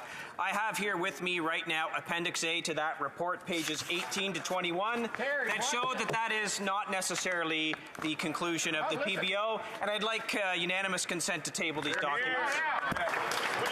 All those opposed to the honourable member moving approving the motion to table the documents will please say nay. And we don't have agreement on that one. Another point of order. Are we good? All right. Daily routine of business, tabling of documents. That's mine first. Table my duty of delay upon the table pursuant to subsection 61(4) of the Canadian Human Rights Act, the report from the Canadian Human Rights Commission for the year of 2021. Conformément à l'article pursuant to standing order. Renvoyé en permanence au comité permanent de la justice. To the Standing Committee on Justice and Human Rights. The Honourable Parliamentary Secretary to the Leader of the Government in the House of Commons. Thank you, Mr. Speaker. Pursuant to Standing Order 36, bracket 8A, I have the honour to table in both official languages the government's responses to 6 petitions. These returns will be tabled in an electronic format. Good job, Tim. Introduction of government bills. Statements by ministers. Reports of interparliamentary delegations.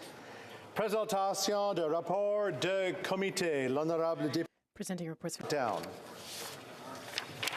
Thank you very much, Mr. Speaker. I have the honor to present in both official languages the following 2 reports of the Standing Committee on Health. Le premier rapport intitulé Budget supplémentaire. The first report, Supplementary Estimate C, 2021-22, Vote 1C, under Canadian Food Inspection Agency. Votes 1C and 10C, under Public Health Agency of Canada. Vote 1C and 5C, under Canadian Institutes of Health Research. And votes 1C and 10C, under Department of Health. Second report, entitled Main Estimates 2022-23, votes 1 and 5 under the Canadian Food Inspection Agency, votes 1 and 5 under the Canadian Institutes of Health Research, votes 1, 5, and 10 under Department of Health, vote 1 under a Patented Medicine Prices Review Board, and votes 1, 5, and 10 under Public Health Agency of Canada. Thank you, Mr. Speaker. Introduction of private members' business. Mr. Huang, seconded by Ms. May, Sandwich Gulf Islands, moves for leave to introduce a bill entitled An Act to Amend the Criminal Code and the Canadian Human Rights Act, and to make related amendments to another act, hate propaganda, hate crimes, and hate speech. The motion is deemed adopted, and I'll recognize the honourable member for Spadina for York. Thank you, Mr. Speaker. I'm pleased to introduce a bill that seeks to combat the growing incidences of hate propaganda and hate crimes and make it a discriminatory practice to communicate hate speech via the internet. Racism remains alive and well in Canada, and it's especially active online. This bill will also amend the Criminal Code and Canadian Human Rights Act to better address online hate speech. Mr. Speaker, I know far too well hate speech, and I can provide examples where I've been called a chink and told to die. This bill will reduce such vile attacks on people subjected to racial slurs, some on an almost daily basis. Thank you, Mr. Speaker. Mr. Huang, seconded by Ms. May, Sandwich Gulf Islands, moves that the bill be now read a first time and be printed. This motion is deemed adopted. When shall this bill... I'm always going too fast. When shall this bill be read a second time? At the next sitting in the House. But I also wanted to pass on my condolences to the member for the loss of his mom. I just wanted, on behalf of all members of the House of Commons, to pass on our condolences. First reading of Senate public bills. Motion. Présentation de pétition. Presenting petitions. For Selkirk Interlake Eastman.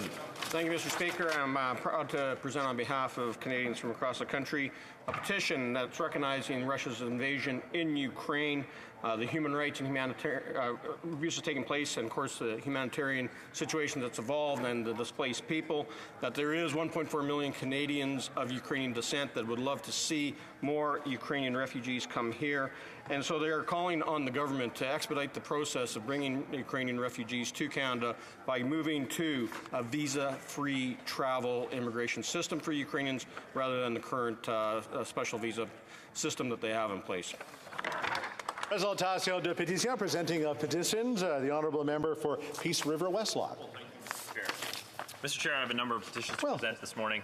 The underside of the first petition I have is folks that are concerned about the expansion of physician-assisted dying here in Canada. They recognize that folks with mental illness should not be eligible for physician-assisted dying, and they're concerned also around the conscience rights of physicians who have to participate in this. And there is over 24,000 physicians that would in Canada that are concerned about their charter rights of freedoms and their freedom of conscience, and therefore the undersigned of this particular petition are calling on the Government of Canada to enshrine in the Criminal Code conscience rights protections to ensure that physicians are not subject to coercion or intimidation in order to provide or refer assisted suicide or euthanasia. Thank you, Madam Chair. The next petition I have to present today is from folks from across Canada. They're concerned about their charitable status being revoked and their views being forced into a values test. The petitioners note that the Liberals have promised to deny charitable status to groups with views they call dishonest. This would jeopardize the charitable status of hospitals, houses of worship, schools, homeless shelters, and other organizations. They also note that the Liberals have previously discriminated against folks who have applied for Canadian Summer Jobs Grant. The petitioners are calling on the House of Commons to protect and preserve the application of charitable status rules on politically and ideological neutral basis without discrimination on the basis of political or religious values without imposing another values test. The next petition I have to present, Madam Chair, is on behalf of Canadians who are concerned about ALS treatment, and the petitioners note that ALS currently has no cure, and the disease causes a diagnosis with the disease leads to an expected lifespan of 2 to 5 years. ALS impacts not only just the one diagnosed, but also their family and friends. The petitioners write to call upon the expedition of some ALS treatments and drugs that are available in other countries, but Health Canada has been slow in approving. The petitioners are calling specifically for a swift approval of the drug AMX 0035, or to create a pilot project to reduce delays so that folks can get this particular treatment. The next petition I have, Madam Chair, is from folks from Fox Creek and Swan Hills in northern Alberta. These two remote communities in northern Alberta fall just below the line to get the Northern Living Allowance tax benefits. They currently do not get any of the Northern Living Allowance tax benefits, but they're only 12 kilometers short of the arbitrary line, and they are distinctly remote communities. The intermediate prescribed zone in Alberta would allow the folks that live in this area to claim those tax credits, and they're calling for the government to recognize the hardships that come from living in Fox Creek and Swan Hills and to give them the tax benefits that are allowed to their neighbors. Finally, Madam Chair, the last petition I'm presenting today is from Canadians from across the country who are concerned about the access of children on the internet. They are calling on the government to implement age verification software, calling on folks who host images on the internet to ensure that underage folks are not being depicted in those videos and that underage folks are not gaining access to explicit content. Petitioners note that age verification can determine the age and identity of users and prevent exploitation. The petitioners are calling for commitments from Parliament to defend vulnerable people and calling on the government to implement meaningful age verification. Thank you, Madam Chair. The Honourable Member for Skeena-Buckley Valley. Thank you, Madam Speaker. I'm pleased to rise today to table a petition regarding public passenger transportation in our country. As everyone in this place knows, Greyhound's withdrawal of service last year has left Canadians, especially rural Canadians, with fewer transportation options than ever. The petitioners are calling on the federal government to show real leadership on this issue by creating or empowering a national public corporation to connect communities within every province and territory via safe, affordable, accessible, and integrated bus and rail service. Thank you, Madam Speaker. Questions and comments. The Honourable Member for Regina Wascana. Thank you, Madam Speaker. I have three petitions to present this afternoon, all related to Vladimir Putin's illegal invasion of Ukraine and some of the economic sanctions and economic policies that this government can implement to respond to the situation. The first petition calls on the government to impose Magnitsky sanctions on all Russian officials who have any involvement in the invasion of Ukraine. Madam Speaker, this would create a disincentive for Russian oligarchs to support the war effort and serve to isolate Vladimir Putin within Russian society. The second petition calls on the Government of Canada to work with the international community to implement a complete economic embargo of Russia. Madam Speaker, this is a pretty good idea, actually. I remember in the early 1990s when Saddam Hussein invaded Kuwait, the international community came together to impose an economic embargo of Iraq. And for a few months there, I remember nothing went in and nothing came out. It makes sense to do the same thing today with Russia. Finally, Madam Speaker, the third petition calls on the Government of Canada to take steps to increase Canadian oil and gas exports to Western Europe and to alleviate our allies' dependence on Russian oil. Madam Speaker, it really is a shame that the Energy East pipeline never got built and the Keystone XL pipeline never got built. And if we could get Canadian oil and gas to our allies in Western Europe, it means that much less money going towards Vladimir Putin's war machine. Madam Speaker, all of these petitions have been signed by the Ukrainian community in Regina and southern Saskatchewan, and I'm pleased to be able to present them here today. The Honourable Member for Sherwood Park for Saskatchewan. Thank you very much, Madam Speaker. I'm pleased to be able to present a number of petitions in the House today. The first is a new petition in support of a private member's bill I've just recently tabled. It's in support of Bill C-257, and great to see people are already keen on bringing forward petitions on it. Petitioners point out that it's important in a democracy to protect public debate and exchange of differing opinions, noting that this bill will protect Canadians against political discrimination by adding political belief and activity as prohibited grounds of discrimination in the Canadian Human Rights Act. So petitioners want to see this House support Bill C-257, which bans discrimination on the basis of political belief or activity, and to defend the rights of Canadians to peacefully express their political opinions. The second petition that I'm tabling highlights the situation in Ukraine, the horrific ongoing invasion we're seeing of Ukraine, an invasion that really began in 2014, but that we've seen an escalation of in recent weeks, of course. And petitioners are calling on the government to take a number of points of action, some of which we're pleased to see have already been taken, but petitioners identify a number of actions which have not been acted upon yet.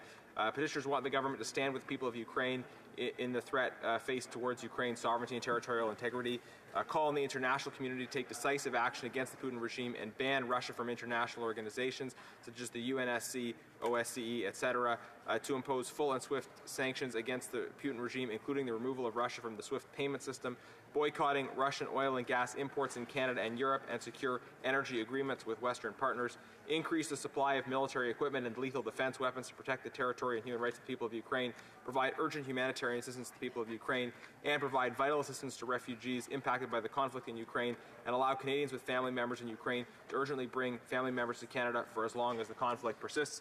And Conservatives have been calling for visa-free travel in that vein. The third petition that I'm tabling is in support of a private member's bill started in the Senate that now stands in my name in this House, Bill S-223. It's a bill that would make it a criminal offense for a person to go abroad and receive an organ taken without a person's consent, and it also creates a mechanism by which a person could be deemed inadmissible to Canada if they've been involved in forced organ harvesting and trafficking. This is an important, common sense, no-brainer human rights legislation that we've been working on, various members of Parliament before me, for about 15 years. Hopefully this Parliament will be the one that finally gets it done. The next petition that I'm tabling highlights the situation in Hong Kong, concerns about ongoing human rights issues in Hong Kong, and also some of the challenges with the immigration measures that the government has put in place with respect to Hong Kong. The immigration measures that have been put in place, petitioners note, they do allow someone who has been charged under the national security law, which is a politicized prosecution, to still be able to come to Canada. But they don't contain the same clarity around those who have been charged with under other offenses, but still in a highly politicized way. So petitioners want the government to recognize the politicization of the judiciary in Hong Kong and its impact on the legitimacy and validity of any criminal convictions. to affirm its commitment to render all national security law charges and convictions irrelevant and invalid in relation to Section 36(1)(c), but also to create a mechanism by which anybody charged in relation to pro-democracy activity, that those convictions would not be a barrier in terms of their ability to come to Canada, and also to work with other like-minded partners to waive criminal inadmissibility of Hong Kongers convicted for political purpose who otherwise have no criminal record. The next petition I am tabling, Madam Speaker, by popular demand is with respect to a Liberal Party election commitment. The Liberal Party has committed to politicize the charitable status determination, to apply a values test to restrict pro-life organizations from having access to charitable status on the same basis. And I know this is of grave concern, not just to people who have those convictions, people across the charitable sector who do not want to see the politicization of charitable status in this country. Petitioners call on the government to protect and preserve the application of charitable status rules on a political and ideologically neutral basis, without discrimination on the basis of political or religious values, and without the imposition of another values test, and to affirm the right of Canadians to freedom of expression. The next petition, Madam Speaker, is I think quite timely in light of new emerging concerns about violation of the ceasefire between Azerbaijan and Armenia. Petitioners are, in this case, concerned about the ongoing detention of Armenian prisoners of war. Petitioners call for the immediate release of those prisoners, and are, I'm sure, hoping the Government of Canada also is urgently seized with the violations of that ceasefire agreement that we've seen recently, and is standing for peace in that region. The next petition that I'm tabling highlights the next petition that I'm tabling highlights the human rights situation facing the Hazara community in Afghanistan. There are grave concerns about the human rights situation facing the Hazara ethnic minority in Afghanistan prior to the Taliban takeover. Things have gotten a great deal worse, of course, since for Hazaras and for other ethnic and religious minorities. Petitioners are calling on the government to recognize that Hazaras have been victims of genocide, to designate September 25th as Hazara Genocide Memorial Day, and to continue to be actively seized with the violation of the human rights of Hazaras and all communities in Afghanistan under the Taliban. And Madam Speaker, the final petition that I am tabling today is with respect to the situation in Ethiopia. Some of the asks about this petition in the petition text itself are a little bit dated, but petitioners are concerned about what is still an ongoing conflict in the Tigray region of Ethiopia, and call for the government to be actively engaged with advocating for human rights in Ethiopia, for an end to the conflict. And I know there are growing concerns about food security in that region and throughout the world in light of concerns about food supply as a result of the conflict in Ukraine. Petitioners want the government to engage directly and consistently with the Ethiopian and Eritrean government on this conflict, and to call for credible, independent investigations of all human rights abuses that have taken place. Thank you, Madam Speaker. The Honourable Member for Cypress Hills Grasslands. Well, thank you very much, Madam Chair. I've got a couple petitions here today. The petitioners are concerned about the Prime Minister calling everyday Canadians racist and misogynist, and are looking for the government to end all federal mandates as they are related to COVID-19. The second petition is in regards to conscience rights for physicians. Canadians are concerned about the potential for coercion that may exist of healthcare providers and physicians, and this petition by many Canadians across the country is to ensure that we have conscience rights for physicians and practitioners. Thank you. Presenting petitions, no more. Questions on the order paper. The Honourable Parliamentary Secretary to the Government House Leader. Yes, thank you, Madam Speaker. The following questions will be answered today. Questions 317 to 320. And furthermore, if the government's responses to question number 321 and 322 could be made orders for return, these returns would be tabled immediately. Is it the pleasure of the House that the aforementioned questions be made orders for return and that they be tabled immediately? So agreed. Agreed and so ordered. Madam Speaker, I would ask that all remaining questions be allowed to stand at this time, please. Agreed. Orders of the day. Orders of the day, government orders, government bills, commons. Resuming consideration at report stage of Bill C-8, Economic and Fiscal Update Implementation Act 2021. Resuming debate of the Honourable Member for Langley Aldergrove. Speaker, thank you. We're talking about Bill C-8, an act to implement certain provisions of the Economic and Fiscal Update, and we're talking about economic pressures that Canadians are feeling. Today at a historic high of a generational high of 5.7%. But if you look at industry-specific statistics, it can be much worse than that. We're talking about housing, and the cost of housing in the time that this Liberal government has been in office has doubled. And that is a legacy that this government leaves behind when it comes to housing. Despite all their programs designed to make housing more affordability, or maybe because of all those programs, the cost of housing is just skyrocketing and is becoming impossible for many young families to get into their first home. So it's a deep concern. We are urging the government to abandon their programs, for example, the failed first-time home buyers incentive, and to instead look at basic economic principles of supply and demand. And that is the principle that says if an economy isn't supplying the goods and the services that people need in the amounts that they need and the type of products they want, you will have inflation. And that's exactly what's happening in Canada today. We have so many young families that are wanting to get into their first home. We have record high immigration. They all need a place to live. And we have a shortage of rental stock in our growing cities. Now, you couple that together with unprecedented spending by this government during the pandemic of borrowed money and printed money, and we have a perfect storm. We have too many dollars chasing too few goods, and that is what is causing inflation. Now, I know that the governing party has now adopted the Conservative policy in their platform of saying, let's increase housing supply. Well, that's a really good idea, and Madam Speaker, I have a few specific concrete ideas focusing on my riding of Langley Aldergrove that are going to help to increase the housing supply. So first of all, get SkyTrain built from downtown Surrey into downtown Langley and encourage local governments to open up new areas of land for urban redevelopment.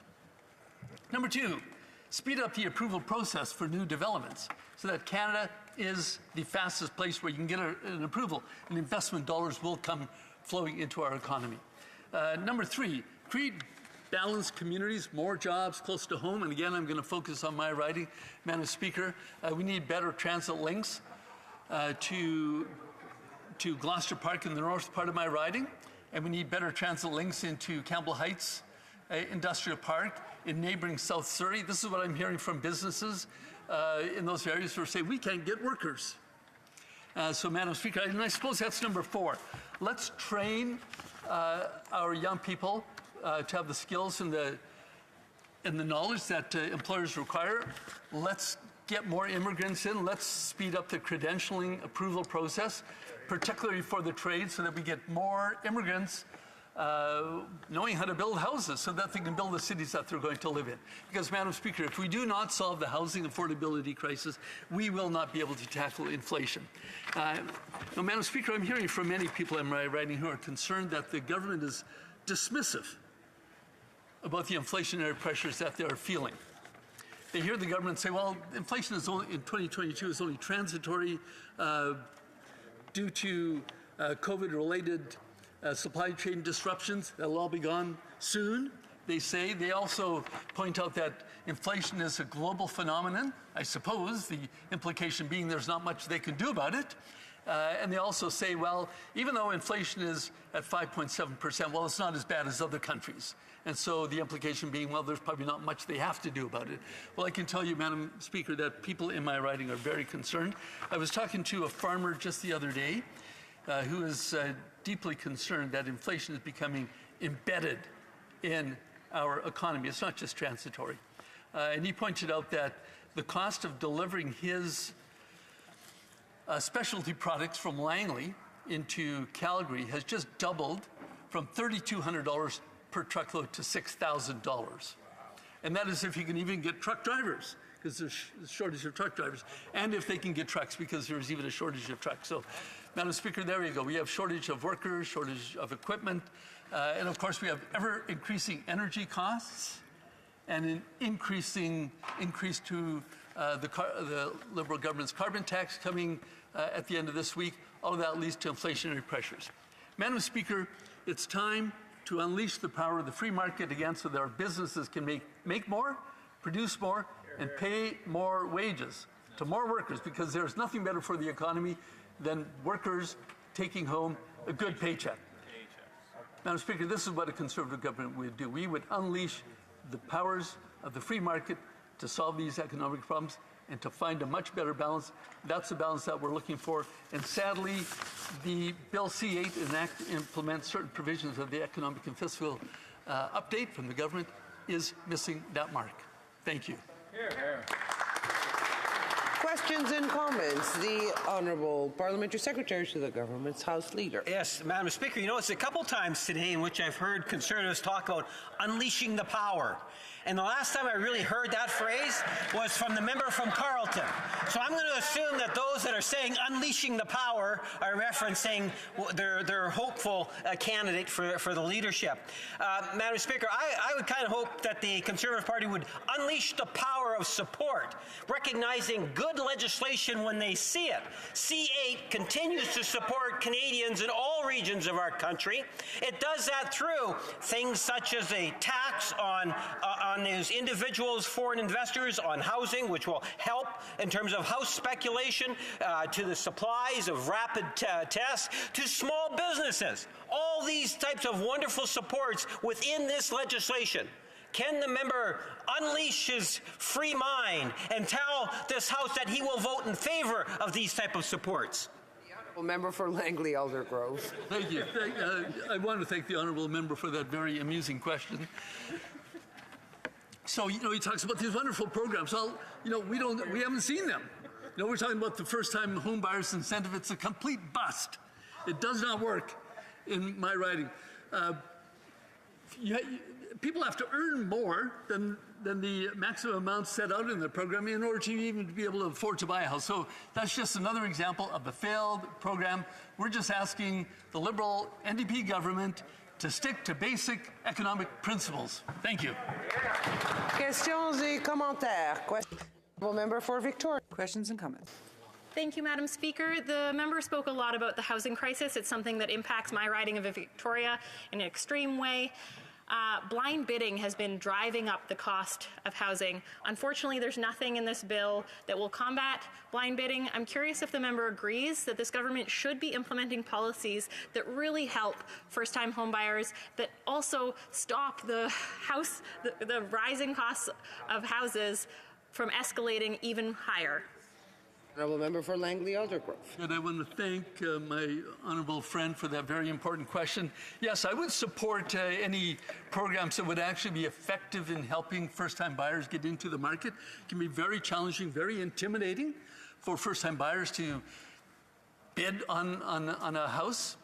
And I've talked to many people in my riding who are desperate to get into a house, but they keep getting outbid by investors, and they fail to buy the home that they're wanting. So yes, anything that would help first-time buyers, I would support. Thank you for the question.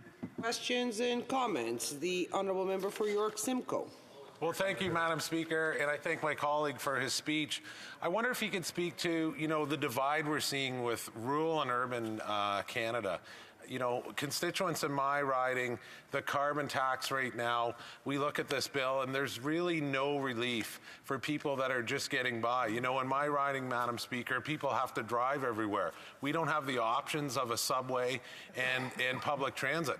We have a great First Nations, Chippewas of Georgina Island, in York Simcoe, who has to use a diesel ferry to go across. There is no electric ferry. They have to actually use airboats crossing the ice in the winter. They're for safety to get the kids to school, and there is no alternatives for that. So I wonder if my colleague could speak to that. Thank you, Madam Speaker. Honourable Member for Langley Aldergrove.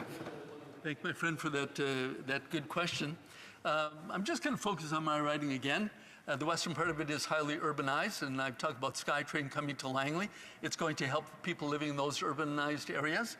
But the people in the eastern part of my riding need to drive on Trans-Canada Highway, and it's completely clogged up. So to those people at home, I'm also advocating for the expansion of Highway 1.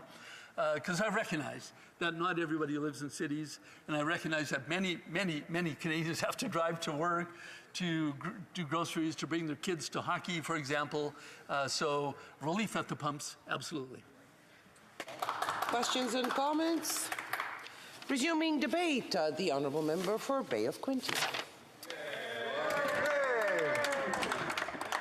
Madam Speaker, today the government is printing and spending money at a rate never seen before in our nation's history. This is plain. Never before has this government spent so much so quickly. Not just during the pandemic, Madam Speaker, but the Liberal government from 2015 to 2019 borrowed $100 billion when, in the 2015 election, the Prime Minister had promised small, incremental deficits in a balanced budget in 2019. During the pandemic, Canada has borrowed more money than in its 155 years combined through 23 prime ministers. This year alone, the government printed $300 billion. And where did this money go? Well, it's simple. Just like a Will Smith slap, it was gone. It spent a lot of money, little investment. After $800 billion spent in the last 6 years, we don't have any more ICU or hospital beds that would help future pandemics, allow much needed surgeries to have taken place, or stave off any more unneeded lockdowns. Our military is in shambles, and we need new equipment, more investment in Arctic defense, and our Navy.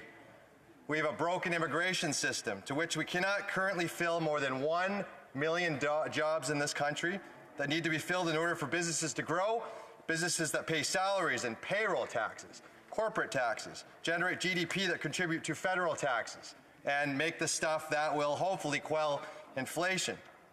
We have the biggest single housing crisis in the world with a growing homeless population. We have an outdated and lacking innovation strategy in this country.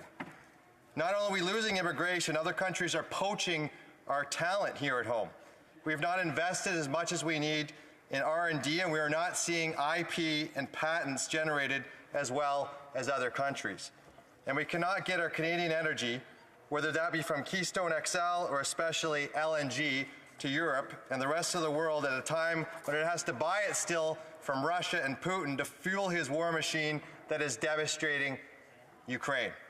It's quite simple, Madam Speaker. By having a government spend rather than invest has put Canada on a race to the bottom, and we are headed for more disaster the more that we fail to invest in Canada, our children, and our future, and continue to spend to satisfy today. And by spending and not investing, it's Canadians who are hurting. Canadians like my constituents of Bay of Quinte who are having trouble pinching loonies and toonies together to pay for groceries, heat, and to put gas into their fuel tanks. You know, they also have an incredible debt load that's compiling of their own. Did you know that in the G7, we have the worst personal debt in all of those nations for our families in this country, who are racking up lines of credit and credit card bills and putting a lot of money on themselves, just the same as the government is. The result is higher interest payments for them, payday loans that they can't get out of, and having to decide how to pay bills this month and next. They're having trouble because the money spent may have been cheap, it may have been easy, but that easy and cheap cash is fueling inflation as more money chases less goods. Points that have been made clear, Madam Speaker, in this side of the House again and again. We are heading for more spending with the NDP and Liberal merger, and where spending is concerned, when you put the NDP and the Liberals together, well, you haven't seen anything yet. You see, there's a saying that goes, money is only important when you don't have any, and neither the Liberal or NDP governments believe we're out of it. Never mind that the clock is ticking. Literally, the national debt clock is fast approaching $1.2 trillion. But hey, what's a trillion anymore? We certainly know $1 million for a house is nothing anymore. Well, a couple of statistics, Madam Speaker.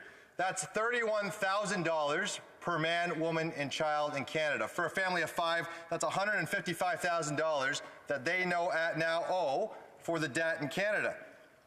When we look at what we're borrowing every day we're printing $391 million to cover the debt that this country needs to pay its bills today. And when we look at what's eclipsed and what are the interest payments for the debt, what does it cost us to pay for the debt? Well, it's now $40 billion. When you think about investments, wouldn't it be nice to have $40 billion more for health care, to create more beds and ICU beds and doctors and nurses, and to make sure we had everything that Canadians need just to have that universal basic income that we so pride ourselves in. And, well, the Liberal NDP merger is said to give fits to the finance minister because the already outlandish spending is set to increase so very much more. Universal basic income, free pharmacare, free dental care, and on and on. You can imagine that perhaps even Oprah Winfrey will make an appearance in this House herself. You get a car, everyone's just going to get a car. Madam Speaker, there is far more important saying. Success is where preparation and opportunity meet. For our investments for a better tomorrow, for our children, for our children's children, we need to learn the difference between spending and investing and make sure we invest in Canada's future. And here's the kicker, Madam Speaker. Some of that investment may actually be free. Number one, we need to stop the spending spree. There will be a windfall for the federal government this year wait from it. You know what the windfalls will be from? Oil. Alberta itself may be able to balance its books for the first time post-pandemic. The federal government needs to put some of that money into debt repayment, and while we have too many problems to put the brakes on spending, it needs to be spent more wisely than ever before. Number two, we have to grasp that we cannot have everything. If we're going to make Canadians choose between groceries and rent, then we must choose those investments with extreme caution. Canadians choosing whether to put their kids into hockey or swimming know that they can't have everything. They need to make choices. The government needs to make choices as well. Number three, we need to invest into Canada's strengths that will provide a return on investment. Housing includes working with the provinces to double our building of new starts. It includes increasing our skilled trades in Canada by investing in our immigration system. It's terrible that right now across Canada we can't fill 1 million jobs, and that when the immigration minister talked about this, he said, well, it's broken. We're putting $85 million into it, and we're not sure if we're going to have many skilled laborers at all coming into this country by the end of the year. And every minute that we wait to fulfill these companies and they sit empty or not being able to produce things that provide money for this country, we are failing those businesses and we're failing Canada to be able to make money on its own and quell inflation. We need to look at food production in Canada. Now that Ukraine and Russia have decreased theirs, Ukraine provides over 20% of the world's wheat, 9% of the world's corn. A bigger problem for Canadian and agriculture is that 80% of fertilizer currently comes from Russia. And that 80% of fertilizer is nitrate, which helps us grow our corn. If we're out of nitrate and we don't have that fertilizer, well, we're in a big trouble in order to produce that food that we need not only for our own country, but for across the world.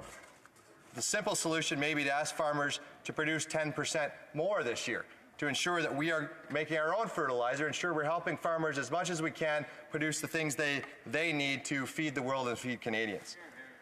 And we have to increase our output of Canadian energy, especially our energy and nuclear energy modular units. Canadian oil is much better than unethical oil from parts of the globe, and as we make it cleaner, we should be promoting it more steadily. When it comes to GDP, few Canadians know that after real estate and manufacturing, mining, gas, and oil comes third, providing 585,000 jobs and over $190 billion in direct and indirect taxes a year. In comparison, a country that I really love is South Korea, the size of the Rock of Newfoundland, which has the same GDP as Canada, has manufacturing and innovation replaced those oil and gas revenues that Canada enjoys. But innovation and manufacturing is worth almost 3 times what Canada does. So if we're going to start replacing that, we need to increase innovation, we need to increase manufacturing. When we look at South Korea and we look at the examples they provide, they have Hyundai, they have LG, they have Samsung, things that Canada needs to start investing in if we want to ever start bringing in those royalties, the GDP, the jobs, and to start investing into Canada and Canadians and start paying for the things that we want. And as Deputy Critic for Innovation, Science and Industry, I would hope that for Canada's future, we look at this kind of investment in order for Canada to succeed in the future. Jim Baselli was in the SRSR committee this week talking about what Canada needs to do in order to start capitalizing on intellectual property and to ensure we have an advanced and growing economy. Did you know that the OECD has predicted that Canada, and from 2020 to 2030, in the next 3 decades after, is going to have the worst performing economy of all the OECD? It's absolutely deplorable, and we have to ensure now we're investing. We have to fix this economy and get to the future. Simply, Madam Speaker, the struggle Canadians are going through today, the inflation, the housing crisis, we have to invest in Canada's tomorrow. The best time to plant a tree was 20 years ago, Madam Speaker. The second best time is now. Let's invest in Canadians, let's invest in Canada, and let's get going to the future. Questions and comments. The Honourable Parliamentary Secretary to the Government House Leader. Thank you very much, Madam Speaker. You know, I listened with great interest to this member talk about Canada's GDP. Canada has the best GDP amongst the G7 countries right now. We're actually better positioned to come out of this last 2 years of the pandemic as a result of having the best debt to GDP ratio is what I'm referring to. So we're actually in the best position to come out of the problems that we've had over the last 2 years.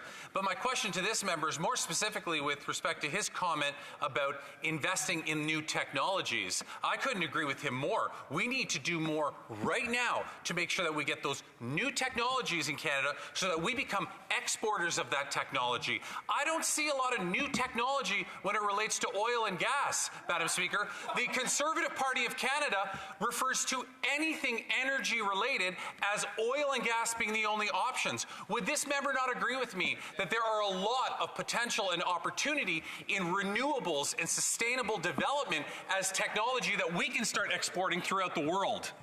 Member for Bay of Quinte. And thank you for the member for his intervention and my neighbor down the road in the 401. I have to agree there are technologies, but actually I disagree. We have technologies in oil and gas. You know, we have carbon capture elements that are in the oil sands right now that are doing an incredible job. Ontario is launching small modular nuclear reactors, which is emission-free, right? And we're looking at many different things. LNG, if we could do what the Ontario Liberals did 20 years ago with LNG in China, we could reduce the world's emissions by up to 50%, Madam Speaker. So, you know, we have great Canadian energy and renewables, and we need to look at also the oil and gas sector. It's really important. Thank you. Député de Mirabel. The Honourable Member from Mirabel. You know, I've never seen the federal government start encroaching an area of jurisdiction of Quebec and then back out.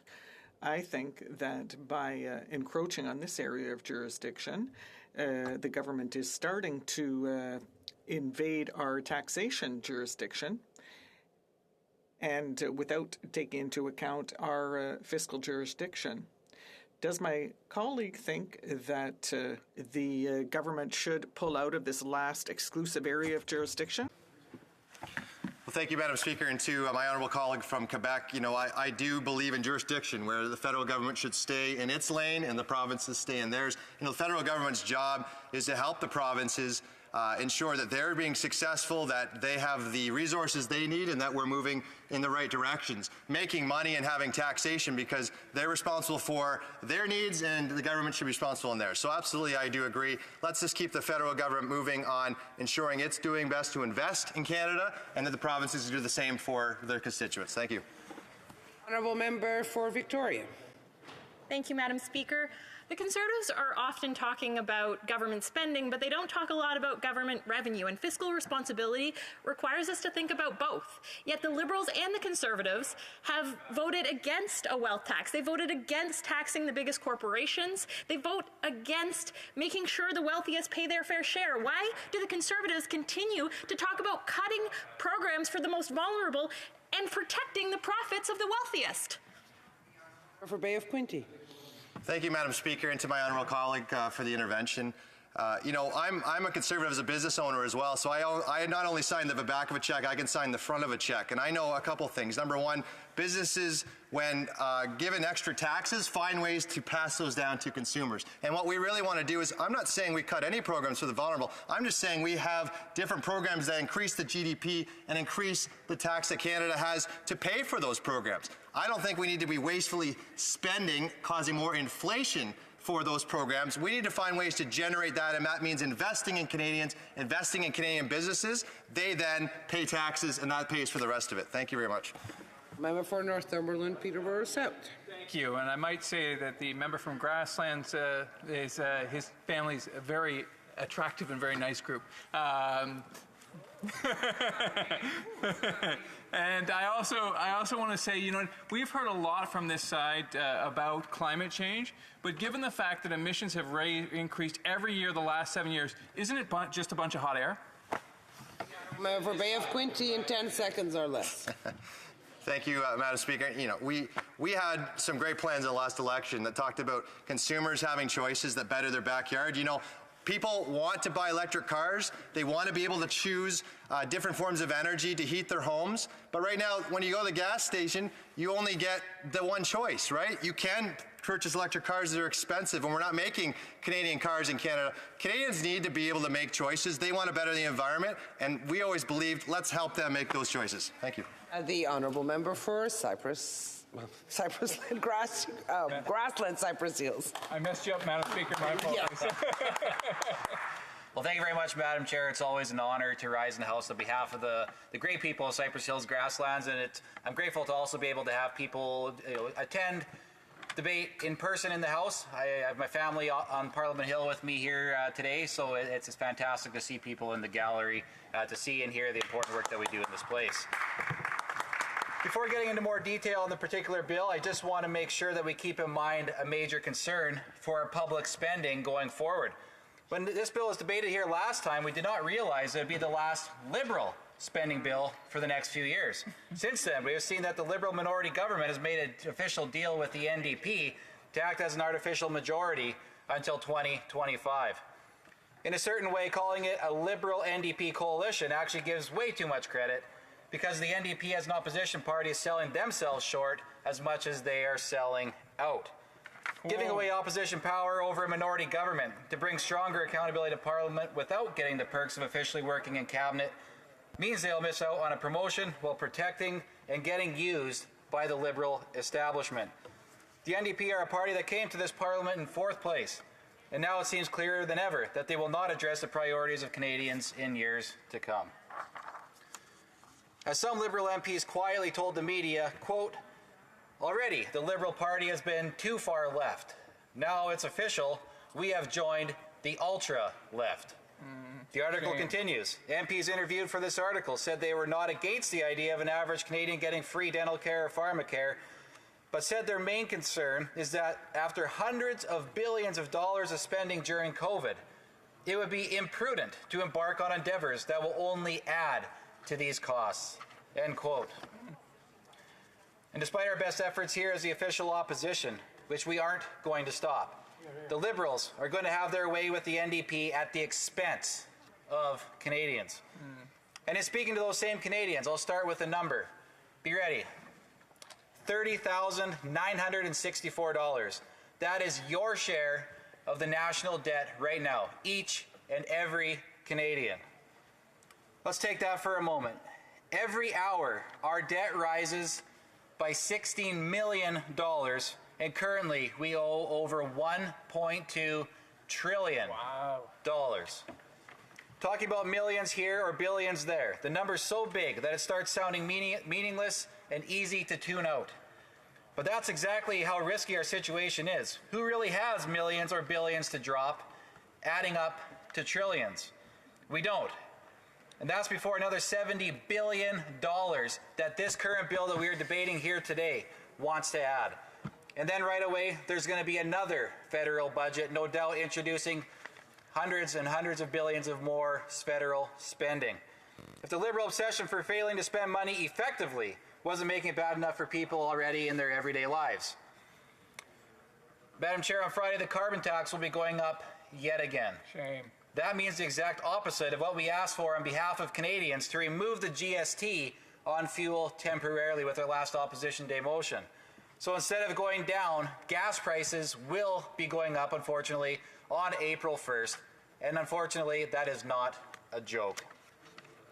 When you roll up to a gas pump, you're greeted with sticker shock. Across the country, prices are ranging anywhere from $1.60 all the way up to $2 a litre.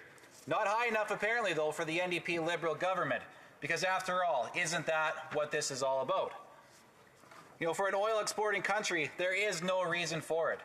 We need to harness oil and gas capacity and increase our production to meet demand and lower prices. We can do this by reducing the regulatory burden, building pipelines, and increasing our refinery capacity. It could have helped our friends in the Ukraine and all of Europe as well. These are common sense solutions that don't involve spending $70 billion and will actually help hardworking, everyday Canadians. People are also greeted by record high prices and empty shelves in grocery stores. It's the result of poor infrastructure and no plan to fix a shortage of truckers that exists here in Canada. Before a vaccine mandate, the industry was already short over 18,000 truckers. And because of those mandates, an additional 16,000 truckers is where the shortage is now at. I recently spoke to a senior in my constituency who relies on a health product that is only sold at Walmart. For years, he has been taking this product, and it has kept him healthier during COVID. Unfortunately, he can no longer find it here in Saskatchewan, or back in Saskatchewan. Upon further research, and after contacting Walmart's distributors, this constituent found out they're having difficulty getting the product up to Canada, but particularly struggling to get it into Western Canada. But the NDP Liberals voted down our Conservative motion on that issue too. Instead, they want to spend $37 million to extend mandates for another 3 years. It's time to end the mandates, no matter what flimsy justifications the health minister pretends to give. They laugh and call us names instead of fixing people's problems. And Madam Chair, Canadians are ready. Canadians are ready to get our country open, to get our country back, to be able to travel across the country without having to deal with mandates. We've heard today in question period people trying to go and see loved ones, unable to do so because of the mandates that are in place. Canadians did and gave up so much over the last 2 years. And I recognize that a lot of it over a period of time was necessary. But Madam Chair, Canadians are ready. It is time for this government to lead. It is time for this government to do what is right for Canadians. It is time to end the mandates. It gets worse for everyone again with the upfront cost of living, transport, or the carbon tax through something like agriculture. I've heard from countless farmers in my riding who have shared how much of a burden the federal carbon tax is on them for starters. Thankfully, my colleague from Huron, Bruce, has tabled a private member's bill that will exempt Canadian farmers from the carbon tax when using propane or natural gas from drying grain or for heating their barns.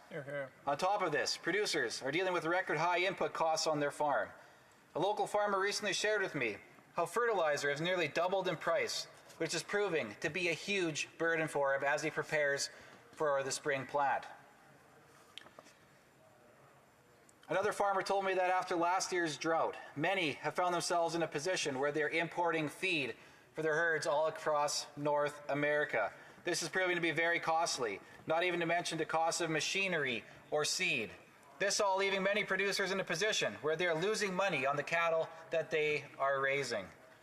We're now heading into another planting season, and we're all holding our breath and praying that we might have a good and fruitful year. This is reality for our farmers. Coupled with record high input costs, our farmers need to get all the support and help that they can get. We need to help them so that they can have a robust agricultural sector. We need to remove the red tape and increase our domestic production to bring down the cost of food for all Canadians. And Madam Chair, I'm from the area of the country where the Palliser Triangle is. We farmed right in the heart of it, and we are able to produce all kinds of fantastic crops in an area that's previously said where no human being should even be attempting to live, let alone grow the food that feeds the world, which we do at an exceptional rate down south. Why has the government completely forgotten about the Canadian people who are struggling? Gas, groceries, rent, it's all going up, and people's wages just simply aren't matching up to this increase. People are having to decide between filling up their vehicles or putting food on the table. Shame. It's very shameful. It's very unacceptable. Financial struggles don't end there either. We currently have a housing market that is exploding. We are seeing record prices and competition that has resulted in it being extremely difficult for first-time home buyers to enter the market. Once again, Conservatives have called on the government to implement common-sense solutions that can better address this issue. Simply increasing supply will do a lot to calm down the market. For that reason, we have called on the government to leverage our federal infrastructure in an attempt to increase supply.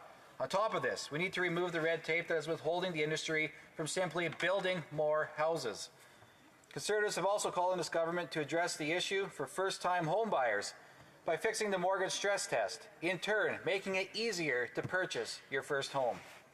It's not too late for the government to implement these measures that will actually have a real impact on hard-working Canadians. The NDP Liberal government has gone on a spending spree, claiming to help with COVID by spending over $541.9 billion. But, Madam Chair, it's important to note that $176 billion is completely unrelated to the COVID-19 pandemic. It's unacceptable and millions of dollars are still unaccounted for.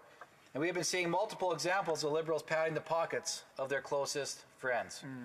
On top of this, the Prime Minister wants to print billions of dollars out of thin air. Today I've outlined some of the issues that we are facing everyday Canadians and some of the practical solutions that this government can implement to help them. I look forward to the questions and answers that will be coming. Thank you. And comments, questions et commentaires. Oh, okay, no. L'honorable député. The Honourable Member from Mirabel. Thank you, Madam Speaker. You know, when I go to my riding in Mirabel, I meet with mayors, and they say that they've diversified their income sources. They're worried about the impact of the gas tax because there will be a transition. And when I talk to municipal authorities, they don't want the federal government to encroach on their taxation jurisdiction. Is that the same in my colleague's province? Cypress Hills Grasslands. We're having an effect with the member from Peterborough here. I don't know what's going on, but yeah, and you know what? I as well meet with quite a few mayors and people who work for the rural municipalities. And yeah, having the feds encroaching on their jurisdiction, and you know, we see the GST is also being applied to the federal tax as well, which doesn't make any sense. It's a big complaint that a lot of people have. You know, the city of Swift Current, for example, had to increase a line item in their budget to adjust for federal things that are completely out of the municipality's control. An additional $500,000 this year in spending by the city of Swift Current. That's completely unacceptable. So we need to make sure that we have you know, a focused government that's not directly impacting and raising costs on Canadians at a time when inflation is at the highest that it's been for decades, really. So it's time to get controlling underspend. It's time to quit printing money, so that way we can get things back under control. Let our municipalities do what they do best. Good job. Questions and comments. The Honourable Member for Sturgeon River Parkland. Thank you, Madam Speaker. I want to thank my honourable colleague for his great speech. Being someone who also represents a large farming region, we know that the cost of fertilizer as we go into the planting season is top of mind for many farmers. And we know that there has been recent policy considerations by this Liberal government to increase the cost of the inputs in fertilizer production in an effort to reach their climate change goals. We know that these increased inputs are really going to make it difficult for us to grow food, especially in a world where we're looking at nearly a quarter of our wheat and other cereal crops being taken out of production due to the war in Ukraine. So I'm wondering if the member could talk about fertilizer, this government's flawed policies, and the need for a better approach for our agricultural sector. Thank you, Madam Speaker. Member for Cypress Hills Grasslands. Yeah, thank you very much, Madam Chair. I'll thank my colleague for the question. Yeah, fertilizer is definitely a very big issue. It's very much top of mind. You know, you look at the costs, how expensive it is right now to get the fertilizer that is required for people who didn't pre-buy, for people who are looking to buy right now. That cost is exorbitant, has gone up exponentially, and it's having a severe impact on what farmers are going to be able to do this spring as they plant. You know, I think it's important to note that farmers have always led the way in innovation. You know, there's a lot of talk now these days about 4R and the importance of that. Well, that is something that's been implemented on many farms, if not, I would suggest almost all farms, or close to it in Western Canada. over the last couple of decades. It's not something that's new. It's not a new concept. Using variable rate is something that's been in place for a very long time. It's the right place, right time. There's a lot of innovation that has happened already. And now we're seeing the government trying to take credit for it, which is wrong. We need to give farmers the credit that they deserve. We need to recognize the fact that they're doing what is in the best interest of the land, because without the land, they have no income. So they take care of the land. By taking care of the land, they take care of the air that's around them. And farming practices, the way that they've changed and evolved, emissions from farming have gone down exponentially over the years. And in fact, there are several private sector studies that show that farming is actually a net negative industry in the prairies with the amount of carbon that we sequester in the land. But just the fact that the way that farming practices have changed, we have already done a fantastic job. It's time to look at the real science around here. Questions and comments. The Honourable Member for South Okanagan West Kootenay. Thank the member from Grasslands. Saskatchewan, yes. I mean, he comes from, I know exactly where he's represents, and it's a beautiful part of the country with some spectacular native grasslands. He touched on farming. I just wanted to give him some time to maybe expand on his comments about using native grasslands, conserving native grasslands to have carbon sequestration and preserve biodiversity. This is the most endangered ecosystem in Canada. Honourable Member for Cypress Hills Grasslands. I want to thank the member for his speech. It was a pleasure to serve with him on committee in the last Parliament. And I really appreciate the question, because it's really important to know that great modern grazing practices are extremely important to the survival and the revitalization of our native prairie grass. You know, we saw in Grasslands National Park a number of years ago, there was a move to remove all grazing from the park. The problem was that the species at risk, they left the park too, because there's such a very important relationship there between keeping grass grazed and providing the protection that those species at risk need from predators who are trying to get them. So when it comes to species at risk, the grasslands and grazing practices are so important. They sequester more carbon. They do a better job of that. And the biodiversity that exists there is better supported when we have modern grazing practices, not removing them from the land. Resuming debate, the Honourable Member for Sturgeon River Parkland. Well, thank you, Madam Speaker. The cost of everything under this NDP Liberal government is getting too damn high. Today we are debating Bill C-8, the government's fiscal update from this past December. Now, it feels like a lifetime ago December for me, and I know it feels like a lifetime ago for millions of Canadians. And a lot has changed since then, and the tack taken by this government in this legislation shows just how poorly prepared they are for the new reality that we live in that has changed from just a few months ago. The reality that inflation is at record highs not seen in over 30 years, not in my lifetime. The reality that commodity prices such as oil, natural gas, copper, steel, just to name a few, are hitting record new highs when adjusted for inflation. Highs that, in many ways, are somewhat beneficial for parts of our economy, but also threaten other parts of our economy and threaten the world economy.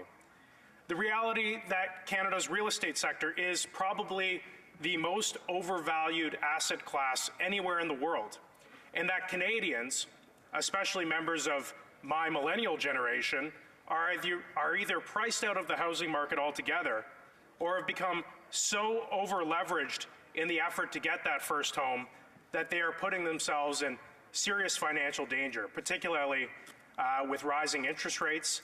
And if we see a correction in our real estate sector, it's going to be tremendously bad for members of my generation who are just getting into the housing market for the first time. Now, given the challenges that I've outlined, I would like to think that the government would want to make an approach in an effort to help Canadian families through this difficult time. But the fact is that as of April 1st, only a few days away, the NDP Liberal government is pledging a further increase to their carbon tax from $40 a ton to $50 a ton. Now that is a whopping 25% increase. And this price increase will result in more taxes on Canadian families and small businesses at a time when they simply can't afford it. Now, the government has said many times, well, wait a minute, the carbon tax is revenue neutral. All funds that have been collected are returned to the provinces and the people that they're collected from. But we've seen testimony recently from the Parliamentary Budget Office that has indicated that the carbon tax's effect on the total economy means that 6 out of 10, about 60% of Canadian families, are worse off because of this carbon tax. We're seeing that out of the funds that are collected, only about 90% are actually being returned directly to families, and that over the past number of years, several provinces have been significantly shortchanged in what they were supposed to get. And now recently, the government's been lauding and bragging about their new plan for the climate action incentive rebates, saying that we're moving it from a one-time annual payment into a quarterly payment. I'm going to list out just why that's not something that you'd really want to be bragging about, because folks in Alberta and other provinces who used to get their full climate action rebate after they filed their taxes are now having to wait for several more months just to get that one quarterly payment. So I understand that there might be a benefit in stretching the payments out in 4 quarterly payments throughout the course of the year, but what we know in this highly inflationary environment that we're in is that the value of a dollar today is very rapidly diminishing. And so the government, by spreading these payments out in a quarterly payment fashion, is actually nickel and diming Canadians. It's actually helping the government's bottom line, because they're able to print those dollars at full value, and then over the course of the year with these quarterly payments, they're actually paying out Canadians less money in real value than if they had just issued them the one-time payment. So with this inflation roiling, this whole shell game about moving it from the single climate action incentive payment to the quarterly payment is really diminishing the value for Canadian families. And it's time for this NDP Liberal government to stop shortchanging these families and to show us the money. Now, moving on to what's happening across the world and how this government is not preparing Canada and has not prepared Canada for the past 6 years. Our European allies and our allies across the world are struggling with their dependence on Russian oil and gas. Now, the Minister of Energy has said we can only offer a measly 300,000 barrels a day of additional production. That's to offset nearly 10 million barrels of lost Russian production. Now, we need to revise the meaning of a drop in the bucket and put Canada's name right in there, because it's simply not enough. Meanwhile, for the past 6 years under this Liberal government, Canada has failed to complete a major pipeline. We have failed to construct a single liquefied natural gas export facility on our coast, and permits for new oil and gas projects have been stalled indefinitely. I think of the Tech Frontier mine, for example. Another example that's more current is the critical Bay du Nord project, which is absolutely vital for the economic health of Newfoundland and Labrador. This is oil that, in the words of the previous Minister of Natural Resources, who's from Newfoundland and Labrador, has said is the cleanest in the world. And it's also oil that won't require the construction of new pipelines because it's literally on the water. It is a no-brainer, and yet this government continues to dither on approving this critical project. We have inflation. We have more taxes. We have projects that aren't being approved, or they're not even moving forward, or they're not being approved at all. And now we have this unscientific Liberal NDP vaccine mandate that are really starting to bite our economy. Now, farmers across Canada, including in my riding, are starting to enter the very busy shipping season, with a lot of our exports heading south to the United States. Now, the rate to move these goods by truck from before the pandemic to now has nearly doubled. And those farm families that can actually get people to move their products are lucky, because it's very difficult to even find a trucker. There was a shortage of about 18,000 truckers before the pandemic, and that has been exploded by a further 16,000 additional truckers that we've lost because of these vaccine mandates. A lot of these unvaccinated truckers are solo truckers from the United States that Canadian farmers have come to depend upon because of our integrated supply chains to move our goods during this busy time of year. But instead, because of our border mandates, these truckers are choosing to stay home. And it's costing our economy hundreds of millions of dollars. And I come from a farm family, and this is a very real reality that these families are facing, is that these truckers aren't coming up from the United States. We're not getting our products moved south of the border. It's a real fact on the ground. The food security of our North American supply chain has been put at serious risk. The cost to produce fertilizer is skyrocketing. The government has even announced plans, as I said earlier, to make it more expensive to produce fertilizer. With nearly a quarter of the world's wheat and other cereal crop production at risk due to the ongoing war in Ukraine, what the Government of Canada is doing is simply reckless and irresponsible. The world not only needs Canada's energy, it also needs Canada's food. We have the ability to be an agricultural superpower, but instead this NDP Liberal government wants to manage the decline of some of our most important traditional industries. Now, I understand that the government says they don't want to take lessons from Conservatives, but they don't need to take lessons from Conservatives to look at what people are doing in provinces and countries around the world. Countries that are even more left-wing than this government. Look, we have a country like Spain, for example, that just announced today that they're cutting the fuel tax on gasoline by 20 cents, or the 20 cents to the euro. We have the NDP provincial government in British Columbia that has announced that they're giving a rebate for families to help them out at the pump. They're cutting these temporary fuel taxes because they recognize that during this inflationary period that these families are hurting.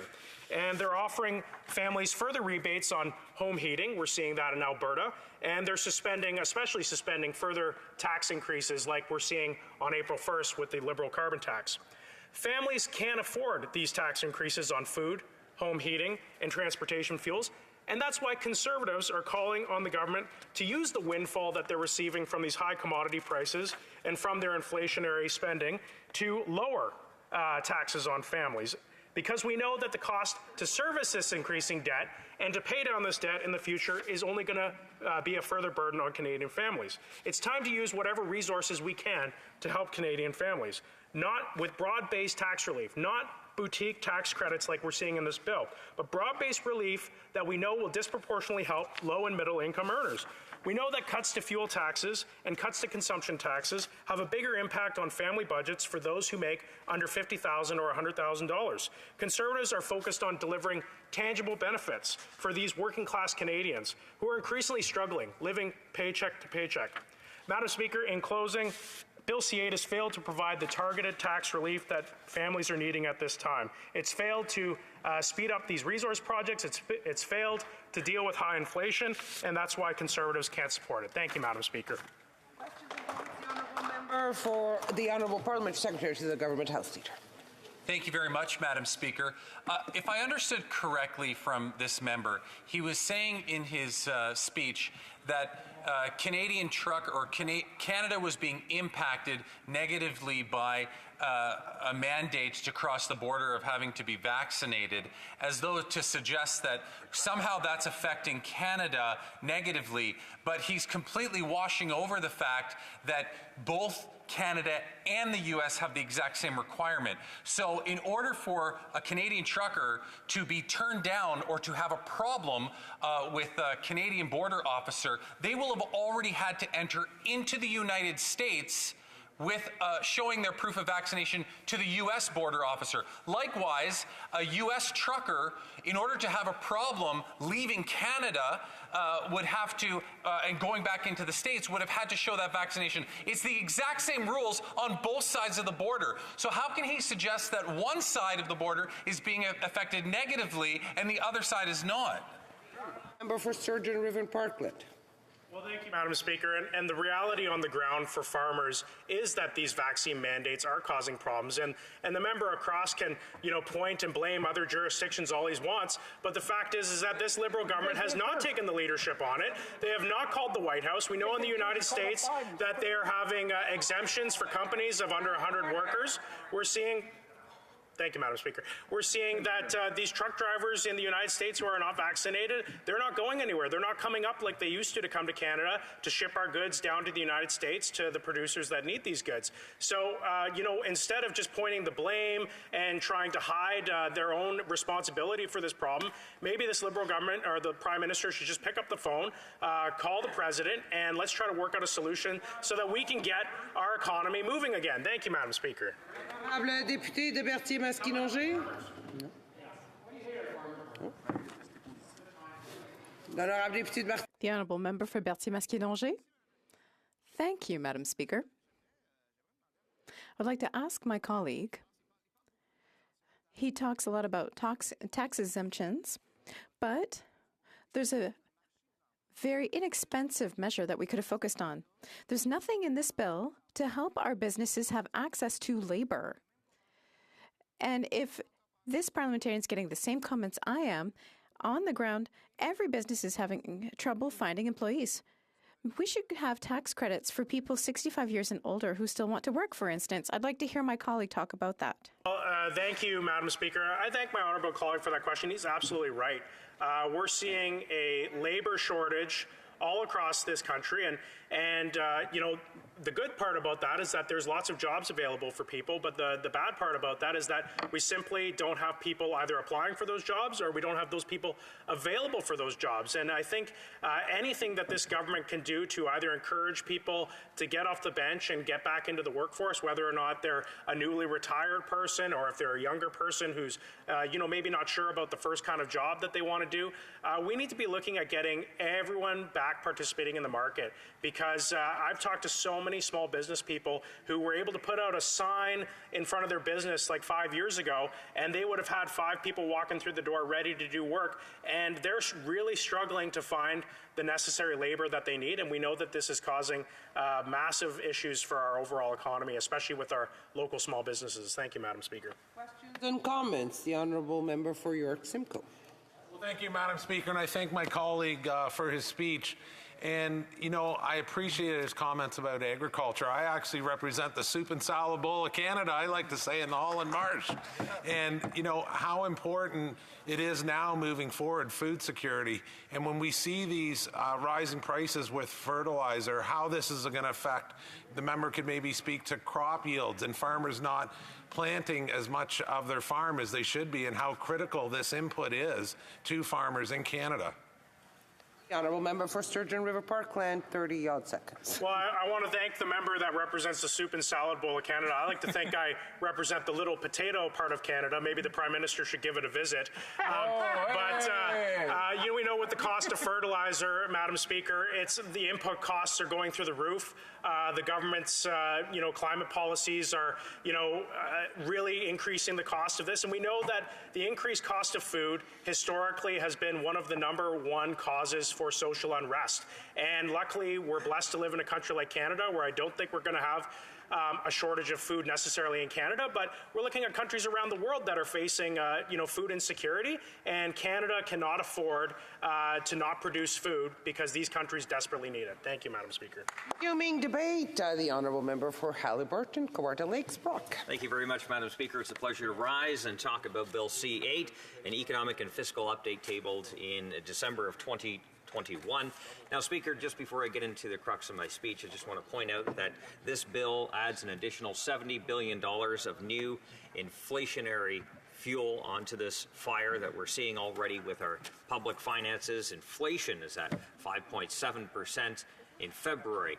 The supply chain shortages that we're seeing, the labor issues, the list goes on and on. We're now seeing a jaw-dropping $1.2 trillion on our national debt. Housing is up 25% from last year. The average typical home when the Liberals took power was $435,000. Now it's $810,000. That is having real impacts. The carbon tax is having a massive impact on people all across my riding. Of course, it is a rural area. A lot of it is cottage country, but it's agriculture, it's tourism, there's manufacturing, and the list goes on. But for the most part, people have to drive to get to work. These manufacturers have to import parts to make their components, to make their goods. We have to see continued price increases along the supply chain as a result of the carbon tax, among other challenges industry is facing right now. And it isn't going to get any better, unfortunately, Speaker. According to some experts in the media sources, they're saying that the new deal with the Liberals and NDP could add an additional $15 to $20 billion of government spending over 3 years and upwards of $40 billion in 2026-27. All of this while we've basically printed money, which is causing a lot of this inflation, and there is no end in sight. And that has real impacts on people on the ground. I want to start now by reading some of the emails I've been receiving from my constituents that are just struggling beyond belief to deal with the increased cost of living. This one comes from Colin. It reads, the Prime Minister, now is not the time to hike the carbon tax again. Canadians like me are already getting hammered by the highest inflation in decades, which drives up the cost of everything. And the crisis in Ukraine has increased the price of oil and gas, driving up anything that requires oil and gas to produce or transport, which is basically everything. And now the carbon tax is going up again on April 1st. He says it's the worst April Fool's Day joke ever, and Canadians cannot simply afford this 1-2 punch. Clayton reads, thank you for taking the time to read this email. Question, has there been any thoughts or talks of reducing the carbon tax that is skyrocketing on fuel used to heat our homes? We use propane as our main source of heat, and the price of filling our tanks is getting out of control. This one from Colin. My landlady and I are both on a fixed income. She is 81 years of age.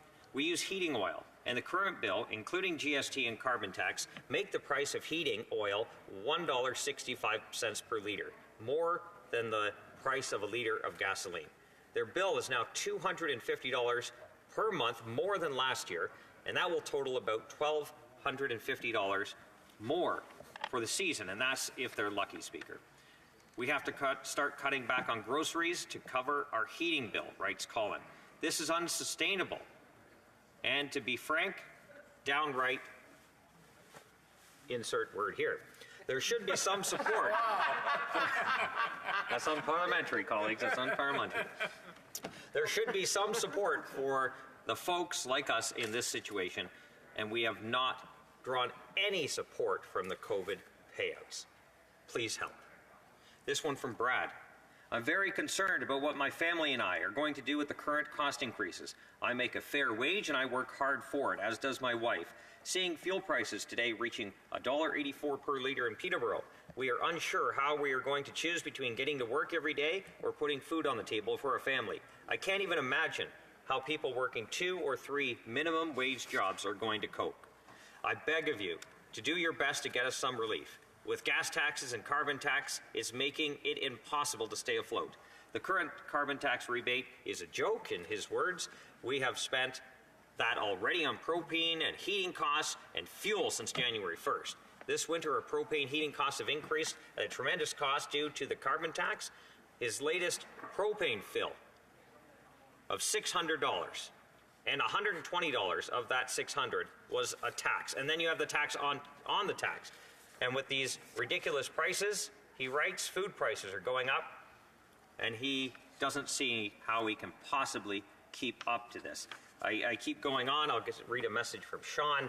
Here in the city of Kawartha Lakes, they're looking at a housing crisis. We're seeing in my area a lot of people moving up from the city now that a lot of people are working remotely and seeing the advantage of working from paradise. And I don't blame them. It is paradise. But it is causing a major problem with the supply and demand equation, not to mention the $400 billion that I talked about earlier, allowing all this money to be put in the atmosphere that is helping cause this unfortunate situation. So he writes about different methods they can talk about to get housing built. And not only that, they're talking about, is it sustainable for their kids? Will their kids be able to afford a house going forward? I'll read 2 more because these are really important, and I'll get on to my speech. How much time do I have, Speaker, just so I know? 3.5. Wow, 3.5 minutes left. I really did not get to my speech, but that's okay. These are important ones. I'm going to talk to Steve. He does construction, excavating, landscape work in Halliburton. They'll have to increase their rates 27% just to stay afloat. Also, he is concerned about the larger jobs that he has completed. Some he started last season, got about 75% of the way from last year, and now the costs for material, wages, etc., fuel, he estimates will be up over $5,000. So now, Steve has to eat that cost because that's not what the quote read. The customer might not pay it. So sadly, he writes, it's not even worth his fuel, but he has to finish the job, lose money, just to save his reputation. I'll read this last one because it actually quite moving. So from David, I'm a 69-year-old Canadian retiree living in Highlands East, finding it more difficult to live week by week in the amount of ridiculous inflation caused by reckless Liberal spending. All the more reason to stop funding some of the priorities that Liberals have decided are priorities and to take a look at how seniors are struggling to get by. David continues to write, this scares my wife and I to death, perhaps having to live in a 200 to 300 square foot box in a hospital-like setting and paying approximately $4,000 rent a month, and that's not even reasonable. And that's just a small amount, Speaker, of the sad stories I'm hearing and very real stories I'm hearing from constituents right across this constituency. And as we've seen all day, we've heard struggling stories like that all day from constituents, regular Canadians, struggling to get by. And we have called for relief from this carbon tax. We are talking about how carbon tax is affecting the farmers that we are dealing with in my area and others that are trying to figure out how they're going to manage these increased prices when you're talking about drying, when you're talking about fuel for other methods. Everything has a cascading effect. And if anyone's gone to the grocery store lately, the price of groceries on anything is absolutely out of control. It is absolutely sad to see this. And we saw this same plan here in Ontario. The same thing happened when the Ontario Liberals decided to mess around in the energy sector and start picking winners and losers in the energy market. We saw energy poverty. We saw more people relying on food banks than ever before because they could not afford their electricity bill. Because the government decided it would start to allow massive subsidies for energy that did not meet the massive demands that Ontario needed. And even when it did, then the excess energy, because storage capacity is not where it should be, it will someday, was sold pennies on the dollar to various states, especially New York State and Michigan, for pennies on the dollar. So our businesses would actually be subsidizing their competitors for their cost of energy. So, Speaker, we need more sources of energy. We need to stop the spending. We need to look at ways we can grow the economy, start building things, low taxes, less government, more freedom, Speaker. Comments. The Honourable Parliamentary Secretary to the Government House Leader. Madam Speaker, we've been listening to Conservatives all day talk about everything that they're going on and on about that doesn't have to do with Bill C-8. Bill C-8 is a support package, the fall economic statement, that is meant to deliver supports to a lot of the people that these members on the other side of the House keep referring to over and over. This is not about inflation. It's not about the price of gas. It's not about a whole bunch of stuff other than supports that are in a bill that was introduced back in December. The only party that is still talking about this to this piece of legislation right now is the Conservatives. Every other party has stopped debating this. They are clearly just trying to stall time in order to get to a point where we can just drag this on and on and on. So my question to the member is quite simple. I have a lot of respect for this member. When does he think that the Conservatives will finally let us vote on this very important piece of legislation that will provide supports to Canadians? The Honourable Member for Haliburton, Kawartha Lakes, Brock. Thank you very much, Speaker. Thank you to my friend across the way for his question. Speaker, this is our job. We're legislators. We're supposed to be criticizing. We're supposed to be talking about how we can improve pieces of legislation. And Speaker, I will not stop talking about this issue and the causes of inflation when we're talking about a bill that is adding an additional $70 billion in new spending. And I had just gone through how printing money, expanding the money supply, is hurting everyday constituents. How the carbon tax is hurting everyday constituents and getting email after email, phone call after phone call of people, real people who are struggling because of policies brought in by this government. So no, I will not stop talking about it, especially when this legislation is terrible. Questions et commentaires, l'honorable. Questions and comments? The Honourable Member for Terrebonne. Thank you, Madam Speaker. Zip it. On peut avoir de Order, please. We have an honourable member who wishes to ask a question. Usually it's the other party that talks about fights, but these aren't caused by the Bloc. I have a question for my honourable colleague. In his speech, the economic update that maintains the Canada Health Transfer to the minimum legal standard, which is 3%. I'd like to know what my colleague thinks about the fact that this is the minimum, the bare minimum, and that Canadian provinces and Quebec have long requested much higher health transfers, and that should be following such a pandemic as we've just lived through. Thank you, Madam Speaker. Very much, Madam Speaker, and thank you for my friend from the Bloc for that question. Yes, this is something we have brought up many times. This was a pandemic requiring healthcare to kick into high gear, and we've seen that in every single jurisdiction in this province. The one thing that did not happen is increases to the provinces in the form of healthcare transfers on top of what was already previously budgeted for.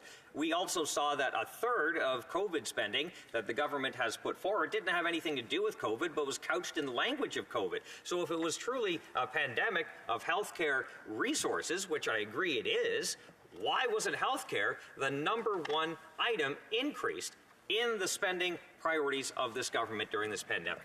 Questions and comments. The honourable member for South Okanagan, West Kootenay. Well, thank you, Madam Speaker, and I'd like to thank my colleague from Haliburton, Kawartha Lakes Brock. Got that right. I had the pleasure to visit his riding last fall at the peak of fall color, so I can appreciate now where he comes from. And now you've thrown me off there. But I come from a riding where tourism is a huge part of the economy, as does he. And I'm just wondering what he thinks of the government's, I think, misplaced support or lack of support for tourism when the latest tourism support program doesn't include companies that are seasonal. Canada is all about seasons, with the fall colors, the winter. Yet this support program, people who were seasonal in nature, the businesses, couldn't even apply for it. Member for Haliburton, Kawartha Lakes Brock. Thank you very much. Thank you very much, Madam Speaker, and I appreciate the question, and thank you to the member for coming to Haliburton, Kawartha Lakes Brock. I know the member from York Simcoe was really putting in a plug, so maybe next time he could visit that area and see the beauty of what he has to offer in his area. But you're absolutely right. The tourism and hospitality sector has been severely hit. That's the number two in my area for their economy is tourism. And you see a survey by the Canadian Federation of Independent Business that a massive amount of businesses right across Canada have taken on severe debt just to keep going. And some of the issues that we're talking about is travel and tourism, especially in Ontario. When you're getting a tour, you don't always get that money until the tour goes. We need to look at restrictions at the border to allow international visitors to come back again. And so there's a lot more the government could be doing to help the travel and tourism industry.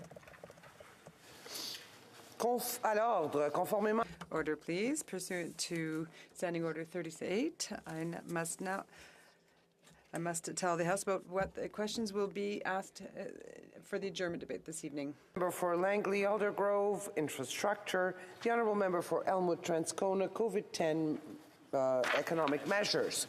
Resuming debate, the honourable member for Selkirk, Interlake Eastment. Thank you, Madam Speaker. And it is indeed a pleasure to be able to get up on Bill C-8 and talk about some of the financial expenditures the government has made and some of the ones that they're talking about here. I want to just recognize, Madam Speaker, this is the first time I've been able to get on my feet since the announcement of the Liberal NDP coalition. And I know that for the NDP, the sea of orange that I see across the aisle at me right now, that I know that they're still adjusting to being new NDP backbenchers, and I know that that's going to be difficult and with the NDP Prime Minister that we have now. So I would just say this, that this will be a big impact on the way the government spends going forward, and although we're talking talking about C8 right now, which is an addition to the economic and fiscal update of 2021.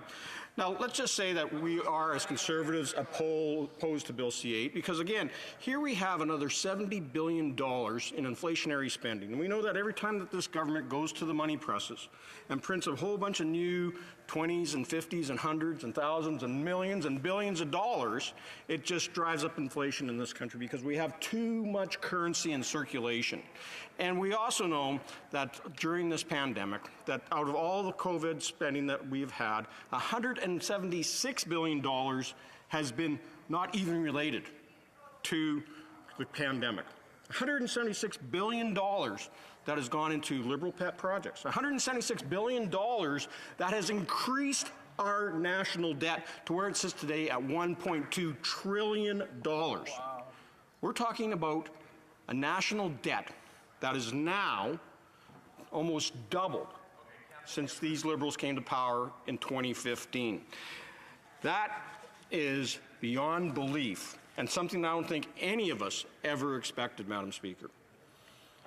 And we know that we're sitting in a world today where we're seeing hyperinflation caused by everything from supply chain disruptions to Russia's war in Ukraine, and something that is very near and dear to me with family and friends who are back in Ukraine dealing with it.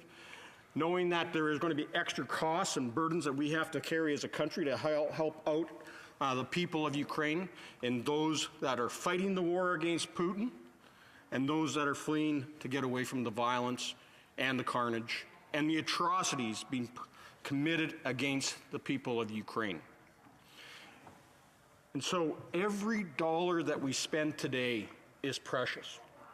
We are here in a fiduciary duty to the taxpayer to ensure that their money is being spent wisely and that we are making the greatest benefit to society here in Canada and around the world. And that's why investing in everything from our national defense to our humanitarian relief efforts to what we do at home to make life better for Canadians is important. And unfortunately, that hasn't happened under this Liberal NDP government. And, well, okay, the NDP government. Just for the member from Kingston and the Islands. Let's get it right. The Kingston and the Islands, just for his benefit. You know, we will talk about how his NDP government has been irresponsible in how they spent the money and how there's been so much money thrown into circulation, it has created hyperinflation. And the biggest one is, of course, on housing, where we've seen housing increase by 85% in Canada in the past 6 years.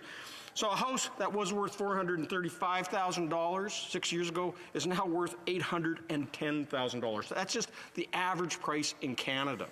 And for us that own homes and are going to sell down the road, that's great.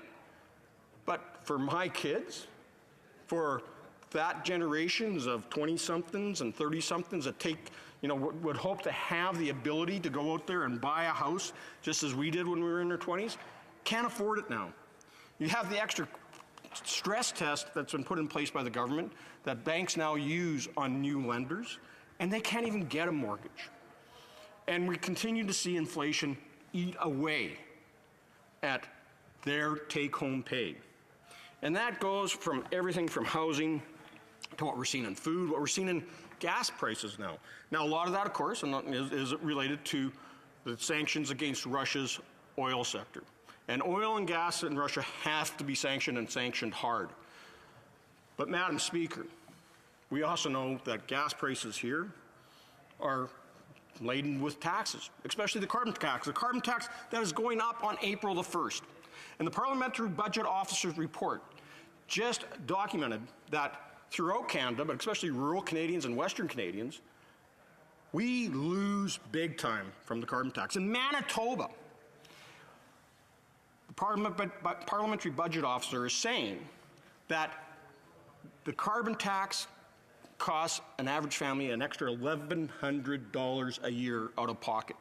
Not getting money back. It's $1,100 out of their pocket. That is on top of the food inflation that we're seeing right now that is already up this year alone $1,000 per family. So we're talking $2,100 because of excess inflation, especially on food, and $1,100 on the carbon tax. And rural Canadians are even hurt worse because we have to drive to get anywhere. Now, as you know, Madam Speaker, I got an agriculture background. You know, my brothers, my son-in-law, my daughter, they're farmers. And they don't get any tax breaks with the carbon tax. To grain dry, they have to pay the carbon tax. It runs into the tens of thousands of dollars a year.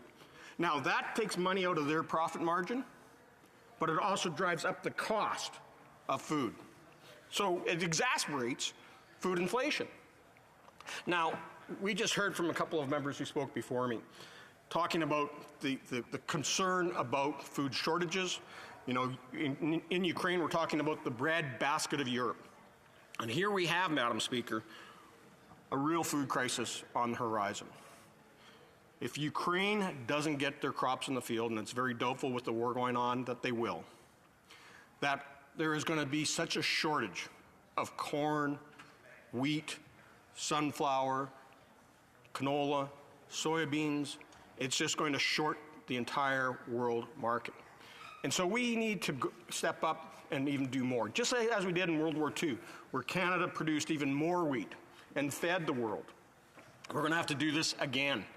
And we need to make sure that the cost of inputs, including because of carbon taxes on everything from, you know, propane, natural gas, diesel fuel, never mind the impacts of higher fertilizer prices. Well, I don't know if members on the NDP government side realize that nitrogen fertilizers, number one ingredient in making nitrogen is natural gas. And of course, those companies that produce natural gas and produce nitrogen fertilizer have to pay the entire carbon tax. They get nothing back, and that's all passed down to the farmer. And now we got Ukraine, and of course sanctions against Russian fertilizers, which produces nitrogen and phosphorus and potassium, is now going to be even in more short supply. So even though farmers are going to see higher commodity prices, we know that their higher input costs, largely created by excessive government taxation through the carbon tax and other means, Madam Speaker, will drive down their profit margins. So instead of enjoying the higher commodity prices, they will still be struggling to get by day to day. Now, Madam Speaker, in Bill C-8, there is some monies in here that are doing things which we have to call into question. $300 million out of the Consolidated Revenue Fund to support more COVID-19 proof of vaccine initiatives. There's no plan or no description on how that $300 million is going to be spent. There's another $1.72 billion for more COVID testing. And again, no description. Is this another Frank Baylis situation where we have Liberal insiders and Liberal friends getting sole source government contracts and making millions and millions of dollars? You know, we're spending $300 million on proof of vaccination programs. Why? Mandates are coming off. The restrictions in all the provinces are ending, and here we're going to invest more money in doing even more federal proof of vaccinations. You know, the government should really start listening to Canadians and listening to the provinces, and it's time to actually start taking off these mandates, allowing people to travel again, remove the trucker mandate, because that's something that was never required to happen in the first place. It doesn't protect public health in any way, shape, and form, and all it did was create the protests and ultimately hurt supply chains again. So, Madam Speaker, I'm glad to be able to stand here and say I'm opposed to Bill C-8. I'm glad to join with my colleagues in pointing out all the difficulties that it presents and how this undermines our economy here in Canada. Questions and comments. The Honourable Parliamentary Secretary to the Government House Leader. Thank you, Madam Speaker. Since we're on the topic of not talking about the bill, I thought I'd ask a question that doesn't have to do with the bill, and that's about the F-35 announcement today. I know that this member, we sat on the Defense Committee for quite a while, and he fought long and hard for the government to invest in the F-35 fighter jet. I'm just curious, is he very happy or ecstatic with the news that he received today? I'd like to give him the opportunity to rise in this House and thank the government for following through with his suggestion. The honourable member for Selkirk Interlake Eastman.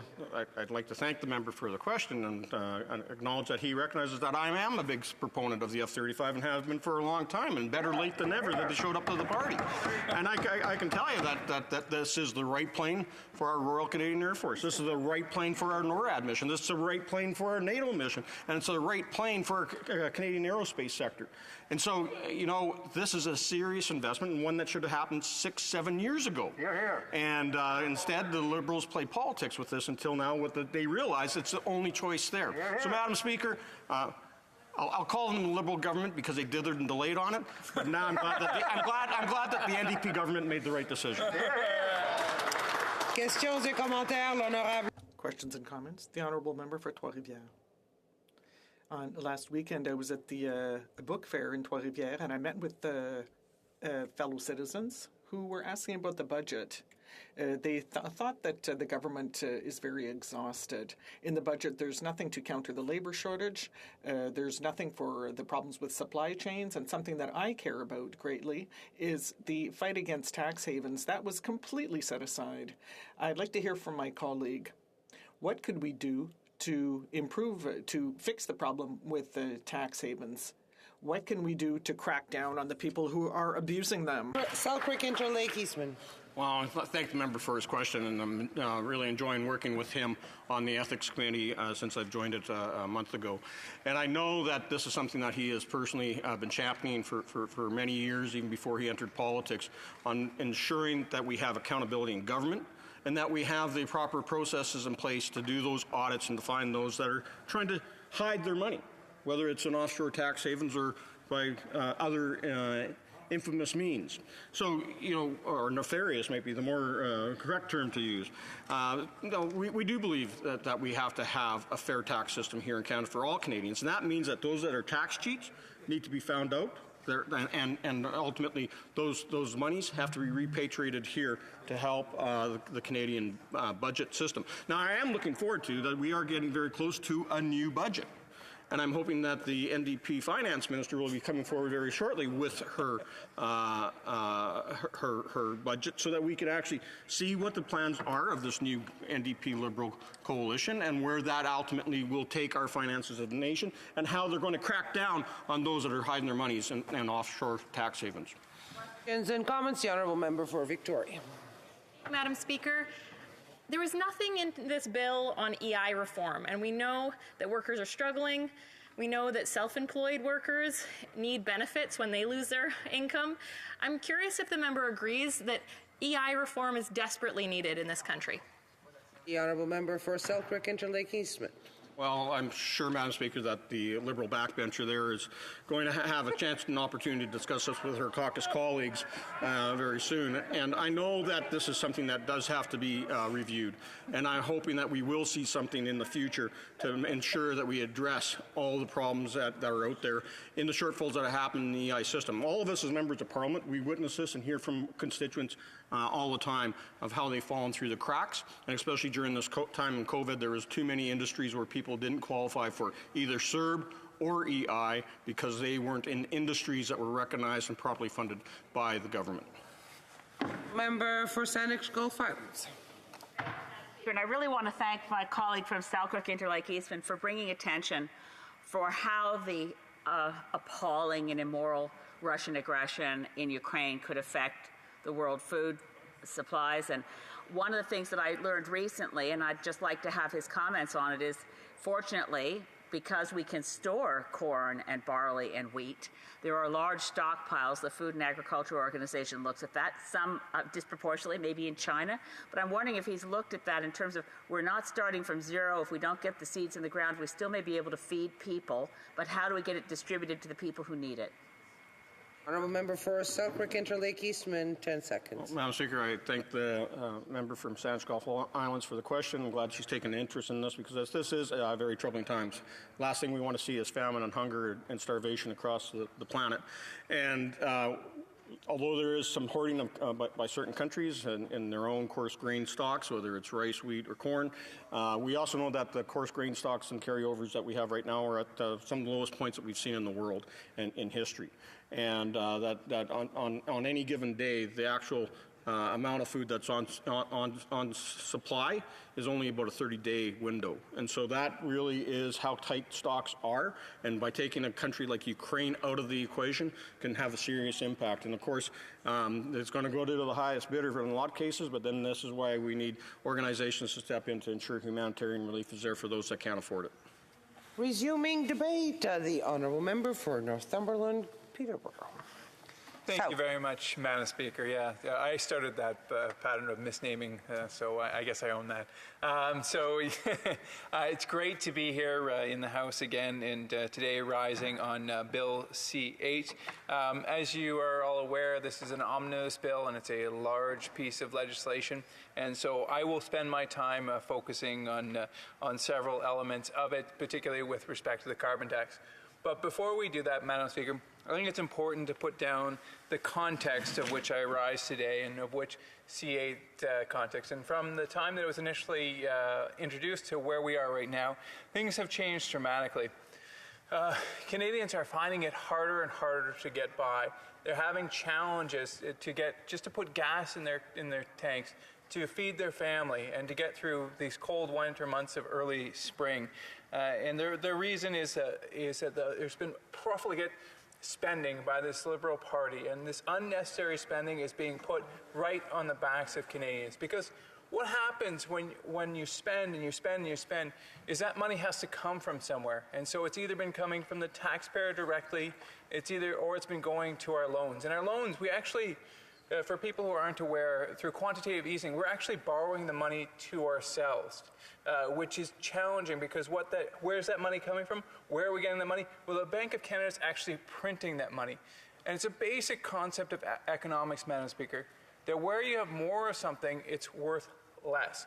And so what we've done is by having that printing press on overdrive through quantitative easing, we're getting more and more currency, $400 billion of extra currency out there. We've driven down the value of money in our country. And not surprisingly, shock upon shock, guess what? We have inflation, which means the value of goods are going up and the value of money is going down. The Bank of Scotiabank says that we may in fact face inflation of up to 8% going forward. That's 8%. Let's put that in context. So we call this the inflation tax, because what it's really doing, just as sure as income tax or sales tax, is it's taking value from the taxpayer and putting that value into the vaults of the government. So to give you an idea, at 8% inflation, a Canadian earning $40,000, so that single mother in Cobourg or in Port Hope trying to get by on her minimum wage job, earning $40,000 a year, a little bit more than minimum wage, she's going to be paying $3,200 in extra inflation tax just this year at 8%. Imagine this, a couple earning $50,000 each, let's say they've got a family of four, $100,000 total. As we know, with the housing prices and everything else going up, that's not a tremendous amount of money to get by on. They're going to be paying an additional $8,000 in inflation tax at 8% interest. This is robbing Canadians of their value of their labor, that they're working so hard. You know, for the billionaires, for the millionaires, they'll get by. They'll get by. But for those folks who are at the lowest rung of the economic ladder, those who are struggling to get up on, this inflation tax is enough to knock them down into poverty. And then, when we add on to that, we exacerbate that problem with the carbon tax. I had the opportunity to actually ask the Governor of the Bank of Canada, Tiff Macklem, some questions about inflation, about the impact of carbon tax. Surprisingly to me, he did not know what the impact was when I asked him. However, he got back to the Finance Committee and he wrote back and said that at the time, nearly 10% of inflation was caused by one tax, the carbon tax. Imagine that. We have income tax, we have sales tax, we have taxes on tax. But just one tax, this carbon tax, is responsible for 10% of the pain being inflicted by the inflation tax.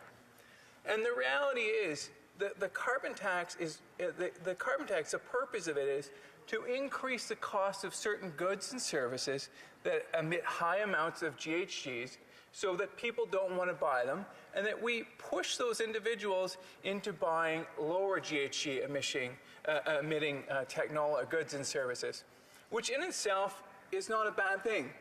The challenge, though, is that it often is a fallacy. There just aren't other options available.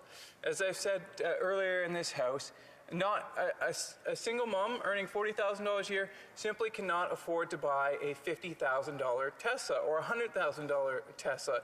It's the equivalent of saying, let them eat cake when we say, just buy an electric vehicle. And for farmers, this problem is particularly acute. For farmers, and many of them certainly at least at this point, aren't alternatives. They're starting technologies for electric tractors, which is great, but they aren't there yet. And so when we increase the carbon tax on propane and natural gas and other fuels, we are putting that directly on our farmers. So the particular example is with respect to propane and natural gas. I had the great privilege and honor of introducing C206 into this House last Parliament, and what that called for was an exemption for farmers, not just on gasoline and diesel as it already exists, but on cleaner fuels as well, natural gas and propane, because that gave farmers a full exemption because they don't have the ability to use other technology. Right now, it just doesn't exist. We listened to expert upon expert at the Agriculture Committee, and they said there just is not a commercially viable alternative to fossil fuels when it comes to heating their grain or to heating their livestock barns. And so we live in a cold country, as we know, Madam Speaker. If you don't know that, just walk outside here in Ottawa. And so we need the clean Canadian energy to allow our farmers to be competitive. And Bill C-8 actually offers a rebate to the farmers who, instead of an exemption. So this rebate is a step in the right direction. I remember being in this very House, Madam Speaker, not but a year or two ago, when the Minister from Agriculture said, you know what, the cost of carbon tax is not a serious issue for farmers. Well, the farmers disagreed, and they rose to the occasion, and we were able to bring the discussion to Ottawa, that we said that, you know, it is an issue, that actually farmers are paying tens of thousands of dollars. Well, as is often the case with this new NDP government, they're up here a day late and a dollar short, because this rebate only covers a very small amount of the cost, and it's also incredibly inequitable. Let me explain, Madam Speaker, by what I mean inequitable. Of course, this country is very different, climate-wise, region-wise, farming types-wise. The type of farming you do in Victoria, BC, is much different than the farming you do in St. John's, Newfoundland, and all parts in between. And so what the system they set up with C8, though, is a one-size-that-fits-all. It says, dependent on your expenses, we will give you a certain amount of carbon tax rebate. That's a terrible proxy. It makes no sense. Let me be clear. It makes no sense because your expenses for farming in Victoria, BC will be different than in Regina, Saskatchewan, then will be different in Northumberland, Peterborough South. And so we're just grabbing this one-size-fits-all solution. And what I can tell you, I can guarantee you will happen, Madam Speaker, is that you will have farmers who have no choice but to be in high carbon-intense areas of farming, types of farming, that will receive minuscule, very small rebates, whereas you may actually have other areas where carbon isn't as important in that particular industry, and they will actually receive higher rebates. So we are creating inequity because the calculation here in C8 makes no sense. So here's a better idea. My colleague from Huron Bruce has reintroduced, new and improved, Bill C-206 as Bill 234. And so it says, you know what, let's just give them an exemption. That way they get 100%, Madam Speaker, of the dollars that they spend on exemption, on propane and natural gas in their pockets. So it's a broader discussion that we need to have. We need to decide whether we can trust Canadians with their own money. We remember back in the Paul Martin era, famously the Liberals, then the Liberals, now the Liberal NDP government, said that, you know, if we leave Canadians alone, they're going to spend their money on beer and popcorn. Well, this reeks of that, Madam Speaker. That reeks of this conversation. Because Why would we not just allow them, exempt that money, instead of it transporting all that money to Ottawa? Guess what? Shocker, some of that money gets lost, Madam Speaker. It stays here in Ottawa. It stays here in Ottawa. Why would we not just leave it in the genes of our farmers instead of having that money go to Ottawa, have some of it left over here, instead of having it left over here, and then having a small portion come back? And I'll give you exact. I'll give you an exact equation. A farmer in Manitoba would pay $9,000 in carbon tax. They'll get $3,000 back. Whereas under S234, they would get all $9,000 back. I believe in the individual. They believe in God. And we'll have to continue on the questions and comments. The Honourable Parliamentary Secretary to the Government House Leader. Thank you, Madam Speaker. In listening to the debate today, I'd like to emphasize C8 encapsulates these issues primarily: school ventilation, proof support for vaccination, rapid tests, first annual tax on foreign home ownership, and support for small businesses. That captures the essence of Bill C8. And yet we have the Conservative Party talking about all sorts of other budgetary measures. And this is a bill that's been before the House now for a great deal of time. And the Conservatives are saying, we want to be able to continue to debate this virtually indefinitely. And that's fine. They can continue to do whatever it is that they want to do. But can the member explain to those that might be interested in the actual legislation itself, why would the Conservative Party oppose the measures that are being proposed that are supporting Canadians in all regions to help them continue to go through this pandemic? Member for Northumberland, Peterborough South. It's not surprising that the NDP Liberal government would forget farmers. But if the member would look at Part 1, Sub D, that's exactly what this talks about. It talks about the farming rebate that I was just talking about for 10 minutes. So I'm not surprised that he didn't forget it. But for me, for this member, for our party, our farmers are important. Questions et commentaires, l'honorable député. Questions and comments. The Honourable Member for Trois-Rivières. Thank you, Madam Speaker. Every day for a long time, we've heard the Minister of Health tell us that, 63 billion, 75 billion have been invested, but it's a one-off investment, and there's been no reinvestment in health. I'd like to know if my colleague agrees with me that the government should transfer the amounts to the provinces without condition. Northumberland, Peterborough South. It is a troubling development that this new NDP Liberal government seems to focus more and more on centralizing. They're taking money, they're taking the rights and freedoms of Canadians, of Quebecers, and transplanting them into Ottawa. So yes, I stand with my friend against centralization, and I stand for Canadians and individuals across this great land. Questions and comments. The Honourable Member for Victoria. I want to thank the member for his comments, and he mentioned farming in Victoria, British Columbia. In my riding of Victoria, we have an incredible urban farm, the Mason Street Farm. Jesse Brown, the nursery manager, JJ, have been doing incredible work. JJ is actually moving on to do further work on food security. If we want to support farmers across Canada, if we want to protect food security, we need bold climate action. I'm wondering if the member can comment about the need for bold climate action to support farmers. Honourable Member for Northumberland, Peterborough South. I thank the member for the question, and I think I would agree with her in saying that no one's more committed to our fight against climate change than our farmers. They are the ones who live on the farms. They're the ones who will be most affected by climate change. And I'm willing to sit down and talk to her about climate change and fighting climate change any day. And I can tell her that with Conservatives, we won't have 7 years of hot air of missing targets like this Liberal government has done. The Honourable Member for Saanich Gulf Islands.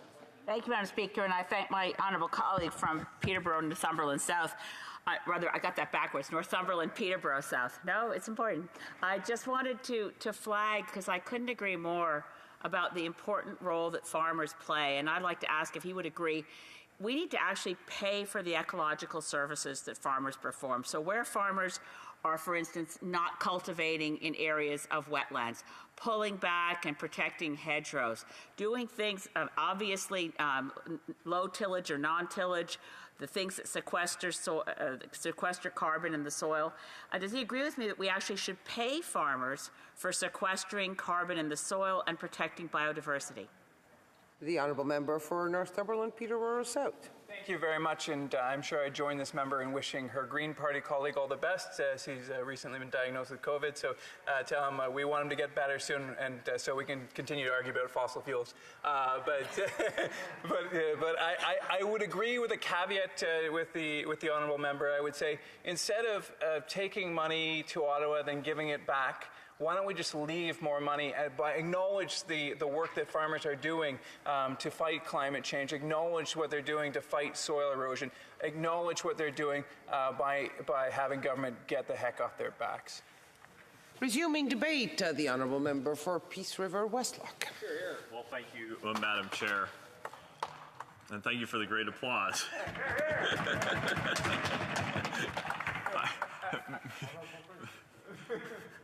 Madam Chair, C8, that is what we're talking about. It's the fiscal and economic update, and I will be spending my time, as many of my colleagues have been, talking about inflation. Inflation is probably the greatest challenge that our country is facing at this moment in time, and in due in no small part to the fact that the government has basically wrote themselves a check for $400 billion, brought that check to the bank and deposited it in their bank account, and then proceeded to spend the money. That money was now just basically created out of thin air, and now we see this new influx of cash cascading through the economy. We see it in the rising in prices of all kinds of things clear across the country. Madam Chair, why should we care about inflation? Well, inflation is as we hear from the Liberals all the time. They say, well, you know, it's happening all around the world, and it's not just something that's happening right here in Canada, and that is all true. And that a little bit of the problem is that we are unable to then measure what the inflation is actually doing. If we're all floating down the river and somebody is floating a little bit faster than somebody else, it actually may feel like you're actually getting ahead of somebody else who's floating a little bit slower than you. And that's the problem when the whole world is experiencing inflation. We can't measure what the inflation looks like here in Canada effectively. We often measure our inflation or relative inflation against the American dollar. We say, well, our Canadian dollar is worth 78 cents to the American dollar. And that's a decent measure of our currency. But if the American dollar is being devalued and the Canadian dollar is being devalued at a similar rate, that percentage might actually stay the same, the 78 cents to the American dollar. If inflation is running at the same rate, you're not going to see a big change between the two because you don't have a fixed point that you can measure up against. So that our devaluation of our dollar is what happens when there is inflation. And so we see it when your dollar is unable to buy the same amount of goods as it was capable of buying before. That is a devaluation. Now, one of the things that I use to measure inflation and to measure effective currency exchanges is the Big Mac. The Big Mac is sold around the world, McDonald's Big Mac, and you can see the relative value of your money by seeing around the world what's the Big Mac worth everywhere you go in the world. And so that, for me, that's my quick check to see what is it worth. Jess? That is possible. And it was ringing. Thank you.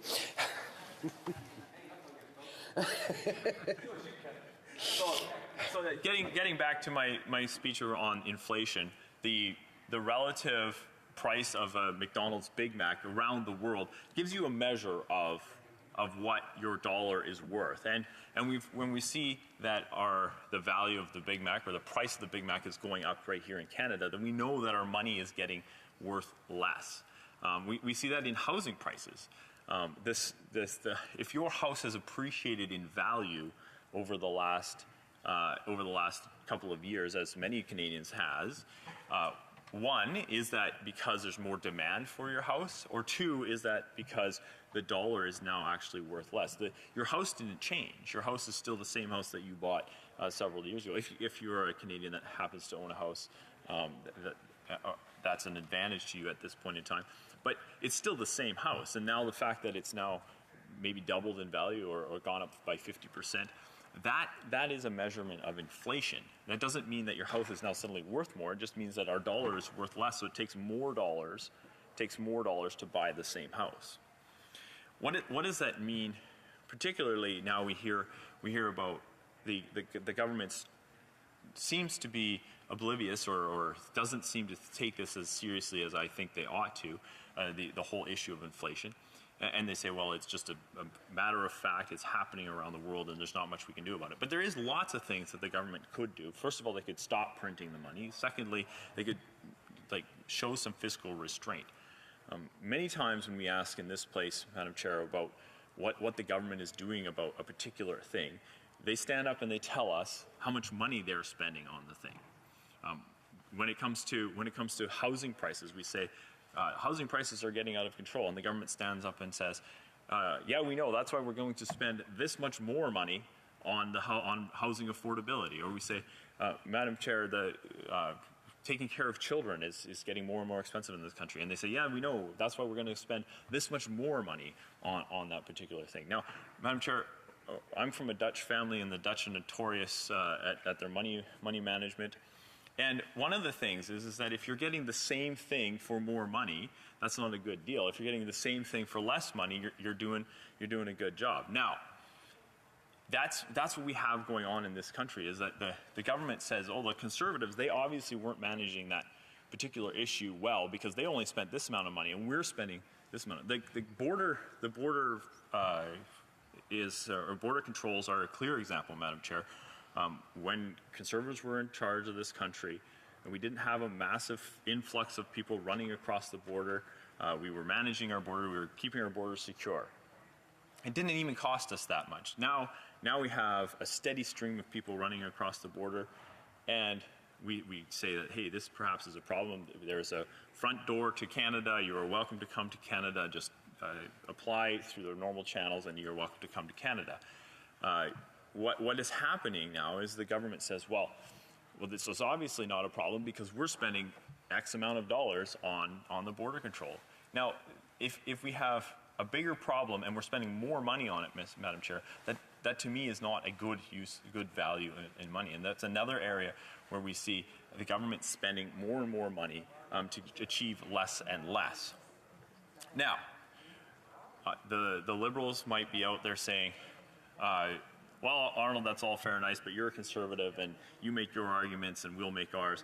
And we're here to fight climate change and all these kinds of things, and it costs money and we're going to have to spend this money, which is fine. If that's the argument that they want to make. Now, why should somebody that their number one concern in the world is climate change and the environment, why should they care about inflation? Well, I'm going to make the argument that they should care about inflation because runaway inflation drives short-term thinking. To pull this to an extreme, in Germany after World War I, they had runaway inflation, like unheard of inflation. And folks were demanding that they would get paid by lunchtime so that they could run to the store to buy a loaf of bread, because if they got their wages later, the price of the loaf of bread would have gone up by the end of the day. Right? And so the work that you were doing, you demanded, you got paid for it in real time, and you turned that cash into a tangible asset in about the same amount of time. And that drives very, very short-term thinking. And we see that happening right here in Canada right now as well, is that everybody is trying to turn their cash into something. They're trying to take their earnings and turn it into a hard asset so that they don't lose the value of their money. They don't lose the value of their effort. Particularly real estate is something that folks across the country have taken real estate and turned their earnings into real estate.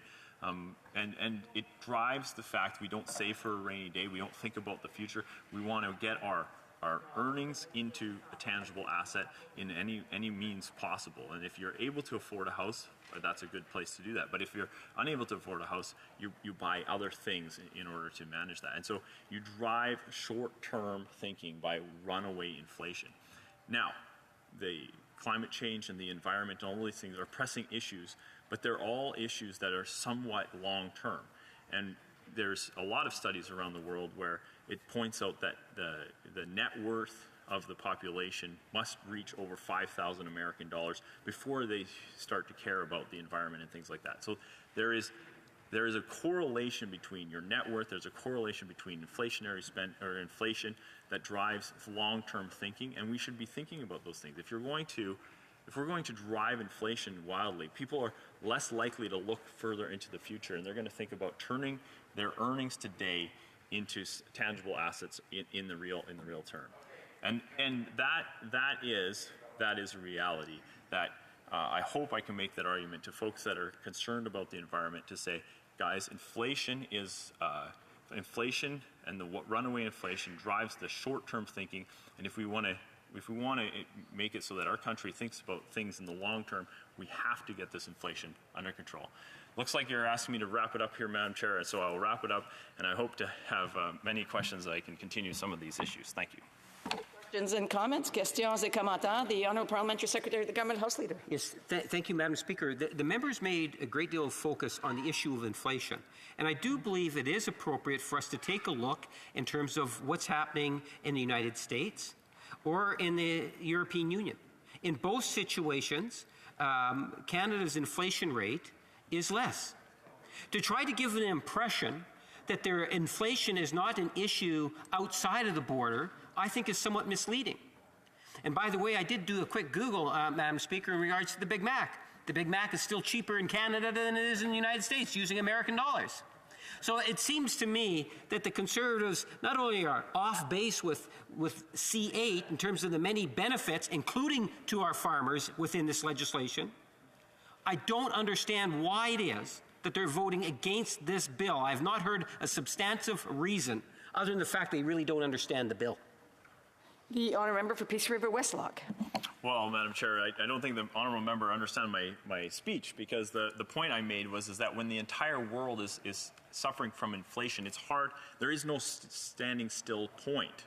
There's no reference point. When all of the world is experiencing inflation, we have a hard time judging what our inflation is actually running at. So there's some really exciting things that are happening around the world, particularly with Bitcoin. Bitcoin may be the instrument in which we will be able to measure what a particular country's currency is doing relative to inflation, because Bitcoin is tied at 21 million total. So there will be no more. It is not inflationary, unlike other currencies. So there's some really cool things that are happening around Bitcoin and inflation, and I hope we will be able to continue that discussion as well in this place. Thank you. Commentaire, l'honorable député de Berthier-Masquinongé. Merci beaucoup, Madame la Présidente. Thank you very much. I would like to thank my colleague for his speech. I often appreciate what he has to say in the House. He has good arguments, well thought out. He raised several positive points, including the fact that even if we spend a lot of money, that doesn't mean that we're effective. That's one thing that we need to keep in mind. Also, we'd have to repeat it more often to make sure that the Liberal propaganda message doesn't get through too easily. Now, the Liberals promise many things. We'll spend a lot of money. And often we get to the third year of a program and we realize that only 10% of what was announced. So they spend a small amount of what was promised, but the announce looks good at the time. So I have a great deal of affinity with my colleague. We could also refer to tax havens, promises that have not yet been kept. But now, most of his speech had to do with inflation, and this is where my question lies. For a government to intervene in inflation is not easy. It's complex. I think that housing, however, is one place where the government could get more involved, particularly with building more social housing to increase offer relative to demand. I would like to hear what he has to say about quickly building and investing. There's not a great deal of time. The Honourable Member for Peace River Westlock. And I want to thank the Honourable colleague for his question. He obviously did listen to my speech, and I appreciate that. Just around the housing bit, I'm very much in agreement with around the need for more supply. Now, I've driven across this country several times to drive here to Ottawa, and there is an immense amount of lakefront property in this country that is undeveloped. And I would recommend that perhaps we start selling off some lakefront property and get some more housing built, particularly once you get to Kenora. Kenora to here, I tell you, there is an endless amount of beautiful, beautiful lakefront property, of which is probably valuable. We might be able to raise some tax money off of it, and we can build some beautiful housing all across this country. Thank you, Madam Chair. The questions and comments. A brief question. The honourable member for South Okanagan, West Kootenay. Well, I'll be brief, Madam Speaker. I just wanted to take issue with the member's comments about how climate change is something that we can put off. Climate change is not something we can put off. We have to act now. We have to act boldly. And any investment we make into fighting climate change now will be well worth that investment, because it's going to cost us 100 or 1,000 times more if we wait 10 or 20 years, and we'll be worse off besides. From the member for Peace River, Westlock. Well, Madam Chair, it's unfortunate that I didn't get my point across quite as I hoped I had. My point is that when there's wild inflation, people don't think about the long-term effects of their spending. So if we can bring inflation down, people will start to invest their money in more long-term things. The climate change is something that we need to. Climate change, the environment, is something that we need to invest in to think about the long term. There's no doubt about the fact that there's consequences to our immediate actions, but if we're all worried about our money being devalued in the moment, we're not going to spend it on things that are further in the future. We're going to spend it on things that are tangible in the moment. Thank you, Madam Chair. Resuming debate, the honourable member of Calgary, Rocky Ridge. Well, thank you, Madam Speaker. It's my pleasure to rise and add my voice to the report stage debate on C8. Here we are on March 28th, debating the so-called fall economic statement, which was tabled just before Christmas, 3 full months after the summer election. It was supposedly called to establish a mandate for an urgent, transformational, once-in-a-lifetime moment. Now, I don't agree with the rationale that was offered for last summer's snap election, that it was a transformational moment. But what is transformational is what has happened since this bill was tabled, and during the over 3 months during which this bill has been debated and studied. It might not be reasonable to have expected this government to have taken an invasion of Ukraine into account when it tabled C8, but Vladimir Putin has long threatened Russia's neighbors, including Canadian friends like Ukraine. Putin's Russia has also long been a threat to Canada's Arctic lands, Canada's territorial waters, and Canadian airspace. And there is nothing in this statement that will address the now critically urgent need to prepare for our own self-defense and to increase our capacity to provide all forms of aid to our friends and allies. Financial aid, humanitarian aid, logistical aid, and yes, lethal military aid are all urgently needed by Ukraine. Since this bill was tabled, the Parliamentary Budget Officer has confirmed that the government's military capital spending, including its 2017 Secure, Strong, Engaged funding announcement, is hopelessly behind schedule. In other words, even the spending that has been approved and authorized by Parliament isn't being spent. The PBO went on to point out that more money will probably still be needed in addition to what's been approved to meet the goals of existing capital procurement. This is a critical failure of government at a time when Canada's ability to defend itself and support its allies is at the most urgent point that it's been in decades. I'm pleased that the government has reversed its earlier positions and finally announced that it will buy the F-35.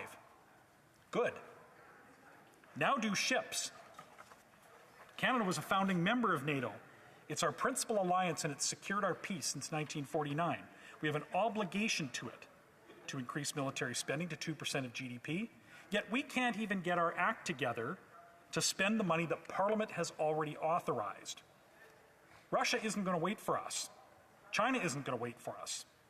The time to act is now, and there's nothing in this bill that will fix systemic failures in Canada's long broken defense procurement system. Also, since this bill was tabled, the true structural nature of Canada's inflation crisis is becoming increasingly clear. When I spoke on this bill at second reading, the most recent report said that the average Canadian house price was $717,000. That's about 14 times the annual earnings of an average Canadian worker, and absolutely unaffordable for a typical Canadian household. But now, just within the last couple of months, new reports show that the average price is now $100,000 higher than it was when this bill was debated at second reading. Just moving from one stage of debate in this bill, the price of a home in Canada has gone up $100,000, Madam Speaker. And it's certainly not just housing that has gone up. Groceries continue to go up. And of course, the price of energy has also gone up. Again, the war has enormous effects on the price of energy, but this government must take responsibility for its role in the inflation crisis. This government is charging ahead with its annual carbon tax increase set to take place this Friday. Gasoline is already over $2 a litre in some parts of Canada, and this government will push gasoline prices higher along with the cost of home heating. Since this bill was tabled, the Bank of Canada has published research confirming that the carbon tax alone is responsible for 0.4% inflation. Well, the bank's target rate is 2%. The actual rate is now just under 6%. And the carbon tax, one single piece of government-engineered inflation, contributes 0.4% of that inflation that we have. So the government should be fighting against inflation, not explicitly contributing to it with punitive and increasing taxes. The real shame of the global crisis of affordable and reliable energy, which, given the situation with the degree to which many parts of the world rely on Russian imports, is that this government has done everything it can to prevent Canadian energy from reaching foreign or even domestic markets. Canada could be doing its part to keep the price of energy under control by replacing Russia's exports. But this bill is a continuation of the government's anti-energy, anti-Alberta agenda. We now find ourselves in an inflation crisis exacerbated by both high energy prices and a punitive domestic carbon tax. And it's not just the carbon tax, though, Madam Speaker, that's going up this Friday. This Friday is also the day that the tax on beer, wine, and spirits will automatically go up and further fuel inflation. You won't see this tax increase in this bill, Madam Speaker, because the excise escalator is an April Fool's gift that this government announced in Budget 2017 that keeps on giving every year, that raises taxes without a vote in Parliament. So no bill, no vote, but a tax increase nevertheless. And another thing that is not in this bill, Madam Speaker, is any demonstration of short, medium, or long-term fiscal discipline. The endless deficits enabled by monetary expansion and increasing taxes mean that inflation makes life increasingly unaffordable for Canadian families. Again, I refer to the Parliamentary Budget Officer, whose recent report confirms that the conditions for the withdrawal of stimulus spending in Budget 2021 have been met. Yet the spending continues. So they laid out criteria to withdraw the stimulus, and they got rid of the criteria and just kept the spending, Madam Speaker, in this fall statement. The bill contains $70 billion in inflationary new spending on top of $176 billion in non-COVID spending, extra non-COVID spending that the government has run up. Brings Canada's debt total to over $1.2 trillion, Madam Speaker. So I remind this House that the government was teetering on the brink of a recession and a horrifically blown deficit projection even before COVID struck. This government blew all of its fiscal credibility long before COVID. It has ignored every single fiscal anchor or guardrail or election promise that it has made on deficits. And now against this fiscal backdrop, the Liberals invited the NDP to abandon their opposition role and join the government in a de facto coalition. Oh, and I know, I can already hear it. I can hear the howls of protest.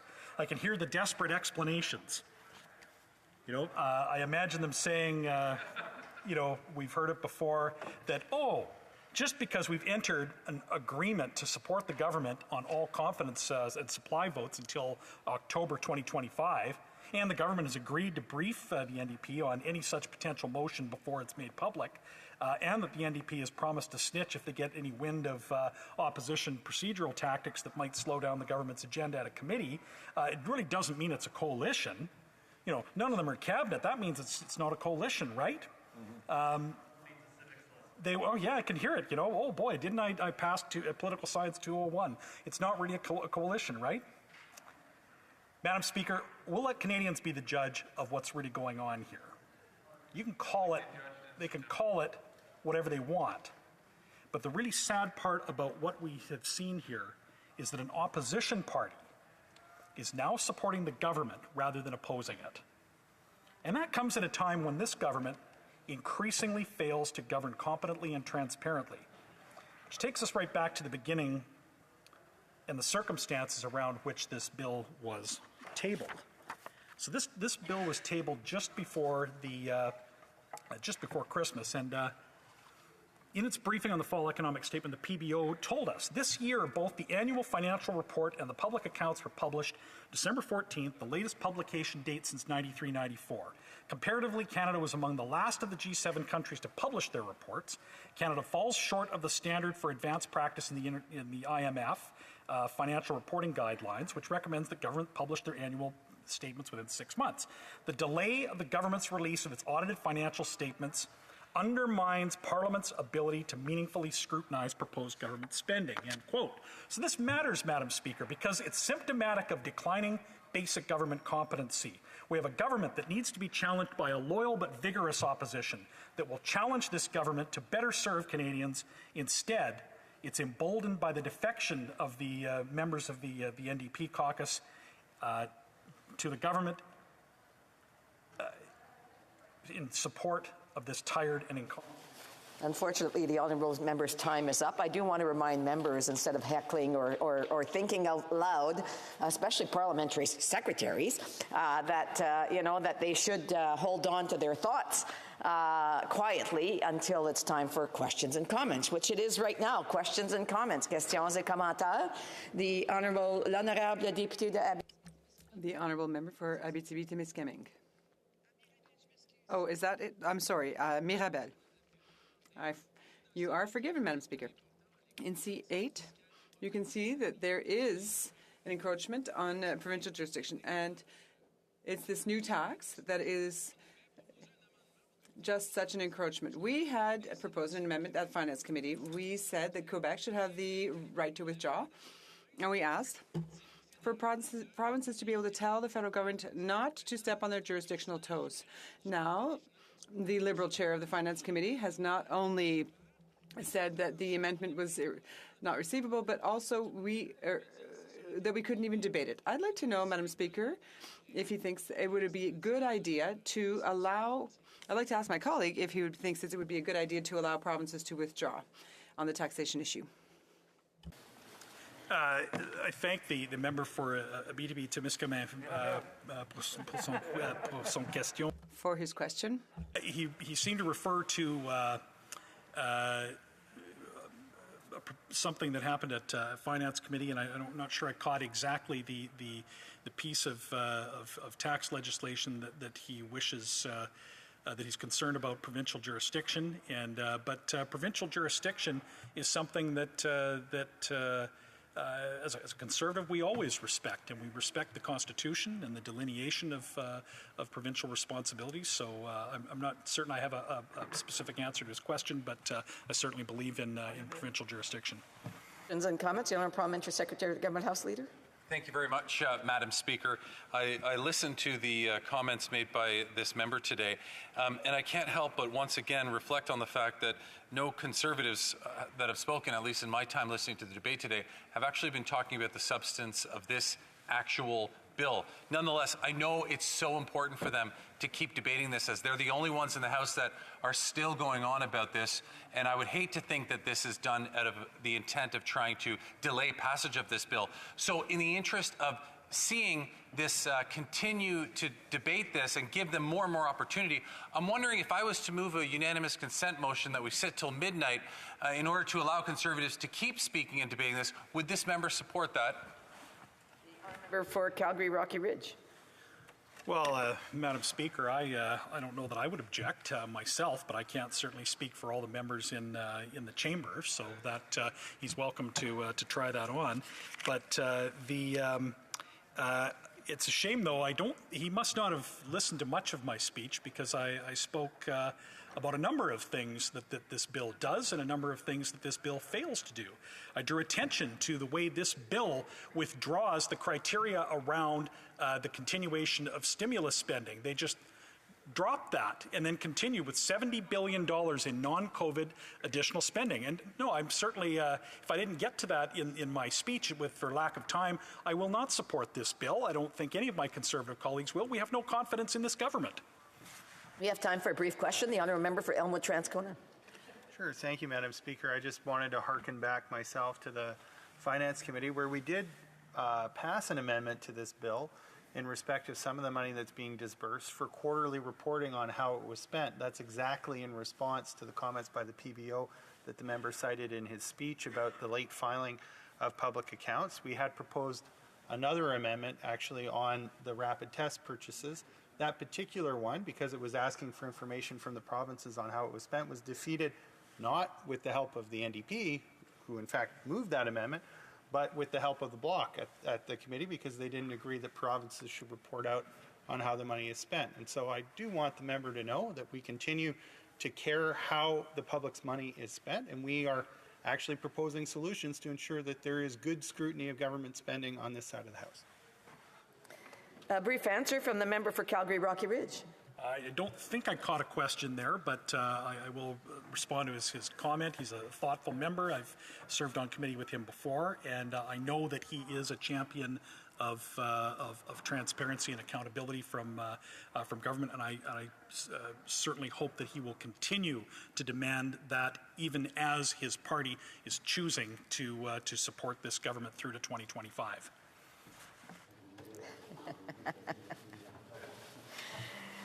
Resuming debate, the honourable member for Flamborough-Glanbrook. Thank you, Madam Speaker.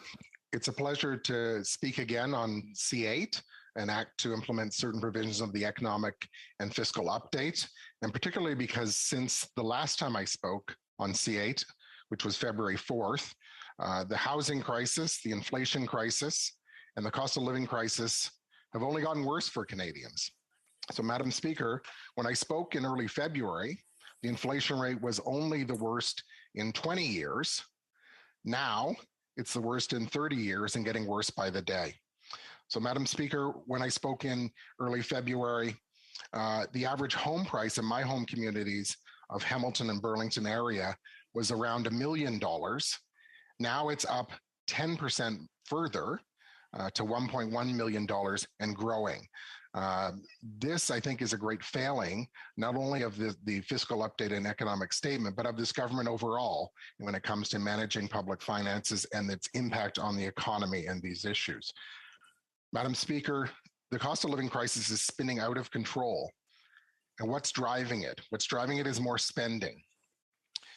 And we know that the Parliamentary Budget Officer, as was previously alluded to by other speakers, including the one previous to me, asked the government about the proposed spending that was contained in C8, and then the response was that it appears to me that the rationale for additional spending initially set aside as stimulus no longer exists.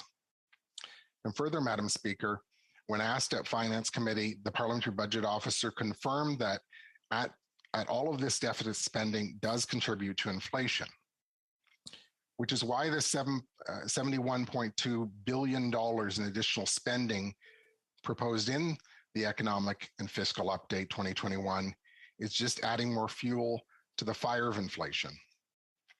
And it's going to make matters worse. We all know that gas and groceries, home heating are all up. And it's exactly the wrong direction for Canadians who are struggling to pay their bills each month, including those in my constituency. We know there was the report that the average family would pay an extra $1,000 in groceries for 2022, and I fear that realistically it may be more than that. Staple foods that we produce here right in Canada, like chicken, is up 6.2%. Beef is up almost 12%. bacon over 19%, bread over 5%. So what does C8 do to remedy this situation rather than exacerbate it? And Mr. Speaker, as was alluded to by the previous speaker as well, we're just 4 days away from more tax increases. On April 1st, we'll all be paying more at the pumps, and other tax increases will take effect, such as the excise tax escalator that was referenced. And yet, the new NDP Liberal government voted down a sensible motion by the Conservatives last week to provide relief to Canadians by putting a pause on the GST at the pumps. Madam Speaker, what also worries me is the interest that's accumulating on all this massive debt hole that has been dug. You know, how many more billions in interest are going to be accrued, especially as interest rates increase? And wouldn't it be better to spend that on hospital beds or other investments in healthcare or infrastructure or properly equipping our armed forces at a time of heightened security concerns? Madam Speaker, as I alluded to earlier, the housing crisis has been engulfing Canadians for some time now, and there's no relief in sight, certainly no relief in C8. Just down the road from where I'm sitting right now, down the road from my constituency office, there are hundreds of new families moving in every month, and they're leaving Toronto in search of more affordable life here in the western edge of the greater Hamilton, Toronto area, except that housing prices are skyrocketing here too.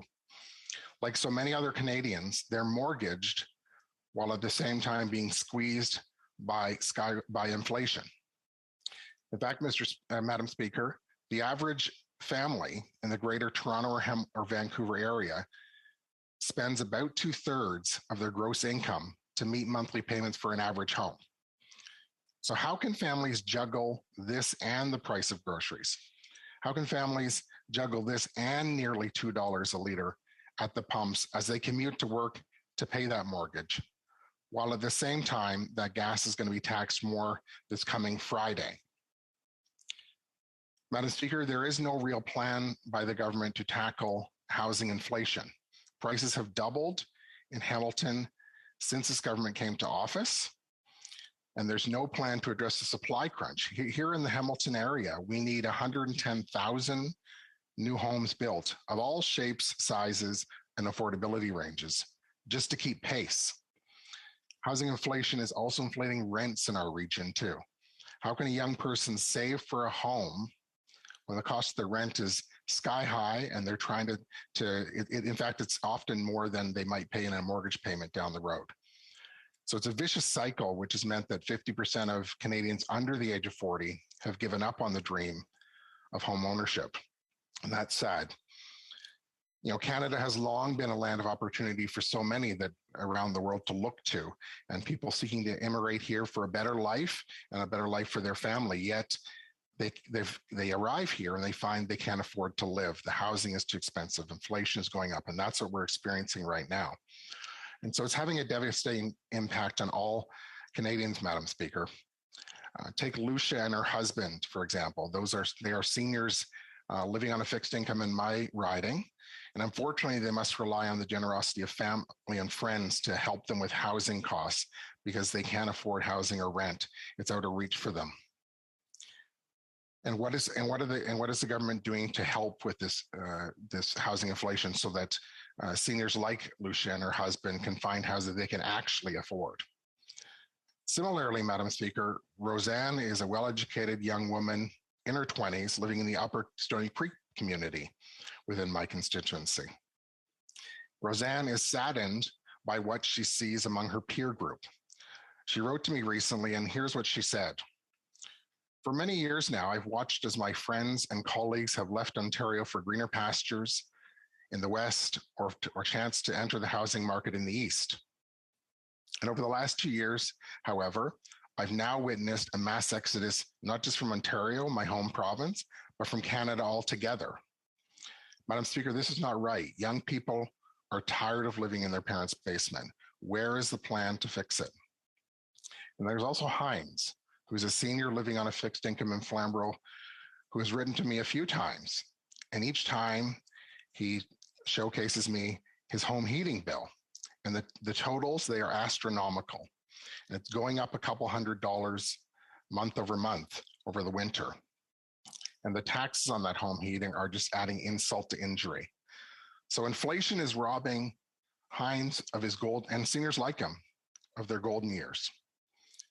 Plus, rapidly rising prices of groceries are only making it worse. So, Madam Speaker, where does it end? When do we focus on the economy and growing it rather than growing the debt and deficit? Back in December, the OECD released a report that said that Canada would be among the worst performing economies in the industrialized world this decade. Worse than perennial underperformers like Italy and Greece. So perhaps it's even more concerning that this report also indicated that it foresaw a further 2 decades of weak growth. So I wonder why this is not raising more alarm bells. And how does the $71 billion in more spending, how does more taxes, and how does more debt turn this around? So, Madam Speaker, the economic and fiscal update in C8 don't fix the housing crisis. They don't cool the inflation crisis, nor do they help people from my communities like Lucia and her husband, Roseanne, or Heinz with the cost of living on a daily basis. And that's why I stand with my Conservative colleagues and oppose this bill. Thank you. Questions and comments? Questions et commentaires? Questions and comments? The honourable member for Foothills.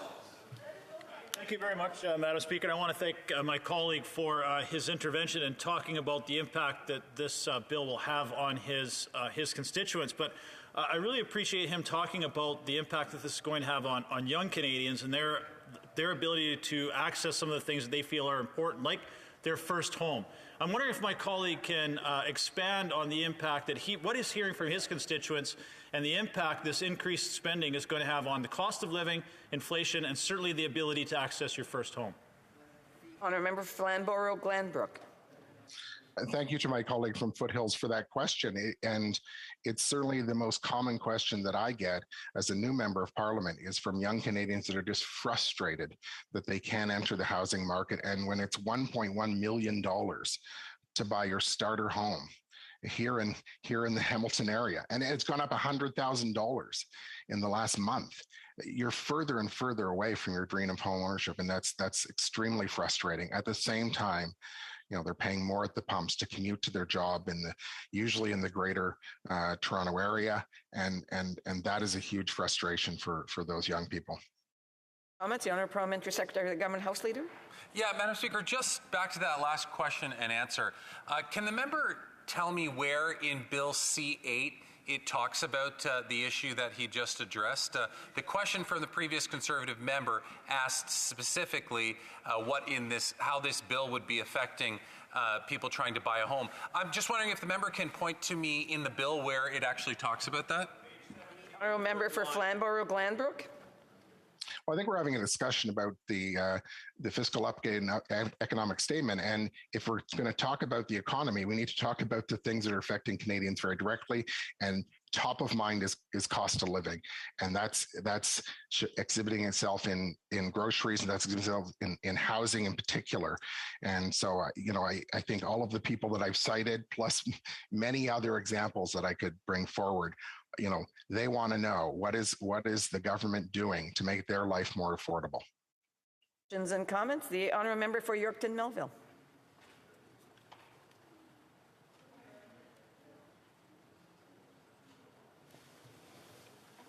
The honourable member for Yorkton Melville. Okay, we're going to go to the honourable member for Oshawa then. Thank you very much, Madam Speaker, and I want to thank my colleague for an excellent speech. The Liberals are doubling down on their first-time home buyers incentive, something that was introduced a couple of years ago, but it's helped less than 15% of their stated goal. Now, Conservatives have brought forward motion M54, which would help increase supply. Could my colleague explain to the Liberals and the NDP why it's so important to let these failed programs die and reinvest that money so that it can actually increase the supply so young people and seniors have a safe place to live? Member for Flamborough-Glanbrook. Thank you to my colleague from Oshawa for that question, and he knows on the other end of the GTHA experiencing some of the same market dynamics as we are here in the Hamilton area. Motion 54 is the right initiative because it addresses one of the key problems in the housing market, and that's supply. So I referenced the fact that here in Hamilton, and speaking with the Realtors Association of Hamilton Burlington, we're short 110,000 homes just to catch up. And I know that across the country, we're short over 1 million, half of which are in Ontario. So that's a big gap to make up. And so this motion looks to address the heart of the issue rather than the failed programs. When 15% over that many years is all that's been achieved, we're moving at a snail's pace. And also, frankly, what new graduate, what new young person who's paying that rent and can't save up is going to have that amount of money in their RSP to withdraw to invest in the first-time home buyers program? It just doesn't work. Debate, the honourable member for Foothills. Thank you very much, Madam Speaker, and it's an honour to always to rise in this House and speak on behalf of my constituents in Foothills, but certainly in my role as Shadow Minister for Agriculture and Agri-Food, speak on behalf of farmers and farm families across Canada. I want to focus my speech today we are talking about C8, and there's one key element of C8 that I want to address today and discuss the sharp contrast between what the Liberal government is proposing in their carbon tax rebate for farmers and what Conservatives are proposing in Private Member's Bill C-234 brought forward by my colleague from Huron-Bruce. Now, I think we've seen a very sharp response from the Parliamentary Budget Officer that certainly counters the claims that have been made by the Liberal government. From the very beginning, when they've talked about their carbon tax, they've always said, well, it's going to be revenue neutral. Whatever anyone pays into the carbon tax, they're going to be getting back in a rebate. Well, we know from the report from the Parliamentary Budget Officer that came out last week, well, that is completely untrue. In fact, when it comes to Canadian farmers, they will get about $1.70 for every $1,000 of eligible expenses that they pay on the farm. That is definitely not revenue neutral. In fact, that is only a fraction of what a farmer or a farm family producer, agri-food business would be spending in a carbon tax. I know all of us in this room have certainly that have farmers in their constituencies have received carbon tax bills from our constituents, and I've had bills that have gone from a few $1,000s to tens of thousands of dollars in 1 month, depending on the size of their operation. So to say that this carbon tax rebate is going to be revenue neutral is misleading Canadians, but certainly misleading farm families. And we know that now that the carbon tax is disproportionately more punitive on rural communities and especially on farmers. Now, if that wasn't bad enough, we've seen already that the carbon tax has been quite punitive on farmers. We saw the numbers that have been put forward by the Canadian Federation of Independent Business, that in the first year, the average farmer paid about $14,000 in the first year of the carbon tax. That went up to $45,000 last year. And this is going to go up again on April 1st. So what is that going to mean moving forward? Well, MNP has stated in the canola industry alone, the carbon tax in 2022 cost about $71 million. By 2030, that carbon tax, as it continues to increase, is going to cost the canola industry alone $1.7 billion. That is funds that are not going back into their investments in technology and innovation. That's not funds that are going into the local rural economies. That is money that's going directly into Liberal government coffers that is not going to be redistributed, as they've claimed it would be, to farm families who are having to pay that. And this is unsustainable, especially when you look at the precarious situation that Canadian agriculture already faces with skyrocketing input costs on things like fertilizer, herbicides, diesel, propane, natural gas, also facing very critical supply chain problems and a crisis in the labor supply. All of these things are having a compound negative impact on Canadian agriculture. So it's almost nonsensical that at this very tenuous time when there's a global food shortage looming as a result of the conflict in Ukraine, that you would continue to add to that burden by increasing a carbon tax on Canadian farmers. But one of the other issues that was highlighted by stakeholders was there are no viable alternatives which are presented by the carbon tax in C8. Now, I would invite some of my colleagues to come to rural Canada and see exactly how things work. A Canadian farmer cannot haul cattle with an electric car. It just physically isn't possible. A Canadian grain farmer can't move his grain from his farm to the terminal on the subway. My riding is 25,000 square kilometers. Public transit does not exist. Certainly doesn't exist for your average citizen, but it definitely does not exist for a farm operation that needs to move product, needs to drive very long distances to get their products to market, and certainly needs to drive a tractor to spray and to plant and combine to harvest. There's no alternatives for these things. They have no choice. However, we have seen that they have managed and worked hard to improve efficiencies, where their carbon footprint has gone down substantially as a result of modern technology and innovation like zero tillage, precision farming, 4R nutrient systems that have gone to great lengths to ensure that Canadian farmers are doing all they can to protect their environment and their soil. But government policy needs to be based on reality, and the realities that Canadian farmers and farm families are having to face every single day. And what makes this even more frustrating for those farmers who are investing money each and every year to improve their operations, because they are the front line, the stewards of our environment, and that's, I would say, known around the world as Canadian farmers are world leaders when it comes to environmental sustainability. But then they look at the Parliamentary Budget Office's report on the carbon tax, and it clearly states the carbon tax doesn't even reduce emissions. It does not force people to reduce emissions, and again, because it comes to the fact that there are no viable alternatives when it comes to our ability to reduce emissions on farm. But in fact, I would argue, Madam Speaker, it's quite the opposite. There was a study done by the Keystone Agriculture producers 2 years ago, and the report noted that agriculture has about 100 megatons in emissions a year, which has remained quite stable despite a massive increase in yield. So we are doing much better with much less because of our commitment to efficiency and sustainability. However, as you read further on, I think what's very important in that study is that not only is farms emit about 100 or about 60 megatons of CO2 a year, they also capture 100 megatons of CO2 a year in carbon sequestration by taking care of the land. So when that product leaves a farm gate into the market, not only is agriculture already net zero, but it's actually a 30 megaton carbon sink.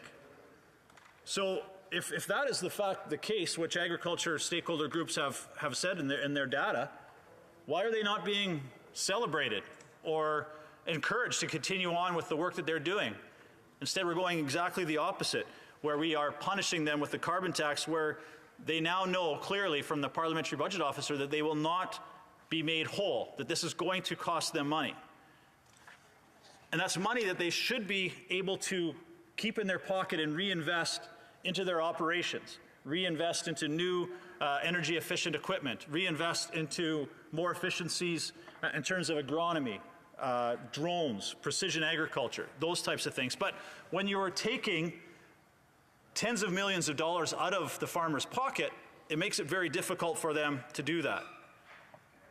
So, Madam Speaker, in contrast to what is being offered by the Liberals in C8, the Conservatives have put forward a private member's bill, C234, which will exempt farm fuel from the carbon tax, specifically natural gas and propane, for heating and cooling barns and buildings, and as well as drying grain.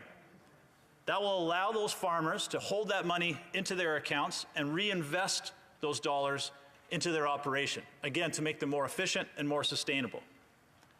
And unlike the Liberals' carbon tax in C8, C234 has almost unanimous support by agriculture stakeholders, including the Agriculture Carbon Alliance, which is a coalition of 14 different national farm organizations that represent 190,000 farm businesses and more than $70 billion in cash receipts. I think that's pretty critical when you have all of those groups supporting our approach to reducing emissions compared to the Liberals' all obviously failing support or failing option. And I want to give you some examples. Mary Robinson, the president of the Canadian Federation of Agriculture, is also in support. The Agriculture Carbon Alliance is supporting. Jan Vanderhoot, president of Fruit and Vegetable Growers of Canada, has given notes of support. But Madam Speaker, in conclusion, to have these stakeholders and our farm families across Canada supporting one direction on addressing emissions that is in complete contrast and opposite from what the Liberals are proposing in Bill C-8, I think is something that we need to listen to. Getting money back into producers' hands as quickly as possible is more beneficial and is more effective in reducing emissions, becoming more efficient, and continuing to ensure that we can not only feed Canadians, but carry that burden of feeding the world as well. Thank you, Madam Speaker. Questions and comments? The Honourable Parliamentary Secretary of the Government House Leader. Thank you very much, Madam Speaker. The member in his speech today talked about, and I believe I'm quoting him correctly here, he said, quote, government policy must be based on reality. Well, my question to him would be, what about the reality of climate change? My question to him would be, what about the reality of the fact that half of the OECD countries have some form of price on pollution? What about the reality that the top economists throughout the world say carbon pricing is an effective tool at curbing its usage? What about the fact that the member from Durham, when he was leader of that party, was in support of price on pollution? What about the fact that Patrick Brown is a fan of carbon pricing? What about the fact that Jean Charest was in partnership with Dalton McGuinty and the Premier of California to bring in cap and trade, a form of pricing pollution? I'm wondering if the member can speak to those realities. The honourable member for Foothills. Well, let's talk realities, as my colleague likes to say.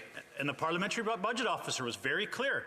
A, the carbon tax is not revenue neutral as the Liberals claimed it was going to be. This is going to cost farmers. But most importantly, let's talk reality. The Parliamentary Budget Officer also said the carbon tax put forward by the Liberals, do you know what? Does not reduce emissions. So why should a farmer, if we're going to base these policy decisions on science and data, the data clearly says it does not reduce emissions. All it does do is it costs farmers money and increases inflation. What we have put forward, we know will reduce emissions because farmers are already doing it. We have seen a 60 million megaton reduction in carbon emissions from farmers. And you know why they've done that? They've done that because it's the right thing to do. They've done that by reinvesting in their farms and innovation and technology, not being forced to do so by bad Liberal policy. Questions and comments? The honourable member for South Okanagan, West Kootenay. Well, thank you, Madam Speaker, and I'd like to thank the member from Foothills for his speech. I know I think he realized the NDP is supporting SC 234, and he comes from, I would say, one of the most beautiful ridings in the country, almost as beautiful as mine. But what it does have is some of the most fabulous native grasslands in the country. I used to serve on the board of the Nature Conservancy of Canada. We did a lot of work in that area, working with ranchers to help conserve this, as I say, one of the most endangered ecosystems in the country, and how valuable it was to have ranchers on side to help us with that cause. And I wonder if he wanted to expand on that. The honourable member for Foothills. Thank you very much, Madam Speaker. I want to thank my colleague for his question. And I won't get in an argument with him on which riding is nicer. But he brings up a very good point. And I always appreciate the opportunity to highlight this, that, yes, in my riding, I'm the heart of cattle country, Alberta beef. But we also take a lot of pride in the fact that we are protecting one of the most endangered ecosystems on planet Earth, and that is Canada's grasslands.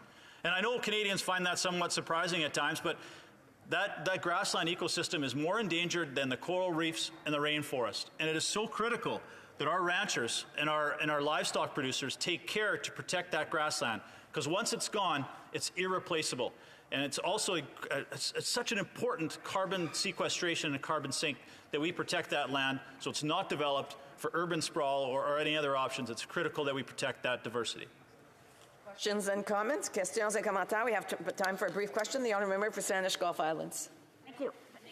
And I thank my friend from Foothills as well. I think it's really important, and I want to agree with my friend from South Okanagan with Kootenay, that we need to emphasize the carbon sequestration potential of grasslands, the preservation of grasslands, and I don't want to get into a full debate on carbon taxes for the honourable member because Bill C-8 doesn't mention carbon taxes except for trying to give farmers more of a rebate. I also support, as does the honourable member who just spoke, the private member's bill to take the carbon tax off grain drying. The carbon tax program that the federal government put forward does exclude farmers' use of fossil fuels in the engines of cars and tractors, but not the grain drying, and I think that was an oversight. The honourable member for Foothills, a brief answer.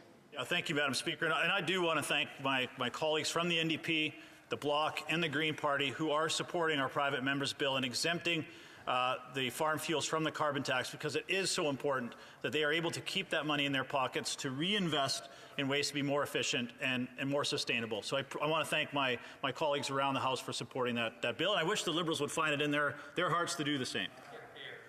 Resuming debate, the honourable member for Yorkton Melville.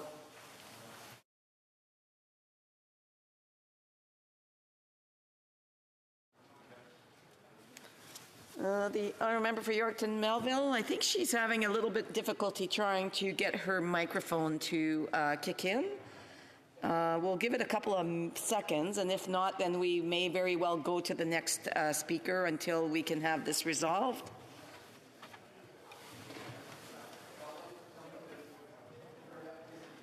There we go.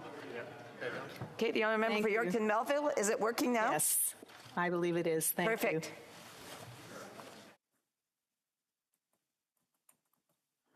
Well, thank you, Speaker.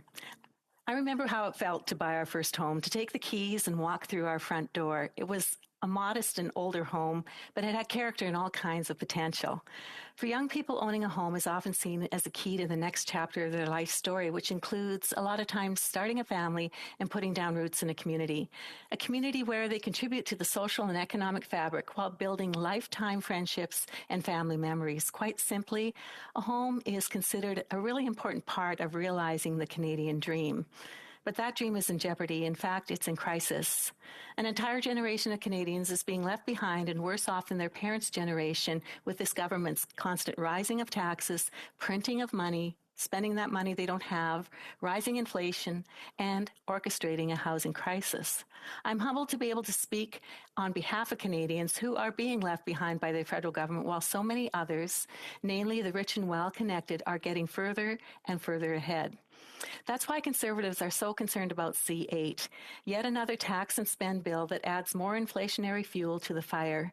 Despite elements of the bill that are supposedly meant to address some of the underlying causes of this crisis, they're completely dwarfed and overshadowed by the $70 billion of new inflationary spending this bill proposes. $70 billion on top of $176 billion in new spending brought in over the past 2 years that have been entirely unrelated to the pandemic. That is also in addition to the $400 billion in new cash that's been printed over the same 2 years, cash that is chasing fewer goods and driving up inflation. These choices have only helped to bring our national debt to an astounding $1.2 trillion and counting. For the sake of our country, spending of this kind has got to stop. But numbers such as these are unfathomable to average Canadians. What does this inflation crisis really mean to them? Well, here's what it means. 60% of Canadians are concerned they might not have enough money to feed their family.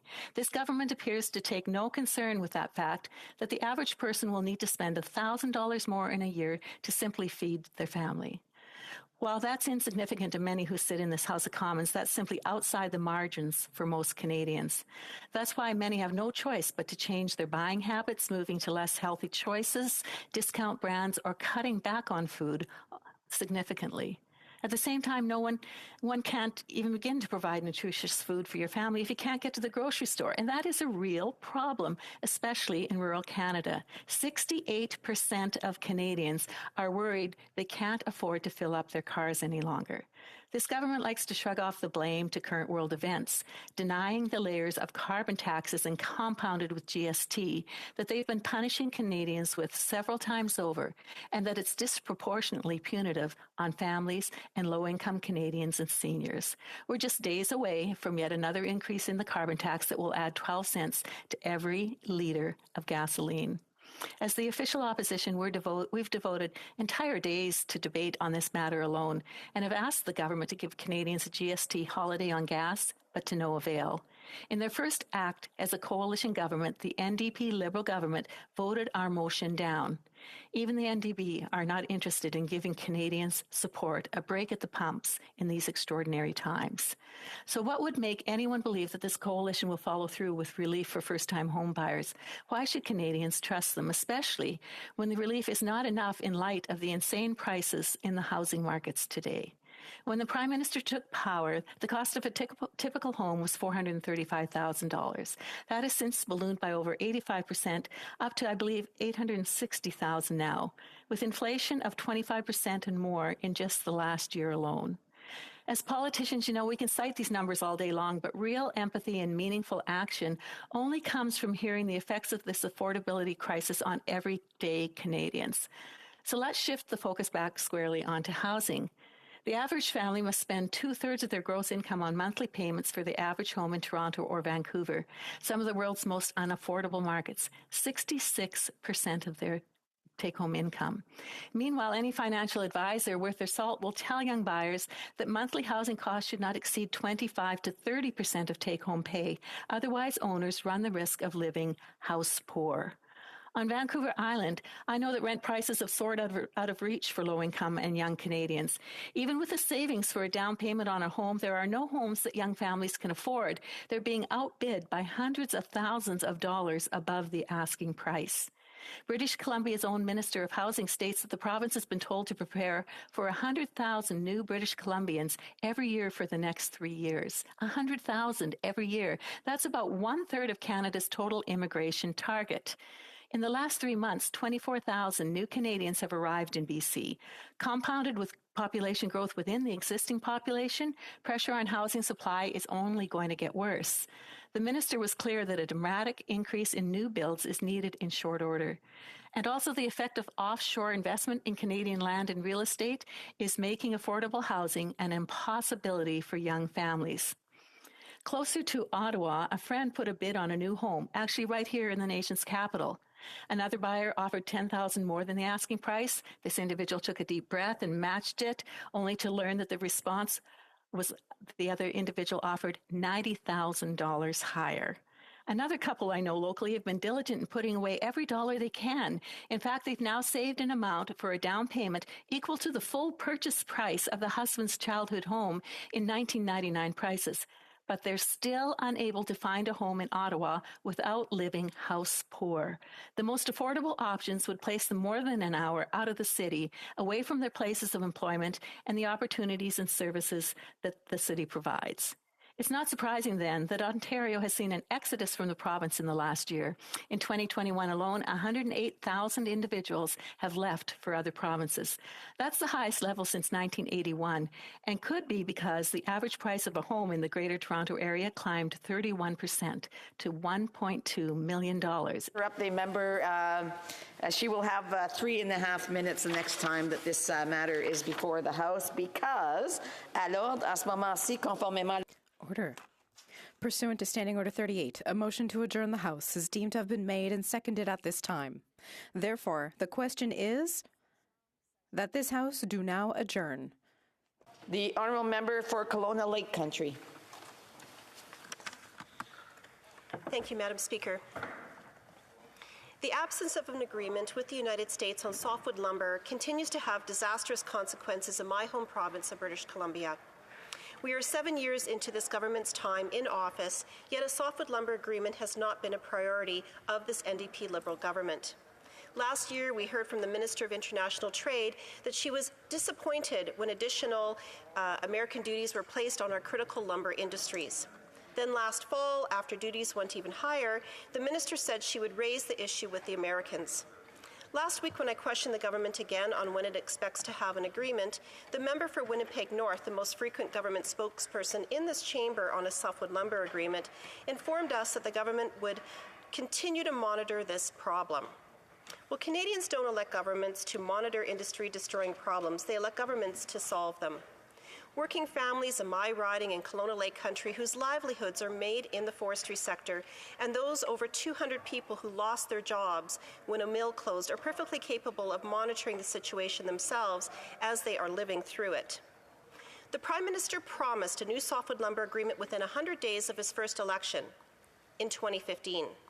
We're now thousands of days past this, 3 U.S. presidents later, and no closer to that agreement. Does the government expect Canadians to wait another 7 years?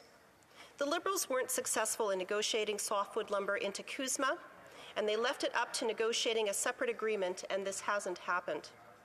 Over a year ago, on February 23, 2021, to much fanfare, the Prime Minister, the U.S. President, and their trade counterparts announced the, quote, roadmap for a renewed Canada-U.S. This mutual economic potential has not happened. Whether it is Buy America policies or softwood lumber production moving to the U.S., Canada has the short stick. This isn't just those whose livelihoods are made in the forestry sector who are affected. Kelowna Lake Country residents are seeing inflation rise thanks to the absence of government action on this file. Susan Yurkovich, the president of BC Council of Forest Industries, recently testified at the Trade Committee that the lack of a softwood lumber deal has an inflationary effect. As those unfair and unwarranted tariffs get priced into the cost of lumber, Canadian construction companies and home renovators are forced to pass on these costs to consumers, leading to even higher costs to housing. The Association of Interior Realtors recently reported the benchmark selling price of a typical single-family home in Kelowna has now risen to more than $1 million, up from $761,000 just a year ago. House prices in Lake Country rose similarly, with new figures from BC Assessment showing a one-year increase of 32%. These increases are alarming. The escalation of home values jeopardizes the ability of seniors on fixed income to maintain their homes, prevents first-time homebuyers from ever being able to buy a home, forces families to live in homes that no longer suit their family size, and force people to spend far more than 30% of their pre-tax income on rent. House pricing increases are due to several factors, and increased construction costs is certainly one of them. This NDP Liberal government has always acted as if it was a softwood lumber agreement was out of reach. Canadians know better than to believe in those excuses because they remember we had an agreement under the last Conservative government. We didn't have to tweet about endless photo ops disguised as productive meetings that produced no results. We got a deal that worked. So I'm hoping today that we're going to hear from the NDP Liberal minister on what steps she's taking to negotiate a softwood lumber agreement, which we know the lack of one is adding to inflation. Families in my riding of Kelowna Lake Country and workers in my province and across the country are relying on this. Let's hear about the plan and see some action. Thank you, Madam Speaker. Honourable Parliamentary Secretary to the Minister of International Trade, Export Promotion, Small Business and Economic Development. Thank you very much, Madam Speaker, and I thank the member opposite for raising this in this House. It's an important issue. Mr. Speaker, first of all, Madam Speaker, I want to just emphasize that the federal government is extremely disappointed that the U.S. Department of Commerce continues to apply duties to most exports of Canadian softwood lumber. First point, those duties are unfair and entirely unwarranted. They harm Canadian communities, of which she represents in British Columbia, and the workers. They harm Canadian workers and Canadian communities right across the board, particularly the industries in Quebec and BC, but people that are purchasing homes right around this country. We understand that the softwood lumber industry is a key component of our highly integrated forest sector, and it's an economic anchor for communities around Canada. We know that Canadian interests in softwood lumber dispute are best dealt with through a Team Canada approach. Let me highlight this. What we're doing is we're not taking a partisan approach. We're not taking an approach that favors a particular region. We're adopting this as truly a Team Canada initiative and have done so continuously through our years in government. We're in close contact with provinces, territories, and industry and other partners on how best to respond to the most recent U.S. decisions regarding duties on softwood lumber products. In January, the Minister of International Trade, Export Promotion, Small Business and Economic Development convened a roundtable with representatives from across the country to exchange views on Canada's approach to the softwood lumber dispute. One thing is clear, Madam Speaker, is that we stand by our industry and by the workers, and they can rest assured that Canada is actively contesting these unfair measures. Madam Speaker, what are we doing in the face of these unwarranted initiatives by the U.S. Department of Commerce? We've launched legal cases against the various U.S. decisions to date that have imposed duties on Canadian softwood lumber products. Under Chapter 19 of NAFTA, Canada is challenging the 2017 U.S. final subsidy and dumping determinations. These determinations are also the subject of WTO challenges. We are already seeing the results of those efforts at the WTO. In August 2020, the panel that adjudicated Canada's challenge of the subsidy determination found the U.S. duties to be inconsistent with the United States' international trade obligations. Further, we are contesting under Chapter 10 of CUSMA the first and second administrative reviews. I'll pause parenthetically here, Madam Speaker. That's the very same provision under CUSMA that the official opposition, when CUSMA was being renegotiated, they urged us to abandon in order to get a deal done. Were it not for our determination in ensuring that dispute resolution mechanism was entrenched, we would not have a vehicle for which to advocate for my friend opposite's very constituents and the industry she is purporting to advocate for.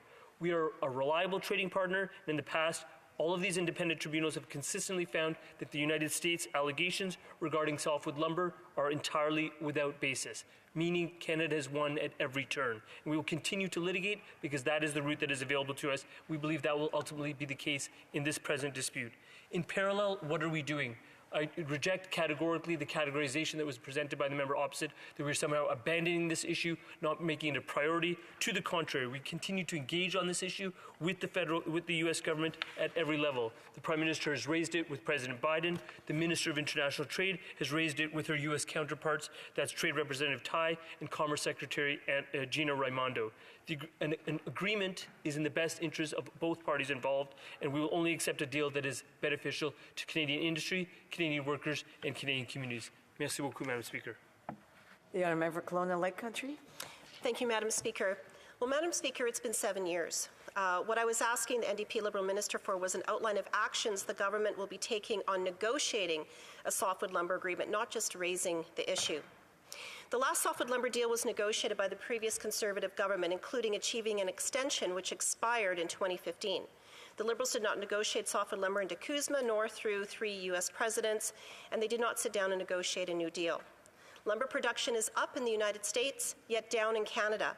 Mills have closed in Canada, thousands have lost their jobs, and lumber prices have skyrocketed, in a large part due to U.S. tariffs affecting construction costs. We now have testimony at the Trade Committee that increases in lumber costs increase inflation. And residents in my riding of Kelowna Lake Country can't afford these cost increases affecting construction and housing costs. To the NDP Liberal Minister, how long does this government expect the forestry industry and my constituents dealing with inflationary costs to wait for a softwood lumber agreement? Honourable Parliamentary Secretary.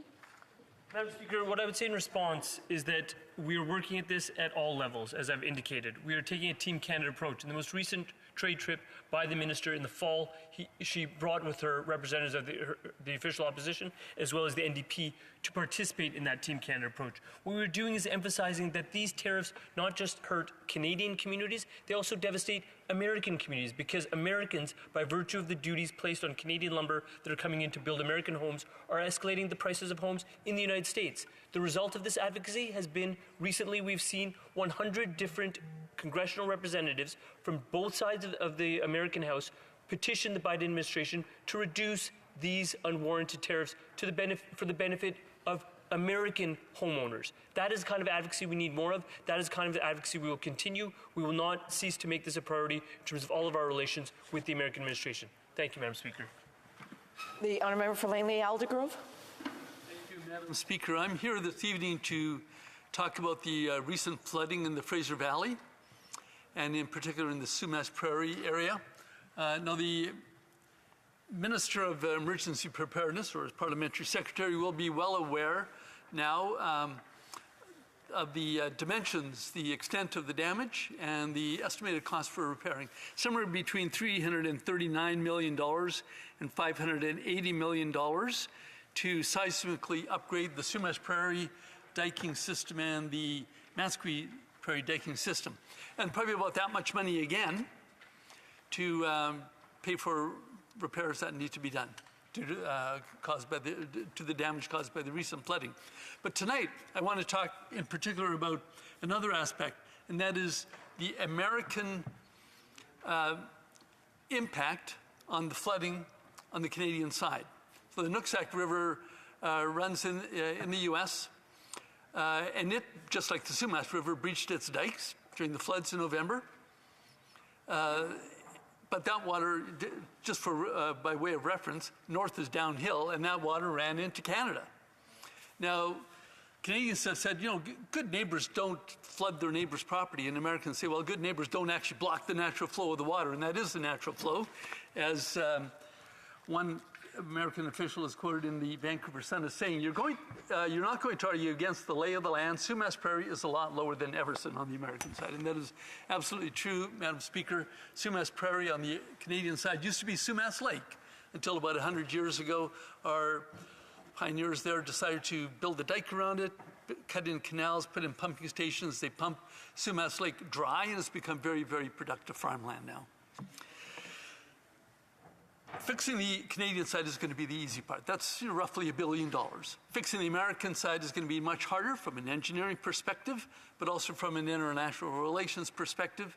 The Canadians are hoping that the Americans will improve the dikes and the levees on the Nooksack River, but there's, of course, downstream risk for the Americans for that. What the Americans prefer is a natural floodway northwards across the Canadian side of Sumas Prairie to the Fraser River. They're already buying up farmland for that, and if that happens, that's going to have a devastating impact on the Canadian side. A lot of very densely populated, very productive farmland is at risk here. So my question to the government is, what is the government doing in negotiating with the U.S. to come to a sensible solution to what looks like to be a very serious international impasse? Thank you. The Honourable Parliamentary Secretary to the President of the Queen's Privy Council and to the Minister of Emergency Preparedness. Thank you very much, Madam Speaker. In response to the Honourable Member from Langley Aldergrove, I will start by saying that our thoughts remain with the families of those who have lost loved ones and all those affected by the floods, landslides, and extreme weather conditions in British Columbia last November. Our government recognizes that this was a flooding event in extraordinary scale and scope. While the full cost of the event have yet to be determined, the Insurance Bureau of Canada has estimated the insured damages to be at least $515 million. And we know that climate change is making these kinds of events more frequent and more severe than ever before. In fact, Madam Speaker, the President of the Queen's Privy Council and the Minister for Emergency Preparedness traveled to the province just earlier this month to survey the rebuilding progress in some of the most severely affected regions, including Merritt and Abbotsford, and spoke directly to those whose homes have been impacted. The minister saw that the people of British Columbia are working hard to rebuild their lives. However, we agree with our honourable colleague that there's much more work to be done, not only to build back from this event, but to create more resiliency into our infrastructure and communities to mitigate the impacts of future disasters. And we have made a commitment to British Columbia and those impacted by these floods that our government will be there for them during the rebuild. That is why our government has formed a joint committee with British Columbia to work alongside Indigenous leadership on immediate and ongoing support. Through this committee, we also discuss how we can enhance climate adaptation and response measures to better prepare communities for future events. Improving infrastructure resiliency was one of the top priorities the committee set out during its first meeting in December. The Disaster Financial Assistance Program, also known as DFAA, remained a key component of how the federal government offers financial support to provinces in the aftermath of those kinds of events. To speak to the effectiveness of the program through the DFAA, the federal government has paid out over $6 billion in post-disaster assistance to provincial and territorial governments since 1970. Madam Speaker, as I have previously confirmed to this House, the Government of British Columbia has submitted an initial request for support under the DFAA for November's flooding. Our officials are working together with their provincial counterparts to move this request forward. As we continue to work with the province on rebuilding from this disaster, we also continue to work on a number of measures to better prepare for and respond to weather-related events of all kinds, In 2019, we collaborated with federal, provincial, and territorial partners, Indigenous communities, and municipalities to develop the Emergency Management Strategy for Canada. This strategy sets out common priorities and areas for action when it comes to helping Canadians and their communities better predict, prepare for, and respond to natural disasters. Through Budget 2021, our government has allocated funding to complete flood maps for high-risk areas in collaboration with provinces and territories. Budget 2021 also provided an additional $1.4 billion in funding to expand Infrastructure Canada's Disaster Mitigation and Adaptation Fund and to support projects such as wildlife mitigation activities, rehabilitation of storm water system, and restoration of wetlands and shorelines. Finally, Madam Speaker, several ministers have been mandated to collaborate to develop a national climate change adaptation strategy and invest in reducing the impact of climate-related disasters, including flooding. I thank the member for his advocacy on this issue on behalf of his constituents, and I look forward to working with him as we develop solutions to better protect his communities and the rest of British Columbia. Thank you very much. For Langley Aldergrove. Well, of course, we in the Fraser Valley are grateful for support from the federal government in funding reparations, repairs, and also enhancing infrastructure to adapt to climate change. But my real question is today, what is the state of negotiations with our American counterparts to make sure that the Nooksack River specifically, which drains Mount Baker in the North Cascade Mountains, what is the state of those negotiations? Because we cannot solve the problem on our own. Fixing the Canadian side is the easy part. We know exactly what needs to be done. It's just going to require money and a lot of energy. Want to know what our relationship is with the United States in that matter. Thank you. Parliamentary Secretary. Thank you, Madam Speaker. And as the member opposite knows, that we, of course, work very closely with our American partners. In this instance, what's important that we also work very closely with the province of British Columbia. As I mentioned, that we have formed a joint committee with the province to work alongside with Indigenous leadership on immediate and ongoing support, but also better understand the future steps that needs to be taken in terms of adaptation from a climate change perspective, in terms of infrastructural resiliency. That would also, of course, Madam Speaker, would involve talking about cross-border issues. And I'm sure with the help of the member opposite, I'm working with our colleagues in British Columbia, we will be able to come up with solutions that work best for all our communities. Thank you. The honourable member for Elmwood Transcona.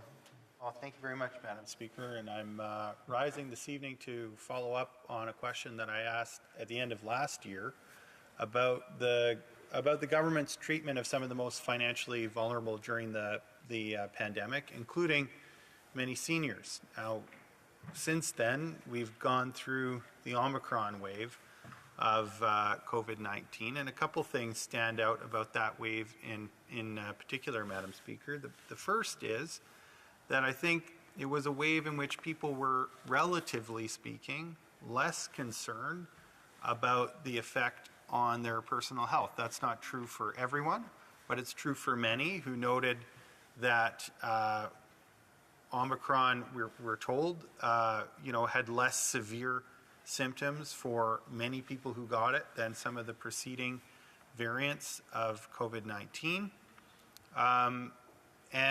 But also, frankly, there was very widespread uptake of the vaccine by the time Omicron got here, which had not been true for previous iterations of COVID-19.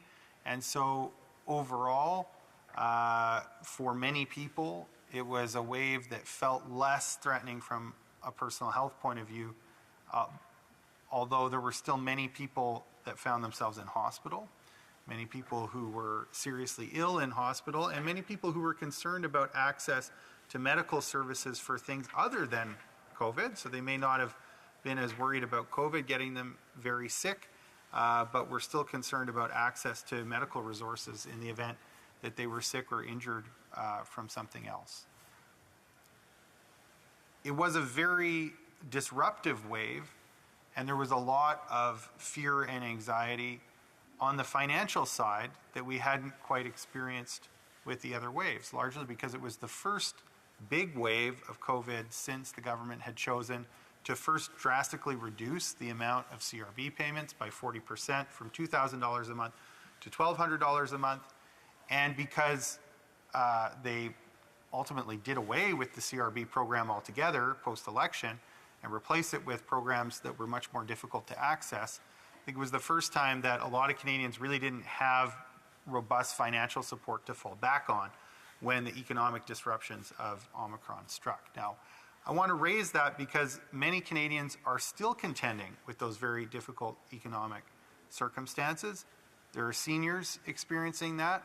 We had fought very hard in the fall as New Democrats alongside people in civil society and many seniors advocacy groups to make sure that those seniors who were being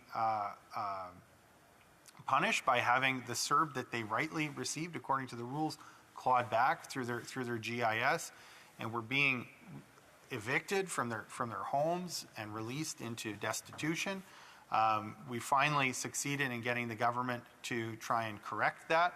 That was a good thing. We're hoping that that assistance is going to arrive in the weeks to come, very shortly here in April. But we're thinking about seniors who are still facing a lot of cost challenges, particularly those seniors between the ages of 65 and 75 who are not going to see the increase to the old age supplement that other seniors are seeing. And we in the NDP feel that there's a fundamental unfairness there to be creating two tiers of seniors. And I want to ask the government if they'll finally decide to get rid of the two-tier senior model and have a uniform increase for the old age supplement that applies to all seniors. The Honourable Parliamentary Secretary to the Minister of Employment, Workforce Development and Disability Inclusion. Well, thank you, Madam Speaker. And first, I'd like to thank my colleague, the member for Elmwood-Transcona, for his questions. I think all of us agree that that during the pandemic, so many of our most vulnerable Canadians and constituents were severely impacted. And of course, seniors are at the top of that list in terms of the challenges that they faced.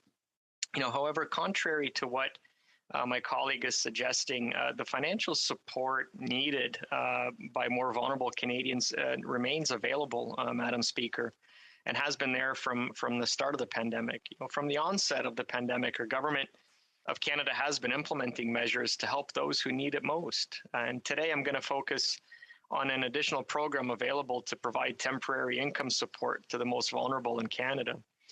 This additional support came through Bill C-2, which we tabled in December 2021, and which was promptly passed, thanks in large measure to the NDP. And this bill enabled us to provide benefits to Canadian workers whose employment was impacted by COVID-19 in designated lockdown regions. In light of the Omicron surge, Bill C-2 proved to be very forward-looking. Among other things, the bill introduced a new Canada Worker Lockdown Benefit. It also extended the weeks available for the Canada Recovery Sickness Benefit and the Canada Recovery Caregiving Benefit. I'm not going to go into too much detail, but I will briefly explain what the new Canada Worker Lockdown Benefit is. The benefit provides income support of $300 per week through to May 7, 2022, to eligible workers who are directly affected by a public health lockdown order related to COVID-19 in their respective region. Eligible workers can apply within 60 days of the lockdown in their designated region to receive the benefit retroactive to October 24th, 2021. In December 2021, in response to public health restrictions brought about by the Omicron variant, we temporarily expanded the Canada Worker Lockdown Benefit definition so that more workers would be eligible. And this temporary definition ended on March 12, 2022. Mr. Speaker, my colleague's question implies that the government is using financially vulnerable people as a basis for economic recovery, and that assertion is false. The truth is, some beneficiaries receive, for example, overpayments because of, for example, the Canada Emergency Response Benefit advance payment. And we are in the process of identifying those overpayments, and we will proceed with recovering them. But by the way, flexible repayment options are available to prevent undue hardships for recipients. Madam Speaker, Canadians are at the very heart of every decision this government makes. And yes, financial support is there for more vulnerable Canadians. Thank you, Madam Speaker. The Honourable Member for Elmwood-Transcona. Thank you very much, Madam Speaker. And maybe just a few things to correct there. I mean, New Democrats actually opposed Bill C-2.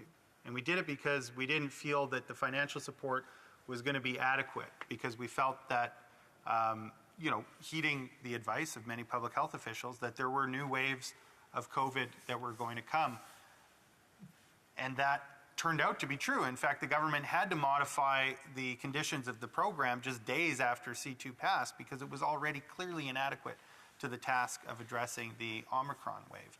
What is also going to be inadequate is having no meaningful increase in the OAS for seniors aged 65 to 74, which is why I will ask again if the government will change its tune and apply the OAS increase to all seniors rather than only those aged 75 and above. Honourable Parliamentary Secretary.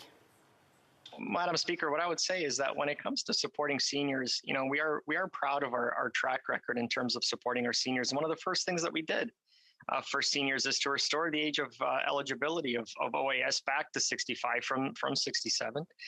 We enhanced CPP. We raised the GIS for single seniors. We introduced a special tax-free payment for those who receive OAS and GIS. We invested $500 million for seniors' essential services and supplies during the pandemic. And we provided a one-time $500 payment to seniors 75 and older. And of course, this year, we're increasing OAS by 10%. And so we have been there for seniors before the pandemic. We were there for seniors during the pandemic, and we continue to be there for seniors. We recognize that they are some of the most vulnerable Canadians in our society. La motion portant que la Chambre s'adjourne. The motion to adjourn the House is now deemed to have been adopted. Accordingly, this House stands adjourned until tomorrow, pursuant to Standing Order 24-1.